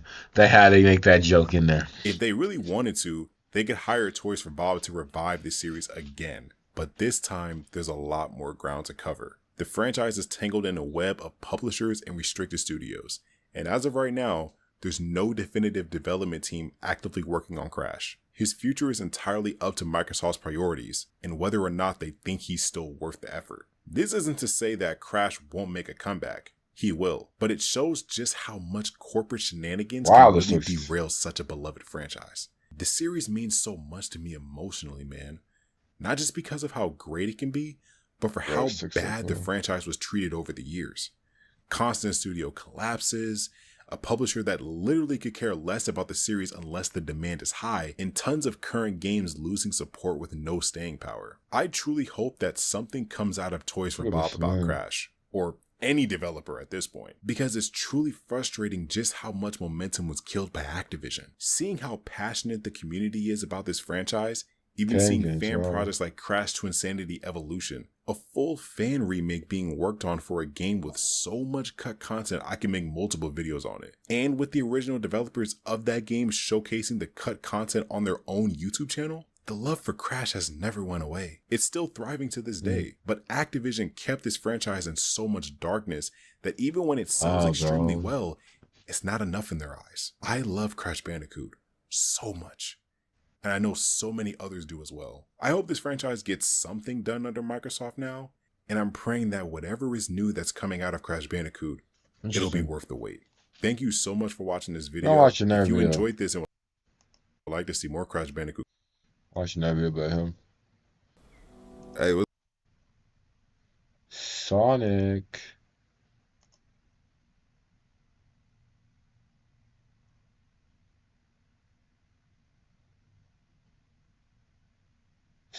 Ooh.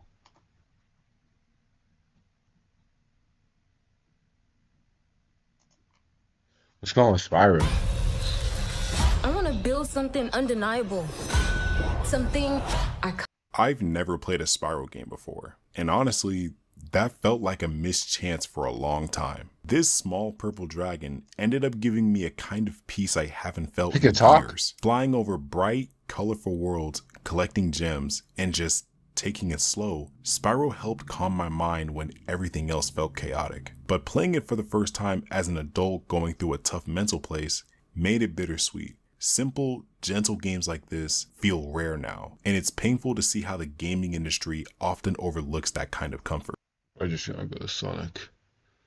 Okay. Sonic Racing Cross. I don't know if Brandon's gonna come back, y'all.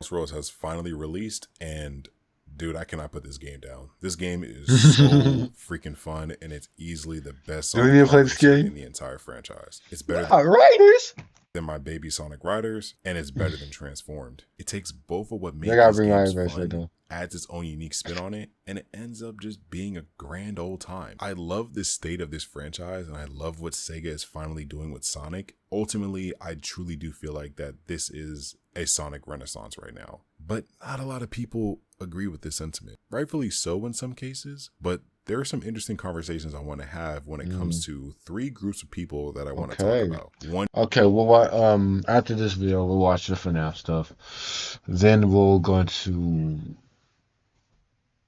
watch Knights of Guinevere. And then I'm ending the stream. I'm ending the stream. We're ending the stream with Knights. I'm sorry. We're ending the stream with Knights of Guinevere. Because that's the main reason why I wanted to watch, start the stream. And the stream is already gone for like 4 hours. Yeah. It's have to be a 5-hour stream. Jesus.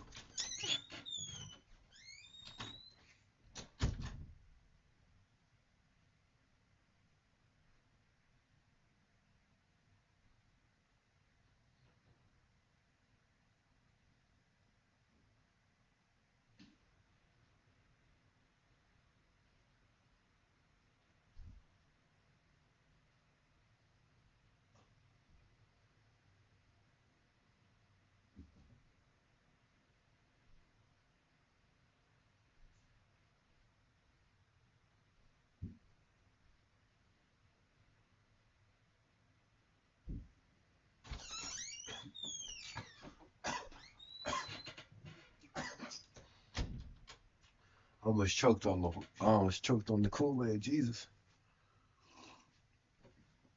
Oh my gosh. Calm it down. Ugh. All right. Being skeptical Sonic fans, 2 being Nintendo and Mario fans, and 3 being general haters of the Sonic franchise. This isn't going to be like some drama video. It's just going to be an open conversation about why I feel like certain people are uncomfortable with the success of Sonic recently. So come on, take a seat. They still gotta drop that price. And let's get started. I posted a tweet. I'm gonna say if GTA 6 is like $60, that'd be a big giant slap to the gaming industry. Just for like to be a slap to the gaming industry, do it, bro. If Rockstar charges like 60 or 70 for GTA 6, bro, it'll be the giant slap in the face. Obviously, they're trying to make money, of course, right? It's GTA 6. At the same time, though, they might be like, you know what? Even though we're trying to make a lot of money, we're gonna slap the game industry in the face by saying our game is $60, while y'all niggas are 80. Y'all niggas are $80 and $90, while we GTA 6 is 60 and 70. Beat that. Beat that. You know, that'd be really cool. Could it happen? Maybe. Could it not? Though there's leaks that's gonna be 100. About a week ago, people are going to still buy it, but still. That stated, Sonic's success is starting to make certain people uncomfortable. For years, this series has been a laughingstock, rightfully so in some cases, but now the franchise has earned the right to be respected again. The Sonic Renaissance is here, and I'm glad to be a part of it. Bring Jason back. I'm This sorry. tweet kind of went viral. It got 2.7k likes, and it got 61,000 views. I don't know what happened. I just kind of retweeted something from Stealth40k talking about the general reviews of Sonic Racing Cross Worlds. Seeing those high numbers, it's like, oh wow, Sega's plan is actually starting to take effect. The movies have done such a great job with this franchise. It has brought the franchise back, and Paramount. the movies have actually saved the Sonic brand. With the movies being out and helped Sega gross up to $1 billion now, there's so many eyes on the franchise right now. With that in mind, Sega knew that with the movie's success, they had to drive traffic from the movies to the games. And with Sonic Racing Cross Worlds, and even with Shadow Generations last year, they've done so very successfully. But despite all that, there are a decent amount of people who are still skeptical of Sonic's future. One person underneath that tweet stated, once Sonic Frontiers 2 comes out and gets similar or even better reviews, we can start talking about a Sonic Renaissance era. Remember when Colors through All-Star Racing Transform was called the Renaissance era? That was probably too soon, so let's wait and see what the future holds. My response to this person stated, I don't really call that era a renaissance because the entire brand was still operating on a lower budget. With the movies, merch, opening of individual Sega stores, and now 3 Sonic games that have an industry-wide impact, the Sonic brand is in a true renaissance era right now. See, look, I understand the overall skepticism when it comes to Sonic's future. I mean, we've been kind of talking about this on the channel for a while now, and I even made a video on it a few months back where I talked about, can we actually trust Sega with Sonic's future? I think enough time has passed where I think that we can. I truly think we can trust Sega with Sonic's future. Yeah, now, I change. understand that Sega has burnt a lot of us over the past 2 decades. I've been a Sonic fan since, 2003? So Damn. I've witnessed Sonic 06, I've witnessed Sonic Forces, I've witnessed Sonic Hey, Boom. Sonic 06 had potential, but that's a whole other story for a whole other day. I witnessed the weird pivot direction that was Sonic Lost World that led up to Sonic Forces. I understand where it's this general Body of skepticism is Bullshit. coming Was that from. that game? But in my opinion, I feel like this has turned from skepticism and more of a fear of disappointment. What we have right now is really freaking cool. I understand if you're not a fan of the recent Sonic games, but the general community loves this game. They love the recent games. And a lot of newer fans, the ones that have probably became fans after the movies, they are loving what they have right now. And they don't know the history behind this franchise. Hold on, wait a minute. We got enough thing about. Hold on, I gotta see it. Hold on.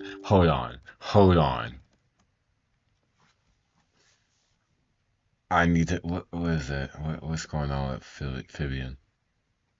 No more Fibian.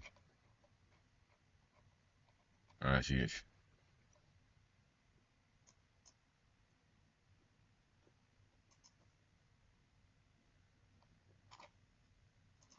What's going on with Fibian?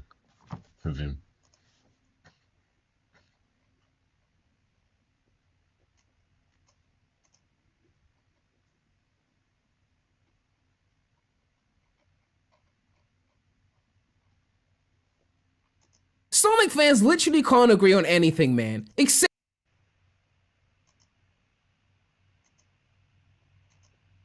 I'll watch it. I'm gonna have to watch this on my own time.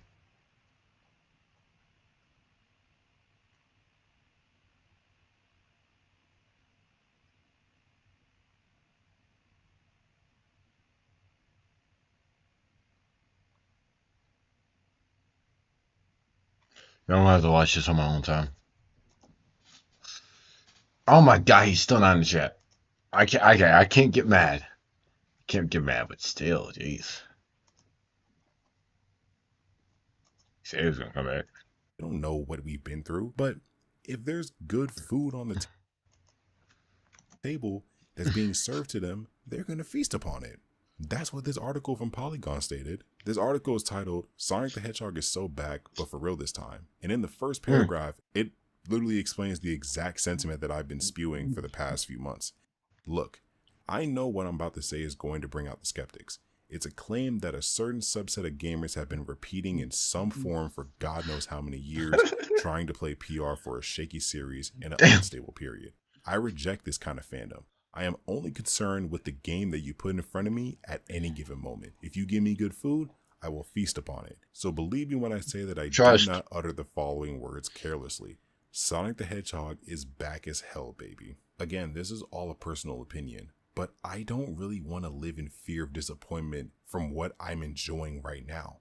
If I'm enjoying Sonic Racing Crossworlds, but I'm skeptical of Sonic's future, I'm gonna not enjoy Sonic Racing Crossworld. I'm gonna be like, well, is Sonic Team going to continue the same quality for Sonic Frontiers 2? I would hope so. But I want to at least celebrate the win that we have right now. Oh, yeah. Sonic is being reviewed on IGN with a 9 okay, out he's of 10. saying that's for the other people. Back 9 out of 10s with Shadow Generations in this game. Like, we're doing great. It's a hot streak right now. And of course, you'd hope that Sonic Team and Sega keep up the hot streak. But I'm not going to play some forecaster here. I'm just going to enjoy the game that I got right now. Did they give him long quills? I'm not going to play some forecaster. Quills look mighty long. Forecaster here. I'm just going to enjoy the games that I got right now and have a lot of fun. So overall, if you're not a fan of the recent games, that's fine. And if you're so skeptical of Sonic's future, that is also fine. But just know that people like this. My God, this looks so cool. The general community likes the game, and I don't think it's healthy to trying to play future forecaster with the series. Just enjoy what we have. It's fun. We're having a great time. I'm having a great time, and it is what it is. Now, on to the Nintendo and Mario fans. This is going to be a very interesting section because I haven't talked about Mario on this channel, but I am a Mario fan. I like Mario a lot. I prefer Sonic more, but I do love Mario. One of my favorite games of all time is Super Mario Galaxy 2. So I'm not this person that does this Sega Nintendo rivalry or Mario and Sonic rivalry. I don't care. I like both games. But what's really interesting about, the sentiment online between Mario Kart World and Sonic Racing Crossworlds, it's like, I don't know what it is, but before both of these games came out, it was just a whole bunch of nonsense all over Twitter. I haven't played Mario Kart World, but if you like that game, then that's great. And if you like Sonic Racing Crossworlds too, then that's also great. But the one thing that I noticed is the recent Sega like trailer that they released punching up at Nintendo, the whole RV open world joke that they did, Nintendo fans were literally getting pissed off of an RV from the trailer that was posted all over the official Nintendo's social media page. Now, granted, I understand how annoying that can be, especially from certain Sonic fans that are, you know, constantly using it unironically in certain conversations. I feel like that kind of kills our own joke. But at the end of the day, man, this is all fun and games, dude. Sega punching up at Nintendo is not that big of a deal because at the end of the day, these are billion-dollar companies having their own little fun with their marketing gimmicks. Why are random people online trying to take it back and forth? It's personal. People going on Sonic, Nintendo clap back? Oh my god, we're so back, baby. Oh my god. Now that's gamer, bro. Oh my gosh. Nintendo clap back? Oh wow.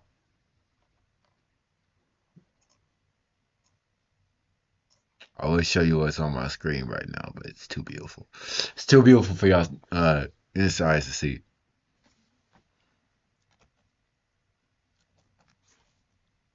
No. No, don't tell me they clap back. They did not clap back.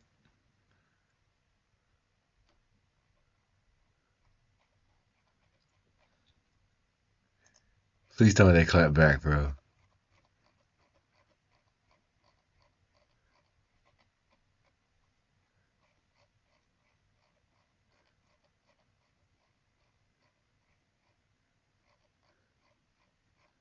No, wait, hold on. No, wait.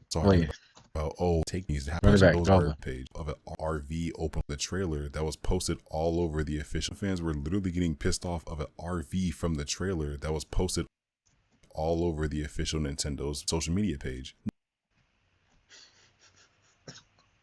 Nintendo, you act wait. So Nintendo hasn't clapped back yet?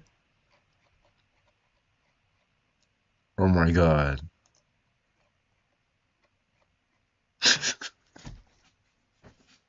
Nintendo, clap back! Clap back! Clap back! You gotta clap back, bro! You gotta clap back! You gotta clap back, bro. Nah. Nah, they slandering your name. They're slandering your name. Nintendo, clap back. Get up, Nintendo, get up.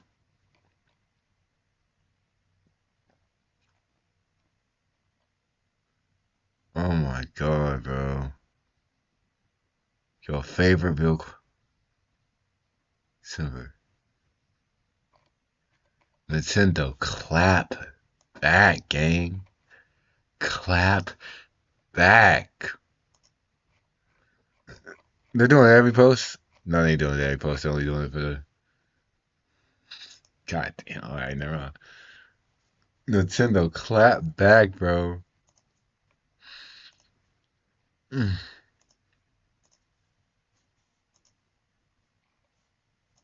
Now, granted, I understand how annoying that can be, especially from certain Sonic fans that are... The Nintendo need to clap back. You know, constantly using it unironically in certain conversations. Clap. Nintendo need to clap back. You can't... Nintendo. Nah, it's Nintendo. Clap back. If I was to tell, like, hey... Actually, I don't know what they got out Sonic. Let's be honest. They might have to bring back Sonic on stage. They might have to talk bad about that game. Hey, we need the competition. That's how motion happens, bro. I feel like that kind of kills our own joke. But at the end of the day, man, this is all fun and games, dude. Sega punching up at Nintendo is not that big of a deal because at the end of the day, these are billion-dollar companies having their own little fun with their marketing gimmicks. Why are random people online trying to take the back and forth? It's personal. People going on Sonic. I mean, okay, listen, bro. It's like you gotta be at. I feel like at the end of the day, you gotta realize like it's not really like the biggest of biggest things in the world.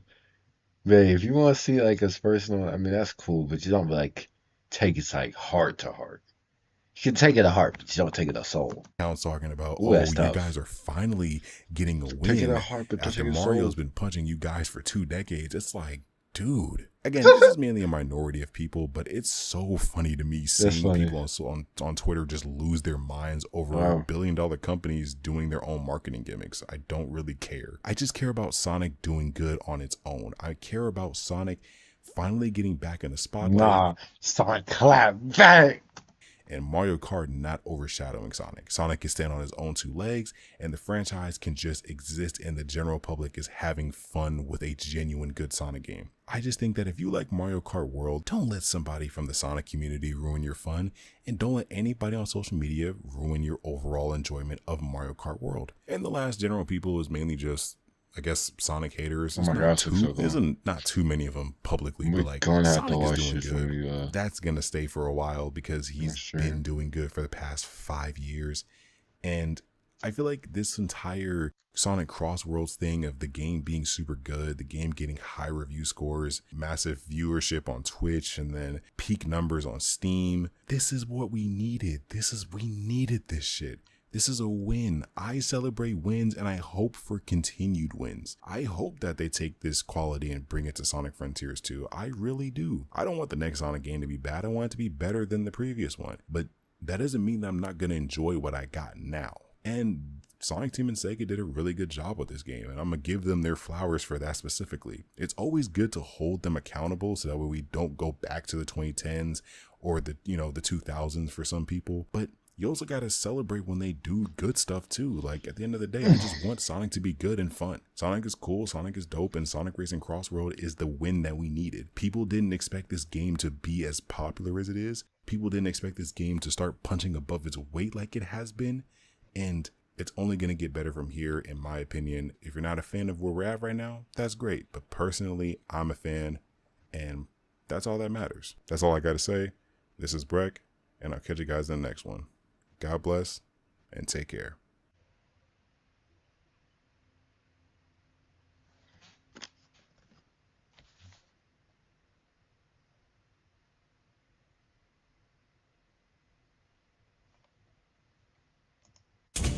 Chuck E. Cheese's is probably the most famous arcade sound chain of autistic all as hell. time. Sorry. When someone thinks of an arcade, they probably think of the Big Rat himself. Welcome to my 2025 Five Nights at Freddy's collection.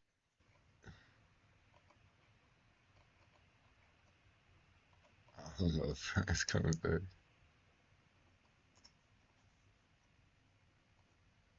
Aw, it looks so cute. But We need Ryan in chat. In chat. In chat. In chat. In chat. In chat. Ah! Ah! Ah! Ah! Ah!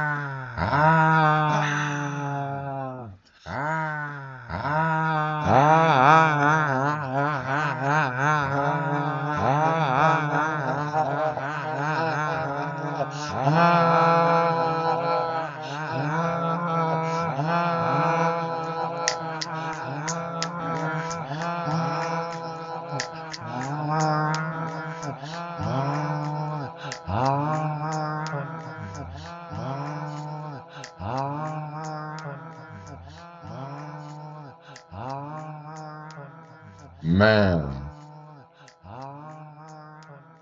Man. Oh my gosh. Oh my gosh. Oh my gosh. Oh my gosh. Oh my gosh. Let's make you sick. Oh my gosh. Zoom out. Zoom out. Oh my gosh. Let's make you sick. Oh my gosh. Zoom out. Zoom out. Oh my gosh. Let's make you sick. Oh my gosh. Zoom out. Zoom out. Oh my gosh. Let's make you sick. Oh my gosh. Zoom out. Zoom out. Oh my gosh. Let's make you sick. Oh my gosh. Zoom out. Zoom out. Oh my gosh. Let's make you sick. Oh my gosh. Zoom out. Zoom out. Oh my gosh. Let's make you sick. Oh my gosh. Zoom out. Zoom out. Hey, hey, hey, hey, hey, hey, hey, hey, hey, hey, hey. Ooh.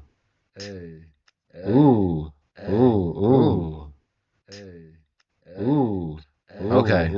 Let me get this beat. Okay. Let me get this beat. Okay. Okay. Okay. Let me get this beat. Okay. Okay, Okay. okay, Okay. okay. Let me get I'm this beat. harmonizing with Okay. myself, about to Okay. hit him. Okay. About to Harmonizing shownize with with myself. myself, I I can came hit him. Okay. about to shownize with myself, I came about to shownize. I came back with the option. About to all offended at all. Just myself, myself, all offended at all.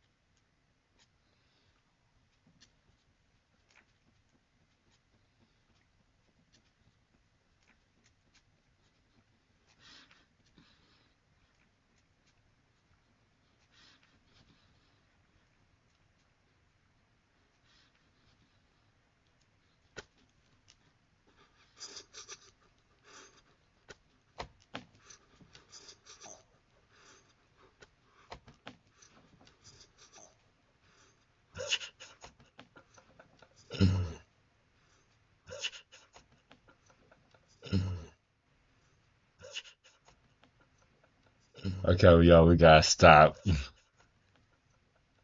Okay, well, yo, we gotta stop. Okay, well, yo, we gotta stop. Okay, well, yo, we gotta stop. Okay, well, yo, we gotta stop. Okay, well, yo, we gotta stop. Bro, it's like I'm going infinitely. Okay, well, yo, we gotta stop.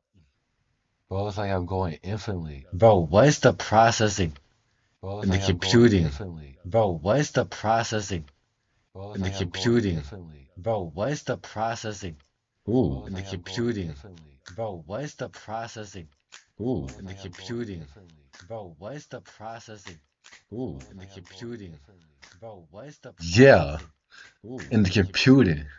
What's the processing? Yeah, In the computing. What's the processing? yeah, In the computing. listen up. Processing. Yeah, In the computing. listen up. Listen.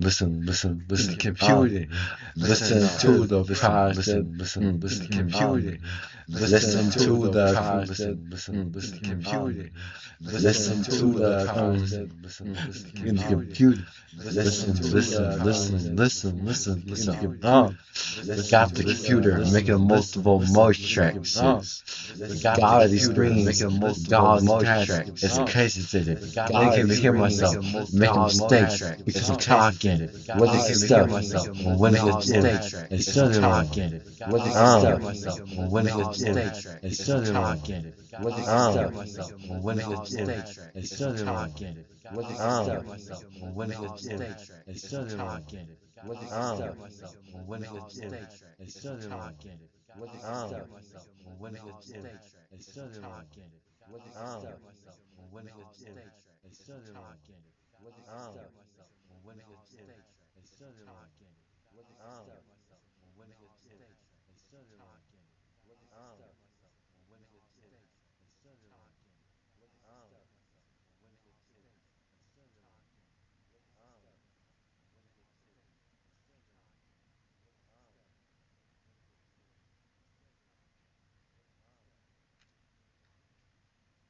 Hey, Hey, hey, hey, hey, yeah. Hey, hey, hey, hey, hey, yeah. Hey, hey, hey, hey, hey, yeah. Hey, hold on. Hey, hey, hey, hey, yeah. Hey, hold on. Hey, hey, hey, hey, yeah. Hey, da da da da da da. Hey, hey, yeah. Hey, da da da da da da. Da da da da.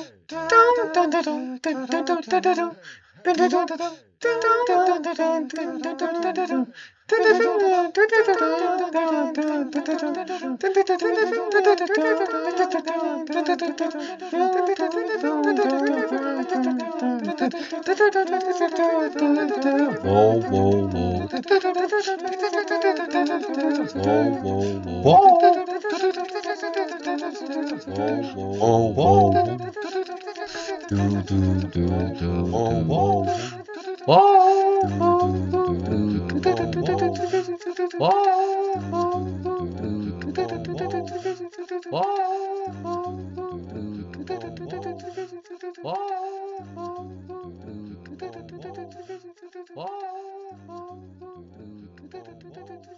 Hey.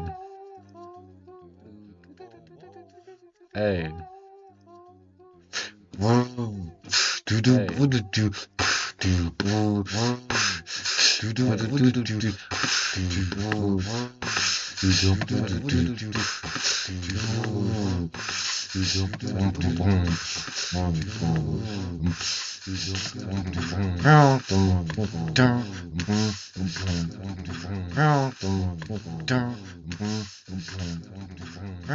All right, enough of that.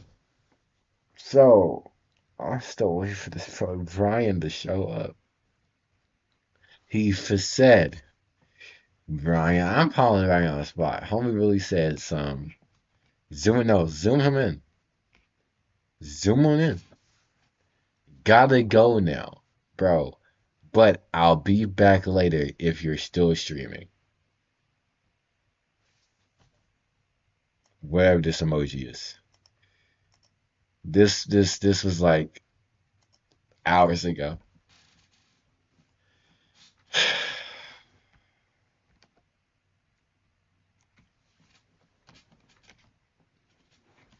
I can't be mad. I gotta count my numbers. I gotta count my paces, but still.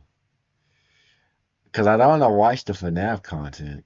And he shows up. And the FNAF content's already done, you know? I mean, we can come back to it. So. And if you don't get to see, I gotta finish. Nah. Do this. If you're willing to watch 5 hours of me, which that's dedication, let's be honest. Get the FNAF video to 10 likes. FNAF simulation, FNAF pizza simulator, 10 likes, part 2. And I might continue it. But yeah.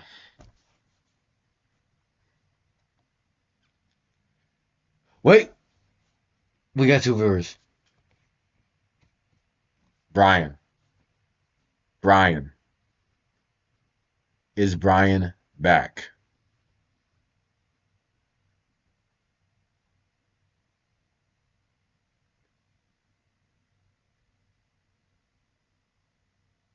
Brian, if you're Brian, I've literally waited. Listen, Brian, if it's you, respond. I have literally waited for you so we can watch these FNAF videos. I'm seeing 2 viewers in my chat. Brian, is this you? That's the second viewer. I'm gonna type in the chat. Hold on. Brian.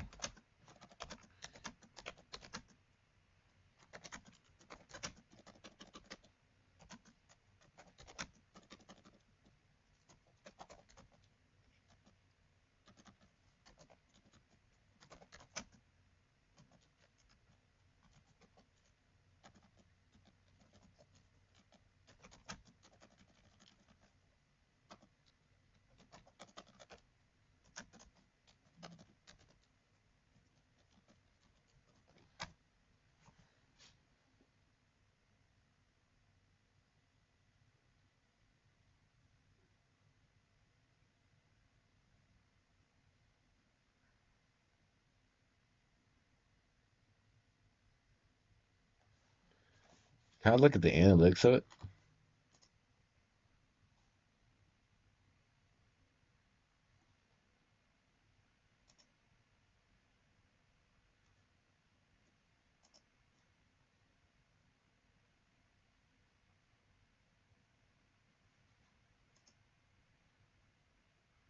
Who is the second viewer?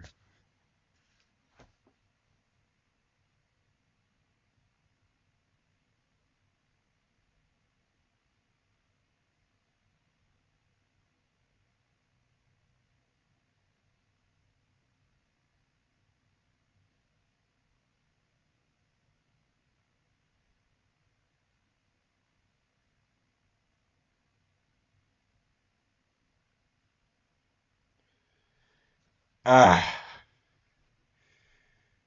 they're not. They're not responding.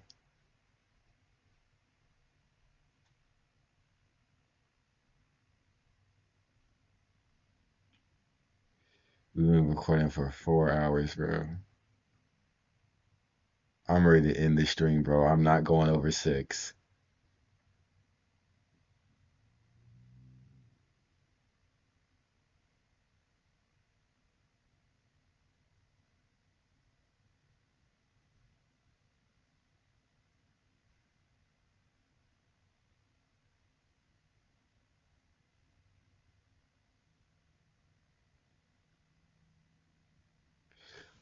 Who is the second viewer?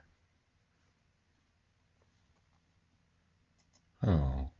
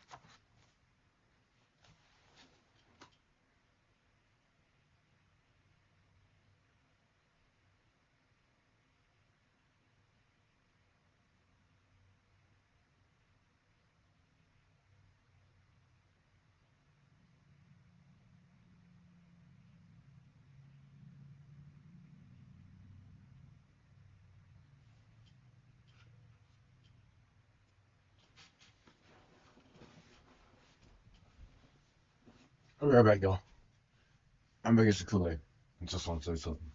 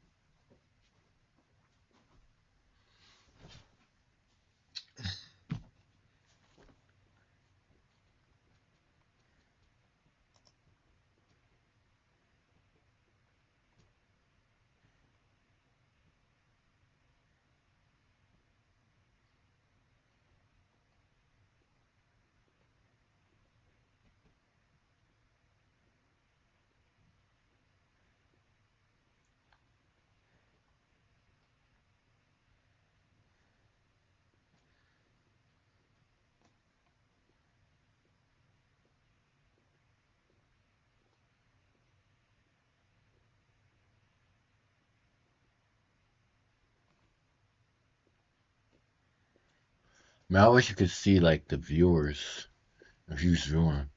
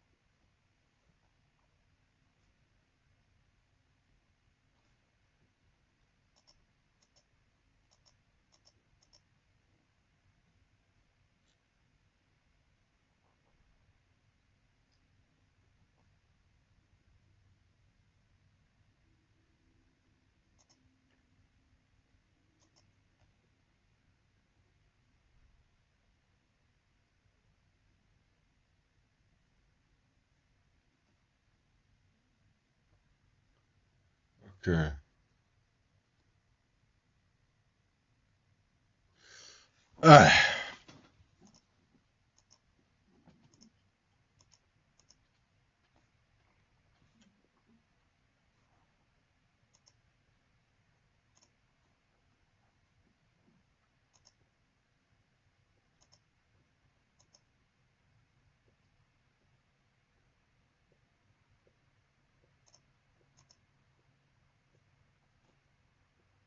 Alright. I don't know if that was Brian or not. He didn't say anything. So it might not have been him.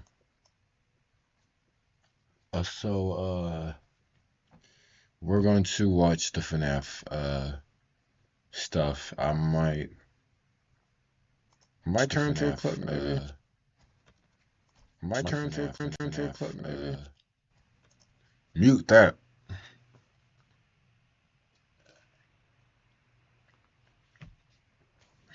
Alright. Today we're going to be watching these FNAF videos for Brian. Brian wanted to watch these FNAF videos. Brian is sadly not in the chats. So Brian, I'm going to say right now, if I watch the video and you're not in here, I'm not rewatching the video. I gave you 4 hours, buddy. No diss. No diss.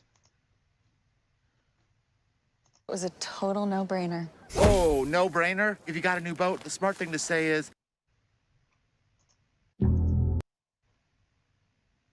What's this?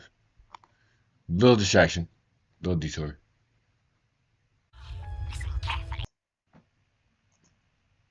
Okay, there we go. Oh god, just need to get 7 cars across the 4th story, but Team Rose has the shortest level, so you save time to try. Got a speech impediment?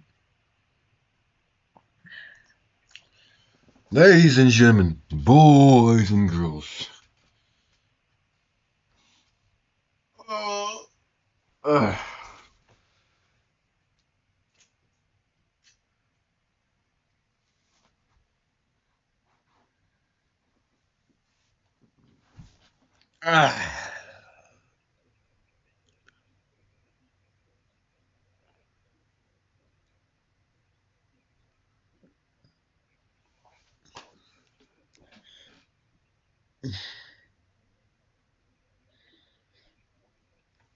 Watch FNAF. We're gonna watch like 6 to 7 videos. Alright. What if Freddy was torn and faulty? His list didn't move according to his movements. However, his body was mostly intact as well as the mechanics that controlled his eyes, jaw, and ears. Where's my there it is.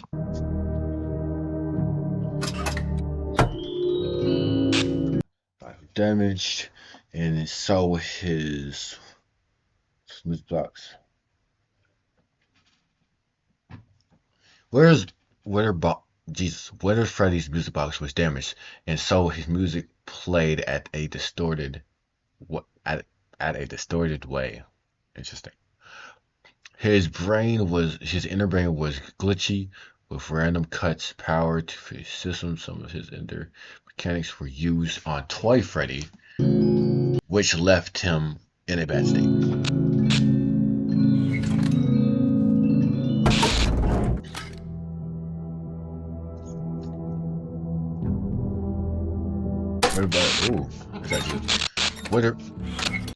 Whether Ronnie's face was taken off to be used for toy Bonnie's, that never happened. Did that actually happen? Or is that some like fan, is that canon or is that like fanfic?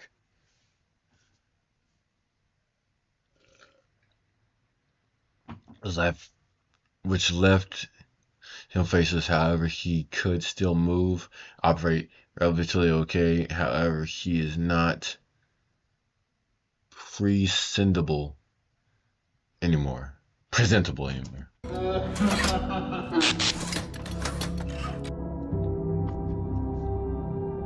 So his time was off.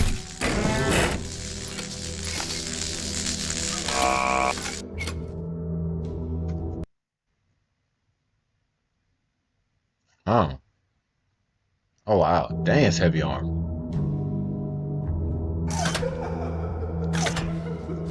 Took the number until her hands were needed to construct choice seekers. So Jesus.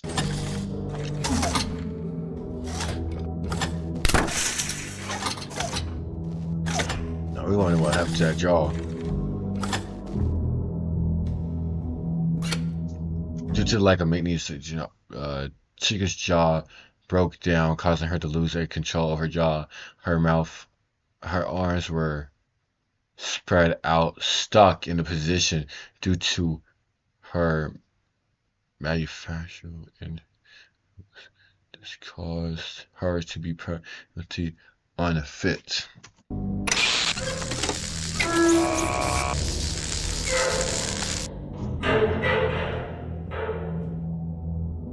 She has a really good voice. Cool voice. What the fuck, she has many...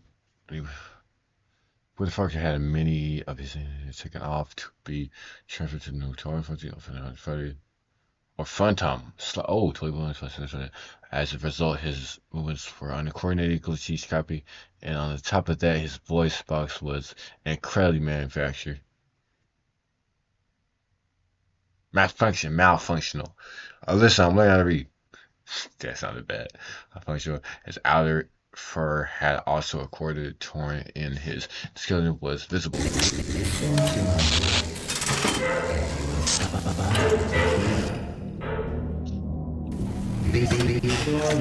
His control fuses were removed to be added to toy version, so he could no longer control his movements properly. He could not perform as his body movements could easily harm anyone that got close. Well, he had enough control to jump like 10 yards at you.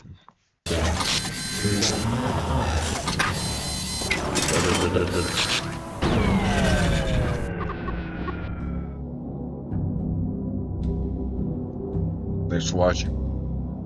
Alright, that was fun. Next video.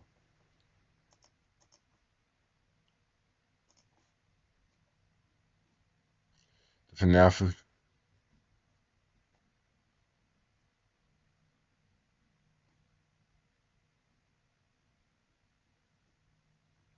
What is it?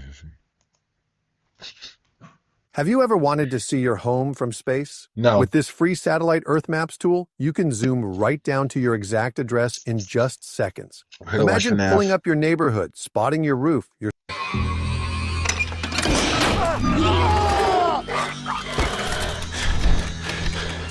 Nightmare Freddy likes biting and weakening his victims, using them, using his claws and sharp knees to bite and smash into their flesh. He will then send Freddy to finish the job. The sharp tooth causing incredibly amounts of damage and biting and severing arteries and causing great blood loss.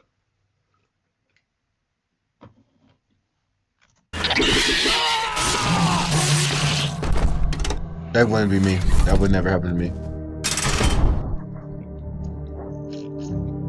You will not be spared. Damn. Doing some. I see the inspiration. He definitely got that from what's that game called? Joy of Creation. Nightmare Freddy. Nightmare Bonnie uses his sharp claws to smash and grab and stab his victims plenty of times. He will deliver a final blow by biting or stepping on them with his powerful heat. I'm gonna say something. I feel like the more polish you add to like a scary game, the less scary it becomes. I feel like the less polished it is, the more scary it is.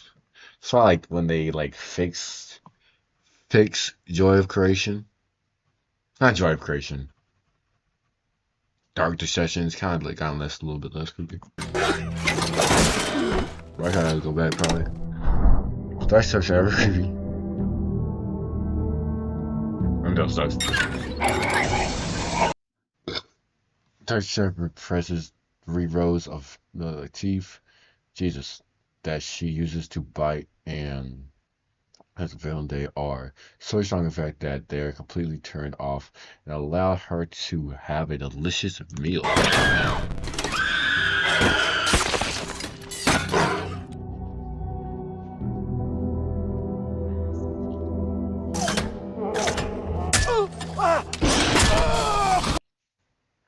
Jesus. Snatching the hook and biting them hardly will then proceed to snap their neck. Oh no. We gotta see this in full action.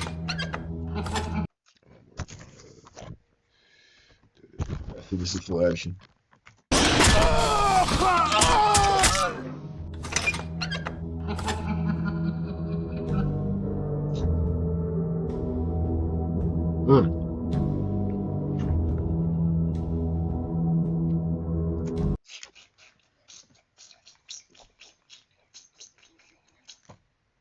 Okay.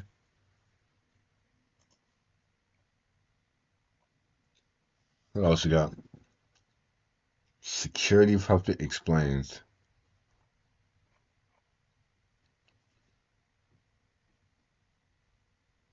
I think I already watched this one. Ooh.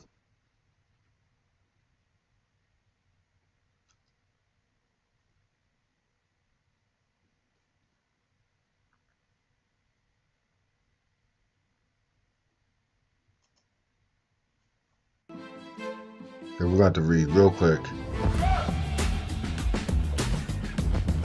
I'm trying to use a big bear who likes to use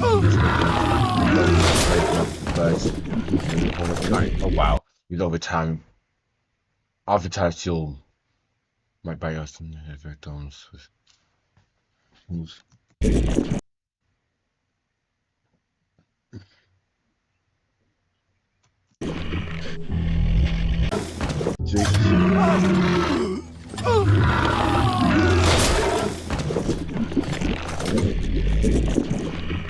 How tall is that nigga again? Yo.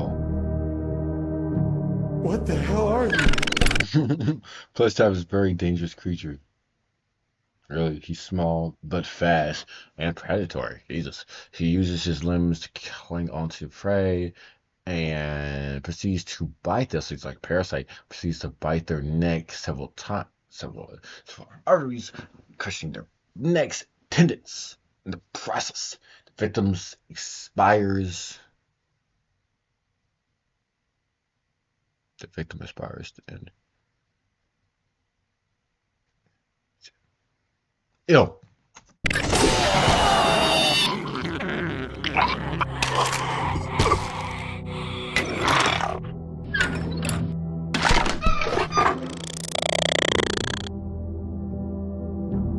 What was that?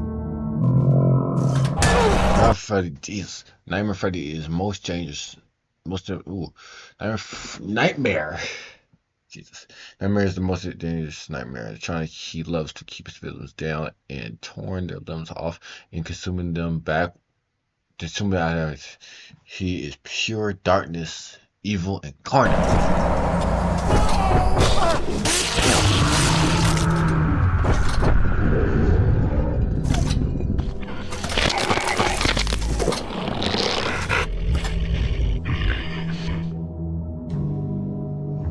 Nigga, what do you got me watching, Brian?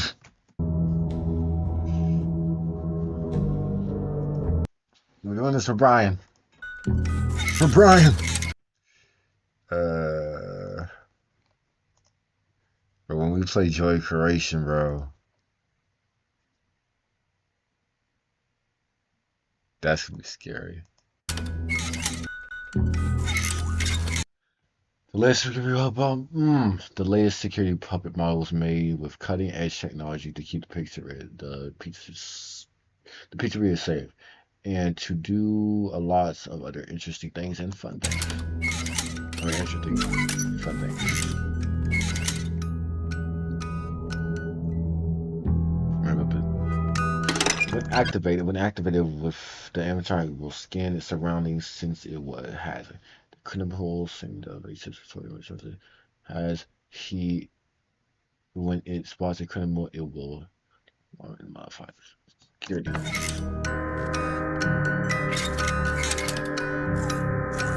Let's stop with this.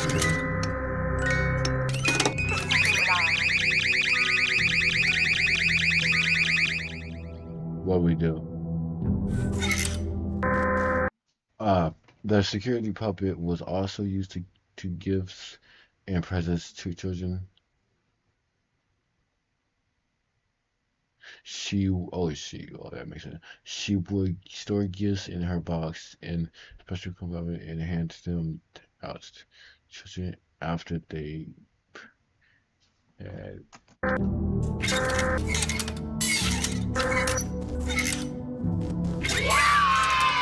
I like how that's moving.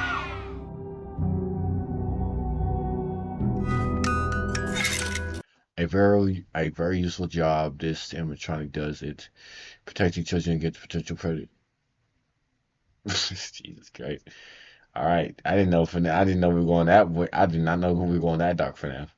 Against potential predators by taking action if things are going south, so it can never be.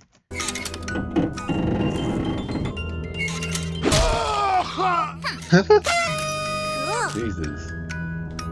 Slap the shit out of that nigga. That was just me. That was just me. And I was like, what is that? There's a dark side to the puppet. However, she was installed with memory chips of old puppets from the exhibit, thus remaining a old part of the child memories. Sad. The man before the slaughter. Something like that.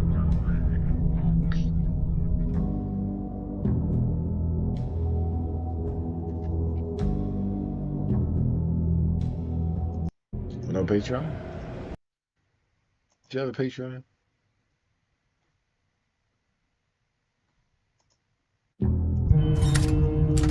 Whoa. Many know the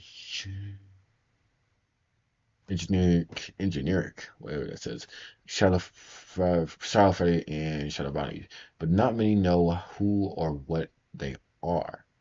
What are safe? What are they made for? Are they ghosts? Are they agony? Or are they hallucinations? The answer is very, very interesting. Eyes are going through his eyes.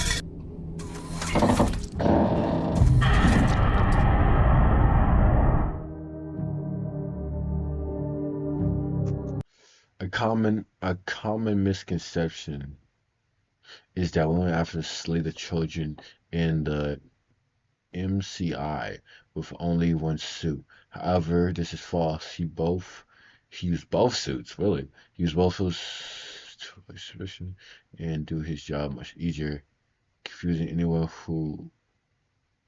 Okay.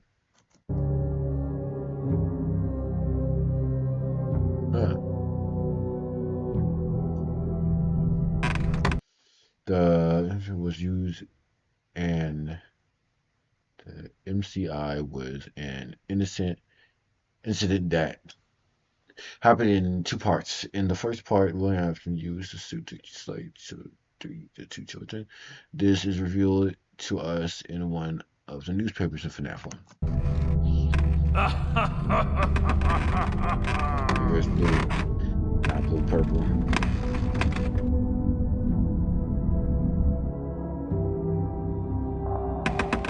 Then a few days later, William got into the spring ballet costume and used it to end the 3 lives of more children, thus concluding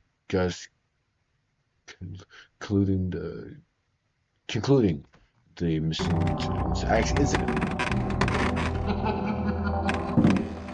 Nice softly close, buddy.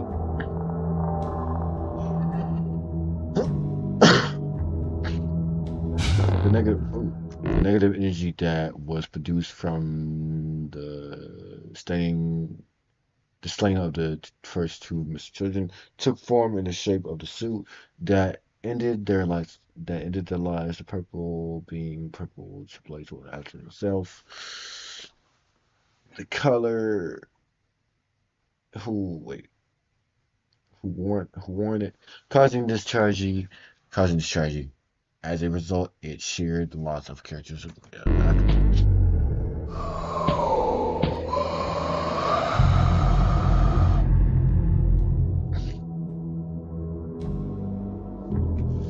As for the negative energy from other two films, it took a very similar form to the Street Fighter 2, but this one was different and it was a shadow. It was a shadow, a pitch black entity that shared all the feelings and emotions of terror and pain the children did.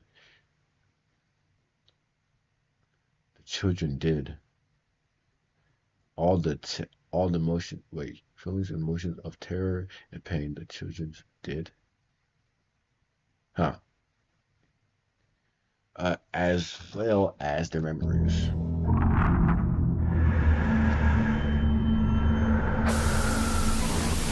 Oh, and should I move myself at all? The shadow, there's like some shadow on the ship. This one, but shadow is no.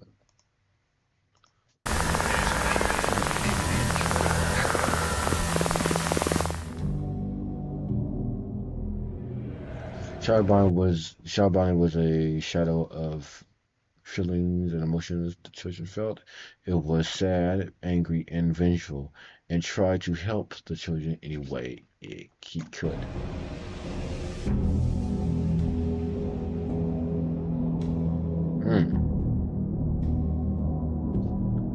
Meanwhile, Shadowberry was mysterious. Malicious? What's that word? I don't even know. Hold on. Yeah, I'm definitely going to look this one up.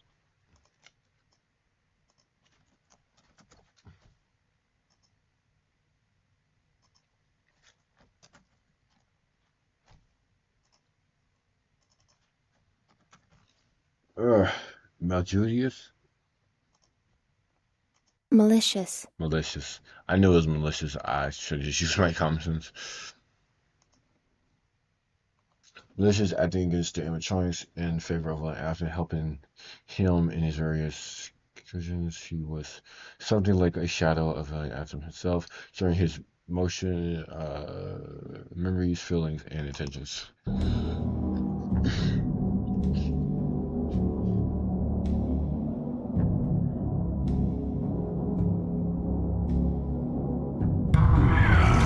What the hell? One notable example of shadow bonding helping is by helping take a fighting shape and lowering the animatronics in the safe room so they could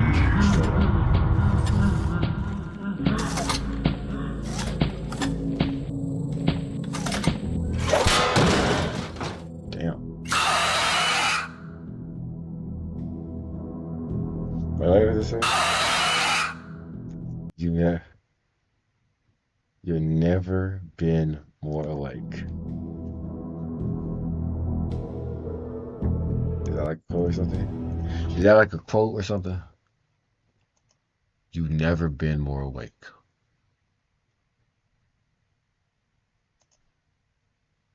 Nope.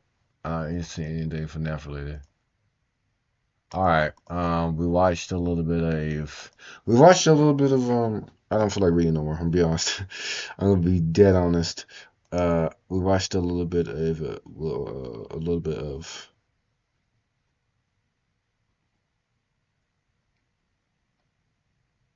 So we watched a little bit of.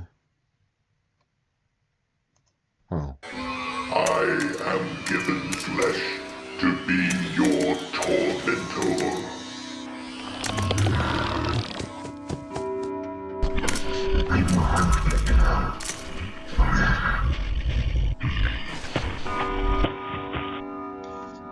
Sorry I'm late to the party.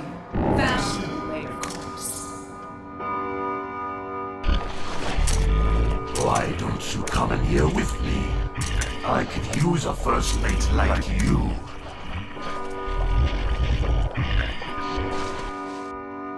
Let me put you back together, then take you apart all over again.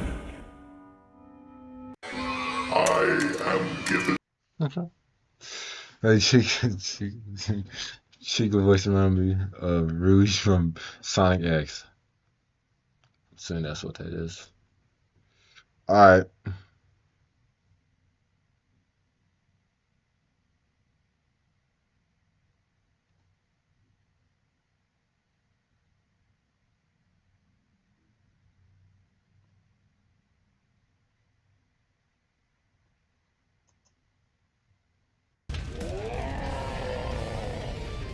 Ruby is optimized for developer. Florida has launched 2 lawsuits that aim directly at Nutaku, a massive hub for anime games, and SegPay, a payment processor known for serving adult platforms. Then we have Brazil enacts age verification law mandating digital ID. Then we have Australia's under 16 social media ban that could extend to Reddit, Twitch, Roblox, and even dating sites, but it doesn't just stop there. We also have this extending to gaming platforms like Steam, and Valve has yet to make a comment on the situation, but once again, it doesn't just stop there. Among the list of different restrictions from Australia's once again, it doesn't just stop there. Among the list of different restrictions from Australia's under 16 law, you have GitHub that's going to be restricted, a cloud-based platform for sharing software code. And let's be completely blunt, anyone that is aware of GitHub knows kids are not using GitHub. The real reason why this in particular is being restricted is to restrict adults from potentially making their own software or code or whatever to get around digital ID or to try to keep their privacy private, for instance. So it's very obvious that what this government in particular... Well, I might have to watch this on my own time. Jesus, bro. Man. Internet's getting more and more strict. We're gonna watch that later on my own time.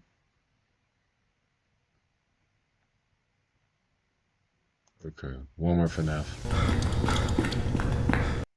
We're gonna watch this.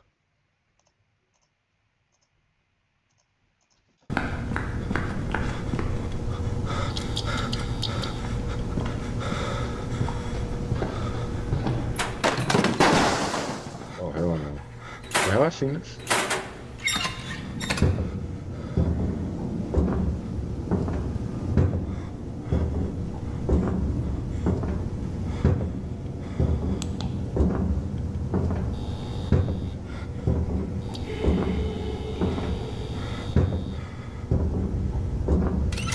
Well, he's not that good. I was just like the choice to like 5 like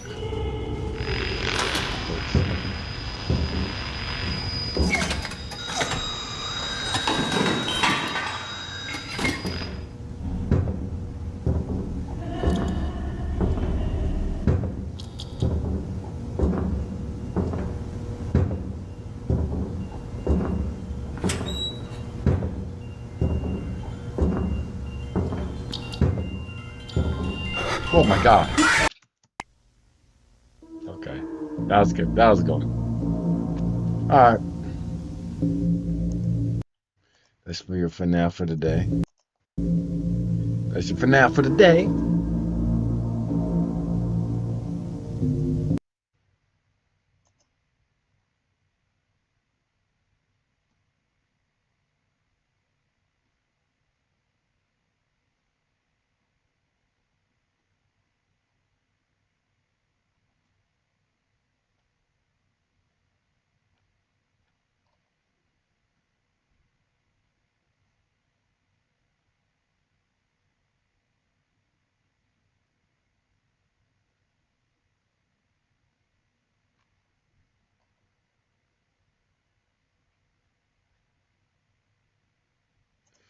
Should we finish with this? War for everything. I might finish it with. With Thrivent, your financial journey we're gonna watch the Chibi video. A solo mission. Your money is a tool to support the people, causes, and community you love. Because sometimes all you need to make a difference is someone to help. And then we'll finish with Knights of Guinevere.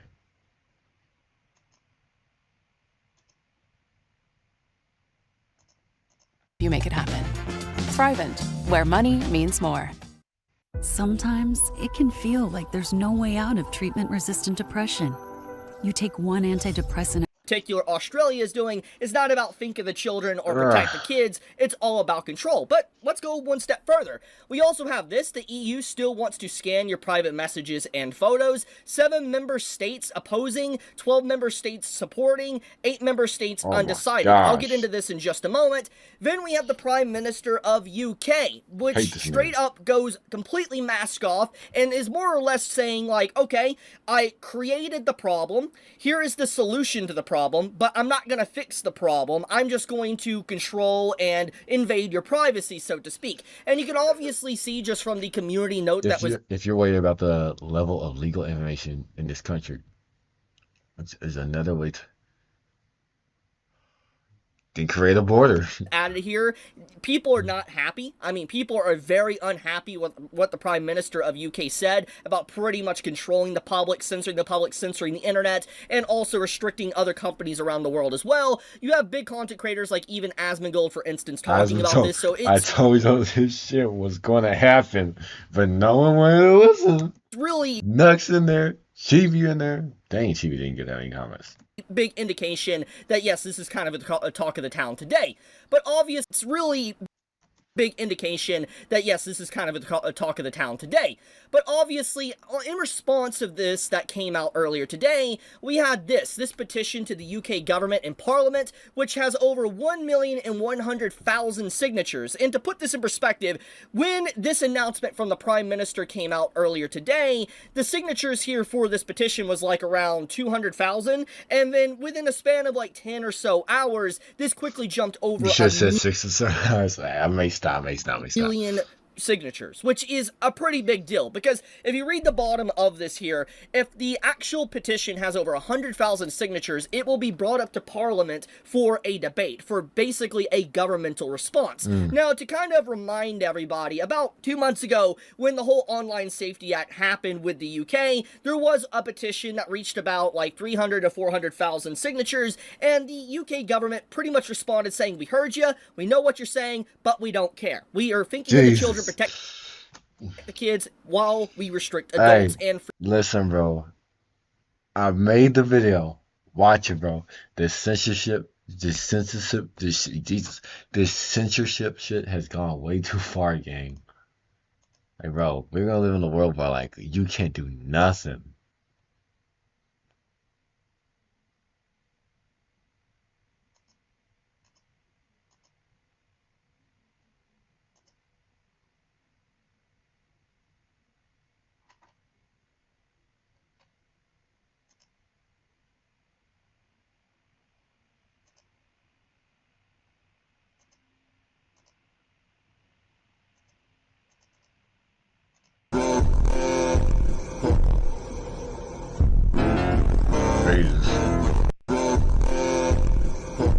Like freaking Winnie the Pooh.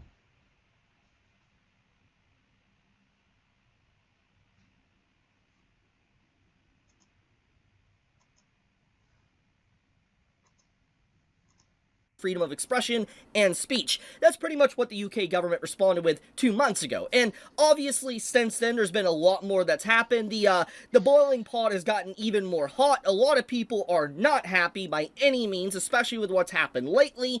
And with the overall announcement from the Prime Minister directly talking about the situation that people are very upset about, but then his solution to it is not fixing the problem, but restricting the internet and people even more, a part of the UK public. Obviously, people are extremely unhappy. I'm not gonna say that. I don't ask for this very much, guys, but I think it's very important to ask this right now, especially with the context of how important this video is. Please do leave a like on it, because it will help more people become aware of what's going on right now with this situation, and more people being able to fight back against the censorship of the internet. So, once again, leave a comment, leave a like on the video, whatever you can do, share it with your friends, because more people need to be aware of what's going on, and if you remain silent and you don't talk about this and let more people become aware of it, then all your rights are going to be taken away. So that is why I am really asking you at this time. I don't normally ask, but please do leave a like on this video. So, as you can see, there is a lot that has happened in just like the last few days that I'm going to be covering in this video. So I think what's very important to talk about, I guess, is first off, what the Prime Minister here said about, you know, censorship, digital ID, age verification, everything like that. And then we're going to go back to the very beginning. Digital ID.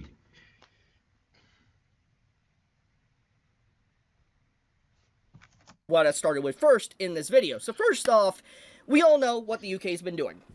It's literally some Shimonetta 1984 type stuff. And I think at this point, nobody expected Shimonetta to be a warning. It has turned out to be more. Oh my god, bro. That's hilarious. 19. Hold on. 19. I know. I need to watch Shimonetta.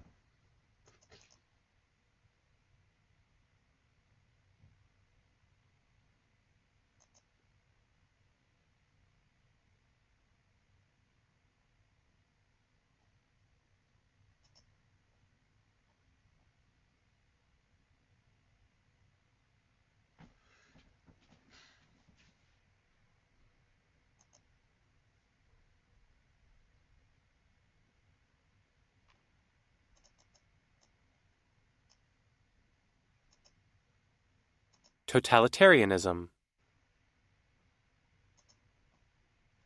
Oh God.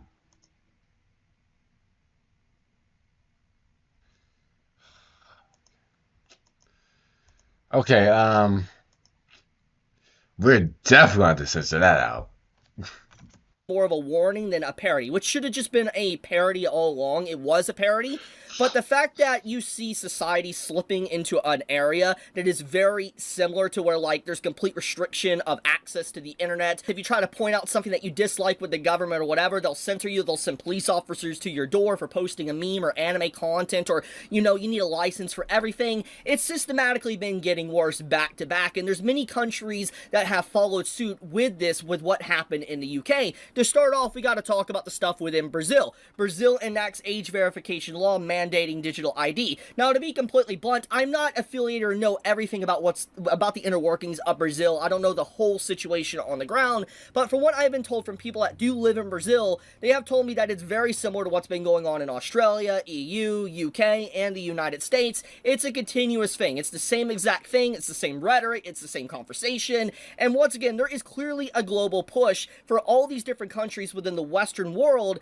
to push this censorship of the internet, to rein in the internet, to control speech, to control people from talking, to control expression through art or media, whatever. There's clearly an initiative and a push to censor everything. And obviously this story is continuing. It's getting worse and worse by the day, and it's legitimately horrifying. It's sad to see still not a lot of people talking about this as much as they actually should at this point, because it is very important to bring this to light, which is why I'm bringing this to light. Even if I don't know the full understanding of everything going on, I feel like people that live in Brazil should be made aware of this, because this is something relatively recent. As you can see, this post was on September 22nd, only a few days ago. This is a relatively new article. This isn't something that came out months ago or even a year ago or years ago. This came out only a few days ago. So this is relatively recent. So if you're someone in Brazil and all that, you know, that was unaware of this, I'm glad I could bring this to your attention. Which, let's move into the next one. Australia's under 16 social media ban. So Australia's social media ban is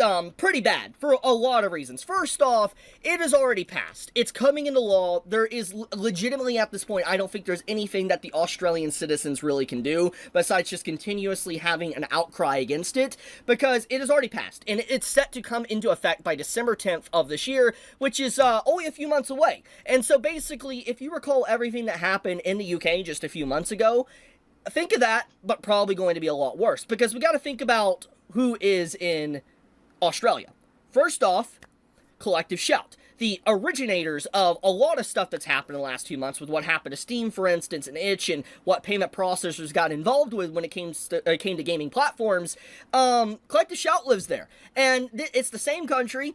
It's obviously a country that has people that probably have these same exact ideals, especially since this law already got pushed through, and it's coming into effect on December 10th. So get ready for that. If you are in Australia, get ready for a lot more restrictions than you already had. But the thing is, it's not just affecting stuff like Twitch, Reddit, Roblox, or dating apps. It's affecting pretty much everything. I mean, I already showed the list here. Here's just some of the few things. Like, I mean, the fact that they're going after GitHub says enough about what Australia is trying to do here. They're not necessarily trying to protect kids or anything. They're more or less trying to rein in the internet. They're trying to stop the internet from being free. They're trying to stop people from being able to be anonymous or speak or be private, so to speak, online. They're wanting to stop you. And they also, the reason why they're making stuff like GitHub restricted is because they don't want you making software, code, or whatever that can get around their potential digital ID or anything like that. It's very on the nose. It's basically very mask off. I don't think anyone can, is getting fooled by this. It's just straight up a lie. They're literally spitting a lie at you, and it's like, I think everybody actually sees what they're doing. It's very despicable, and I really feel for the Australian citizens because this is going to happen, sadly. There's really no fighting back against this at this point. I mean, the only way to fight back now, I would assume, is it comes into effect, and then the government basically just instantly fights back against it, or the people instantly fight back against it, and then it gets repealed or something. That's my only assumption at this point that can happen. We, the kids, bro. I'm about to be 18 very soon, bro. Those 15-year-olds through 17-year-olds, y'all niggas need to get the hell up and start speaking against this. Because they don't ask us about how we feel about these things. The adults have to do all the talking, right? When it's a law that affects us this heavily. If it's a law that affects us this heavily, shouldn't we get a say on it? Like I said in my freaking video about the online safety act. Just saying, bro. But, obviously, I need to talk about the EU stuff, which is the fight chat control. Now, I covered this a while ago, about a month ago. You might recall I covered a few countries that were opposing different things when it came to restriction of the internet, but let me get everybody up to speed. So, what this is this is tracking the individual countries that are in the EU that are opposed, supporting, or undecided for basically monitoring 24/7 surveillance of your private messages and internet traffic and knowing what you're doing. Pretty much just invading your privacy. That's literally what this law in effect is trying to do. And this chat control proposal mandate would scan all private digital communications, including encrypted messages and photos and stuff like that, which is obviously kind of like why. It's a very big invasion of privacy. And at this time, these are the 7 countries that are, as you can see here, opposing the said law chat control. Okay. Austria, Luxembourg, Finland, Poland. These are the countries. Netherlands, lock in. Countries that are fighting for people's privacy. As you can see here, you can pause the video and read it for yourself, but I'm glad to see Poland here, actually. I'm very happy to see that. But if you recall, when I last covered this, Germany and Belgium was actually... Damn. France. Denmark. Ireland. A part of the opposed side, but they are no longer a part of the opposed side. They are on the undecided side. And I think that's pretty sad to see. And very concerning because Germany's obviously a pretty big country, and Germany got history. That's okay. I'm gonna stop there. The fact that it went straight up. Okay, I think okay. To undecided from opposing should be a big red flag, because when you take a look at the countries here that's still undecided, there is some big countries here, yeah, but the fact that you have most of the actual massive big countries within the EU already on supporting should concern everyone. So I think that this is legitimately just absolutely horrible, and I'm just making sure everybody is aware of this. Now, there is, like, some information here, like, if you click, let's say, on a, you click on a random thing, they have links to the government email, how you can call them and stuff, and talk about the situation. This is a very nice site that will allow you to figure out and contact your local representative. I'll link this in the description for those that want to call their form of government or whatever to stop their internet from being basically censored. So, link is in the description. But let's move on to the next thing. So now we need to talk about Florida suing adult game platform and payment processor over alleged violations of state digital age verification law. This one is just insanity to me, because at first glance, when you look at them suing a payment processor, I'm not gonna lie, I thought it was good news, because, like, we have all seen a lot of bad news when it comes to payment processors in the last few months and years, actually, at this point, and when you hear that Florida is suing one, you're like, oh, it's probably good news. But in reality, it's not. And the reason for that is because if you do a quick read, just even at the beginning of it, this is literally what it says. Florida has launched 2 lawsuits that aim directly at Nutaku, a massive hub for anime games, and SegPay, a payment processor known for serving adult platforms. So basically, Florida is suing a payment processor that actually allows adult content, that doesn't get in the way from legal There's purchases. no way, gang. Florida... Yo, we're gonna live in a world just sunshine and rainbows, bro. No gray, bro. Like I said in my video, you can't have the gray without the black. You can't have the gray without the fucking black, nigga. Is suing that. They're suing that type of payment processor, which is, okay. The one payment processor that is trying to allow people to use their money freely and legally is being sued for that, which is, some pretty wild stuff. But then also you have an adult gaming platform, which houses anime games, adult games, etc., is also getting a lawsuit against it. I'm just like... Who are these people? Okay, I may actually get a different tab to look this up.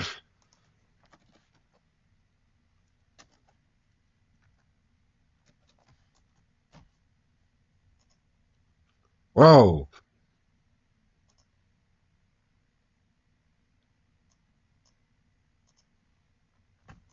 Oh my goodness, dude. We live in a clown world. We have got to the point where literally anybody can build a fully working app without knowing how to code. This is Base 44. This is a first look at the current... We live in such a clown world. There's so many other problems going on right now in this world than this, that this doesn't even need to be a big focus. There's so much more other things going on. I don't understand why so many governments, so many people in power decided to come together as like, we are going to censor, control, and stop you from speaking out on the internet. I don't understand. And it really irks me, because there's nothing more important I can really talk about right now than this, because I feel like it's wrong of me to talk about anything else besides this, because this is not Yo, just that's the thing that makes me sad, bro. Because I remember back in the day, bro. Back in like 2024, bro, 2023, when I was watching TV, bro, and man was talking about anime, bro. It was like every chapter was coming out. Every like of JJK, every episode. That was the time to be left. Affecting me. This affects everyone. This hurts everyone on the internet, because if one country is allowed to do this, which technically has already been allowed in the UK, it will be a domino effect, and we are seeing that. We are seeing that happen. Multiple countries, multiple forms of government initiating very similar laws, doing very similar things, and it's just like, I've talked about this already. When you have one thing, 2 things, or even 3 things happen back to back, you could chalk it up as a coincidence. But when it happens 5, 10, 15, 20, 30 times, it's so-and-so in a row, that's no longer a coincidence. It's not. It's not. And the big thing here is a lot of people are trying to play like politics with this, and they're trying to say, oh, one side's doing this, one side isn't.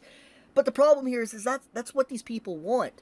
They want you to fight. They want you to be at each other's throats and not look at the bigger picture of what they're doing to manipulate the public, to keep everybody distracted, fighting each other, before they can pass these type of laws. It's so gross, man. I hate this so much. And if there is one silver lining here, I'm glad to see so many signatures for this petition against the Prime Minister and what they did today. I really, really, really hope this goes somewhere, and that the government doesn't just do a response like, we don't care. We don't care about what you say. I actually hope... Yeah, we might see riots, yo. Not saying it should happen, but we might have to see riots. Not promoting it. Not promoting political violence. This ain't even just political. It's kind of more moral. Not promoting it, but it might happen. There is a official hey, kids, I'm telling you, kids are gonna start protesting these schools if these get bad. response, and there is some pushback. Kids are gonna be so dumb by then, bro. Because generations keep getting dumber and dumber. I'm telling you, bro, these kids need to lock the fuck in. And fucking just fight against the government, bro. Treat you like shit because you a little kid, bro. Back against this digital ID because this will be a very bad thing. If this is allowed, this will continue to go to many different other countries. Just FYI. I'll leave it at that, though. Sorry to be Debbie Downer today and bring all this bad news, but it is very important to bring this to everybody's attention. It is probably the most important thing I can do with my platform, and yeah, that's what I'm doing it for. I love you guys. Thank you so much. If you enjoy my content, please subscribe. Do leave a like. It does help out a lot, and I would greatly appreciate it because it helps with the algorithm and it helps more people be able to discover, what's actually going on. But leave a comment if you want to help with the algorithm as well. Chibi out. Man. Yeah, I'm definitely gonna censor that one part. When I looked up Tatarian.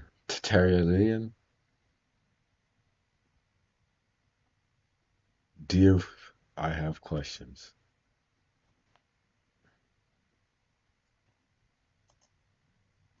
We're trying this again, but this time I won't be a dickhead. NSFW artists. I gotta ready myself for this. If you don't know me, I tried to make a video like this beforehand and accidentally went out of my way to not proofread my script, not run it by anybody else, and accidentally piss off every single person at once. So let me go ahead and ask the question that I was trying to ask from the beginning. Why do you personally draw NSFW work? And when I say NSFW, there are different forms, because I know there is expressive nudity, there is blood and gore, and then there is sexual work. What I'm specifically talking about is the spicy one. Why do you personally draw pornography? If you couldn't tell, this video is for Rule 34 artists. If you're not a Rule 34 artist, I guess you can stalk the comments below to see all the responses. Now here's how I'm gonna format this. I'm going to list off the reasons why I think some people would draw pornography, and then you guys can correct me or add your own stuff into the comments. And then I guess I'll also ask some questions that I have because I'm not really well knowledgeable in this category of art. That'll help.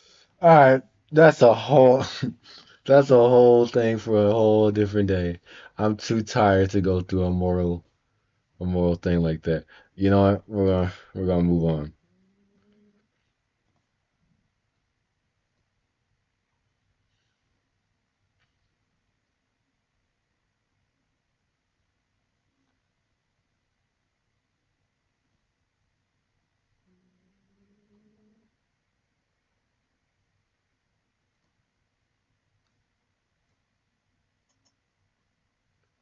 Enough of that. Enough of that. Should I just make a whole different stream for Knights of Guinevere?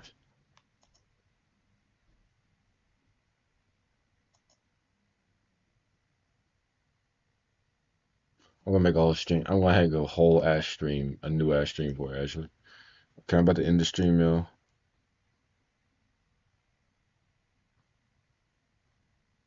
No, I'm not. I don't feel like getting the stream.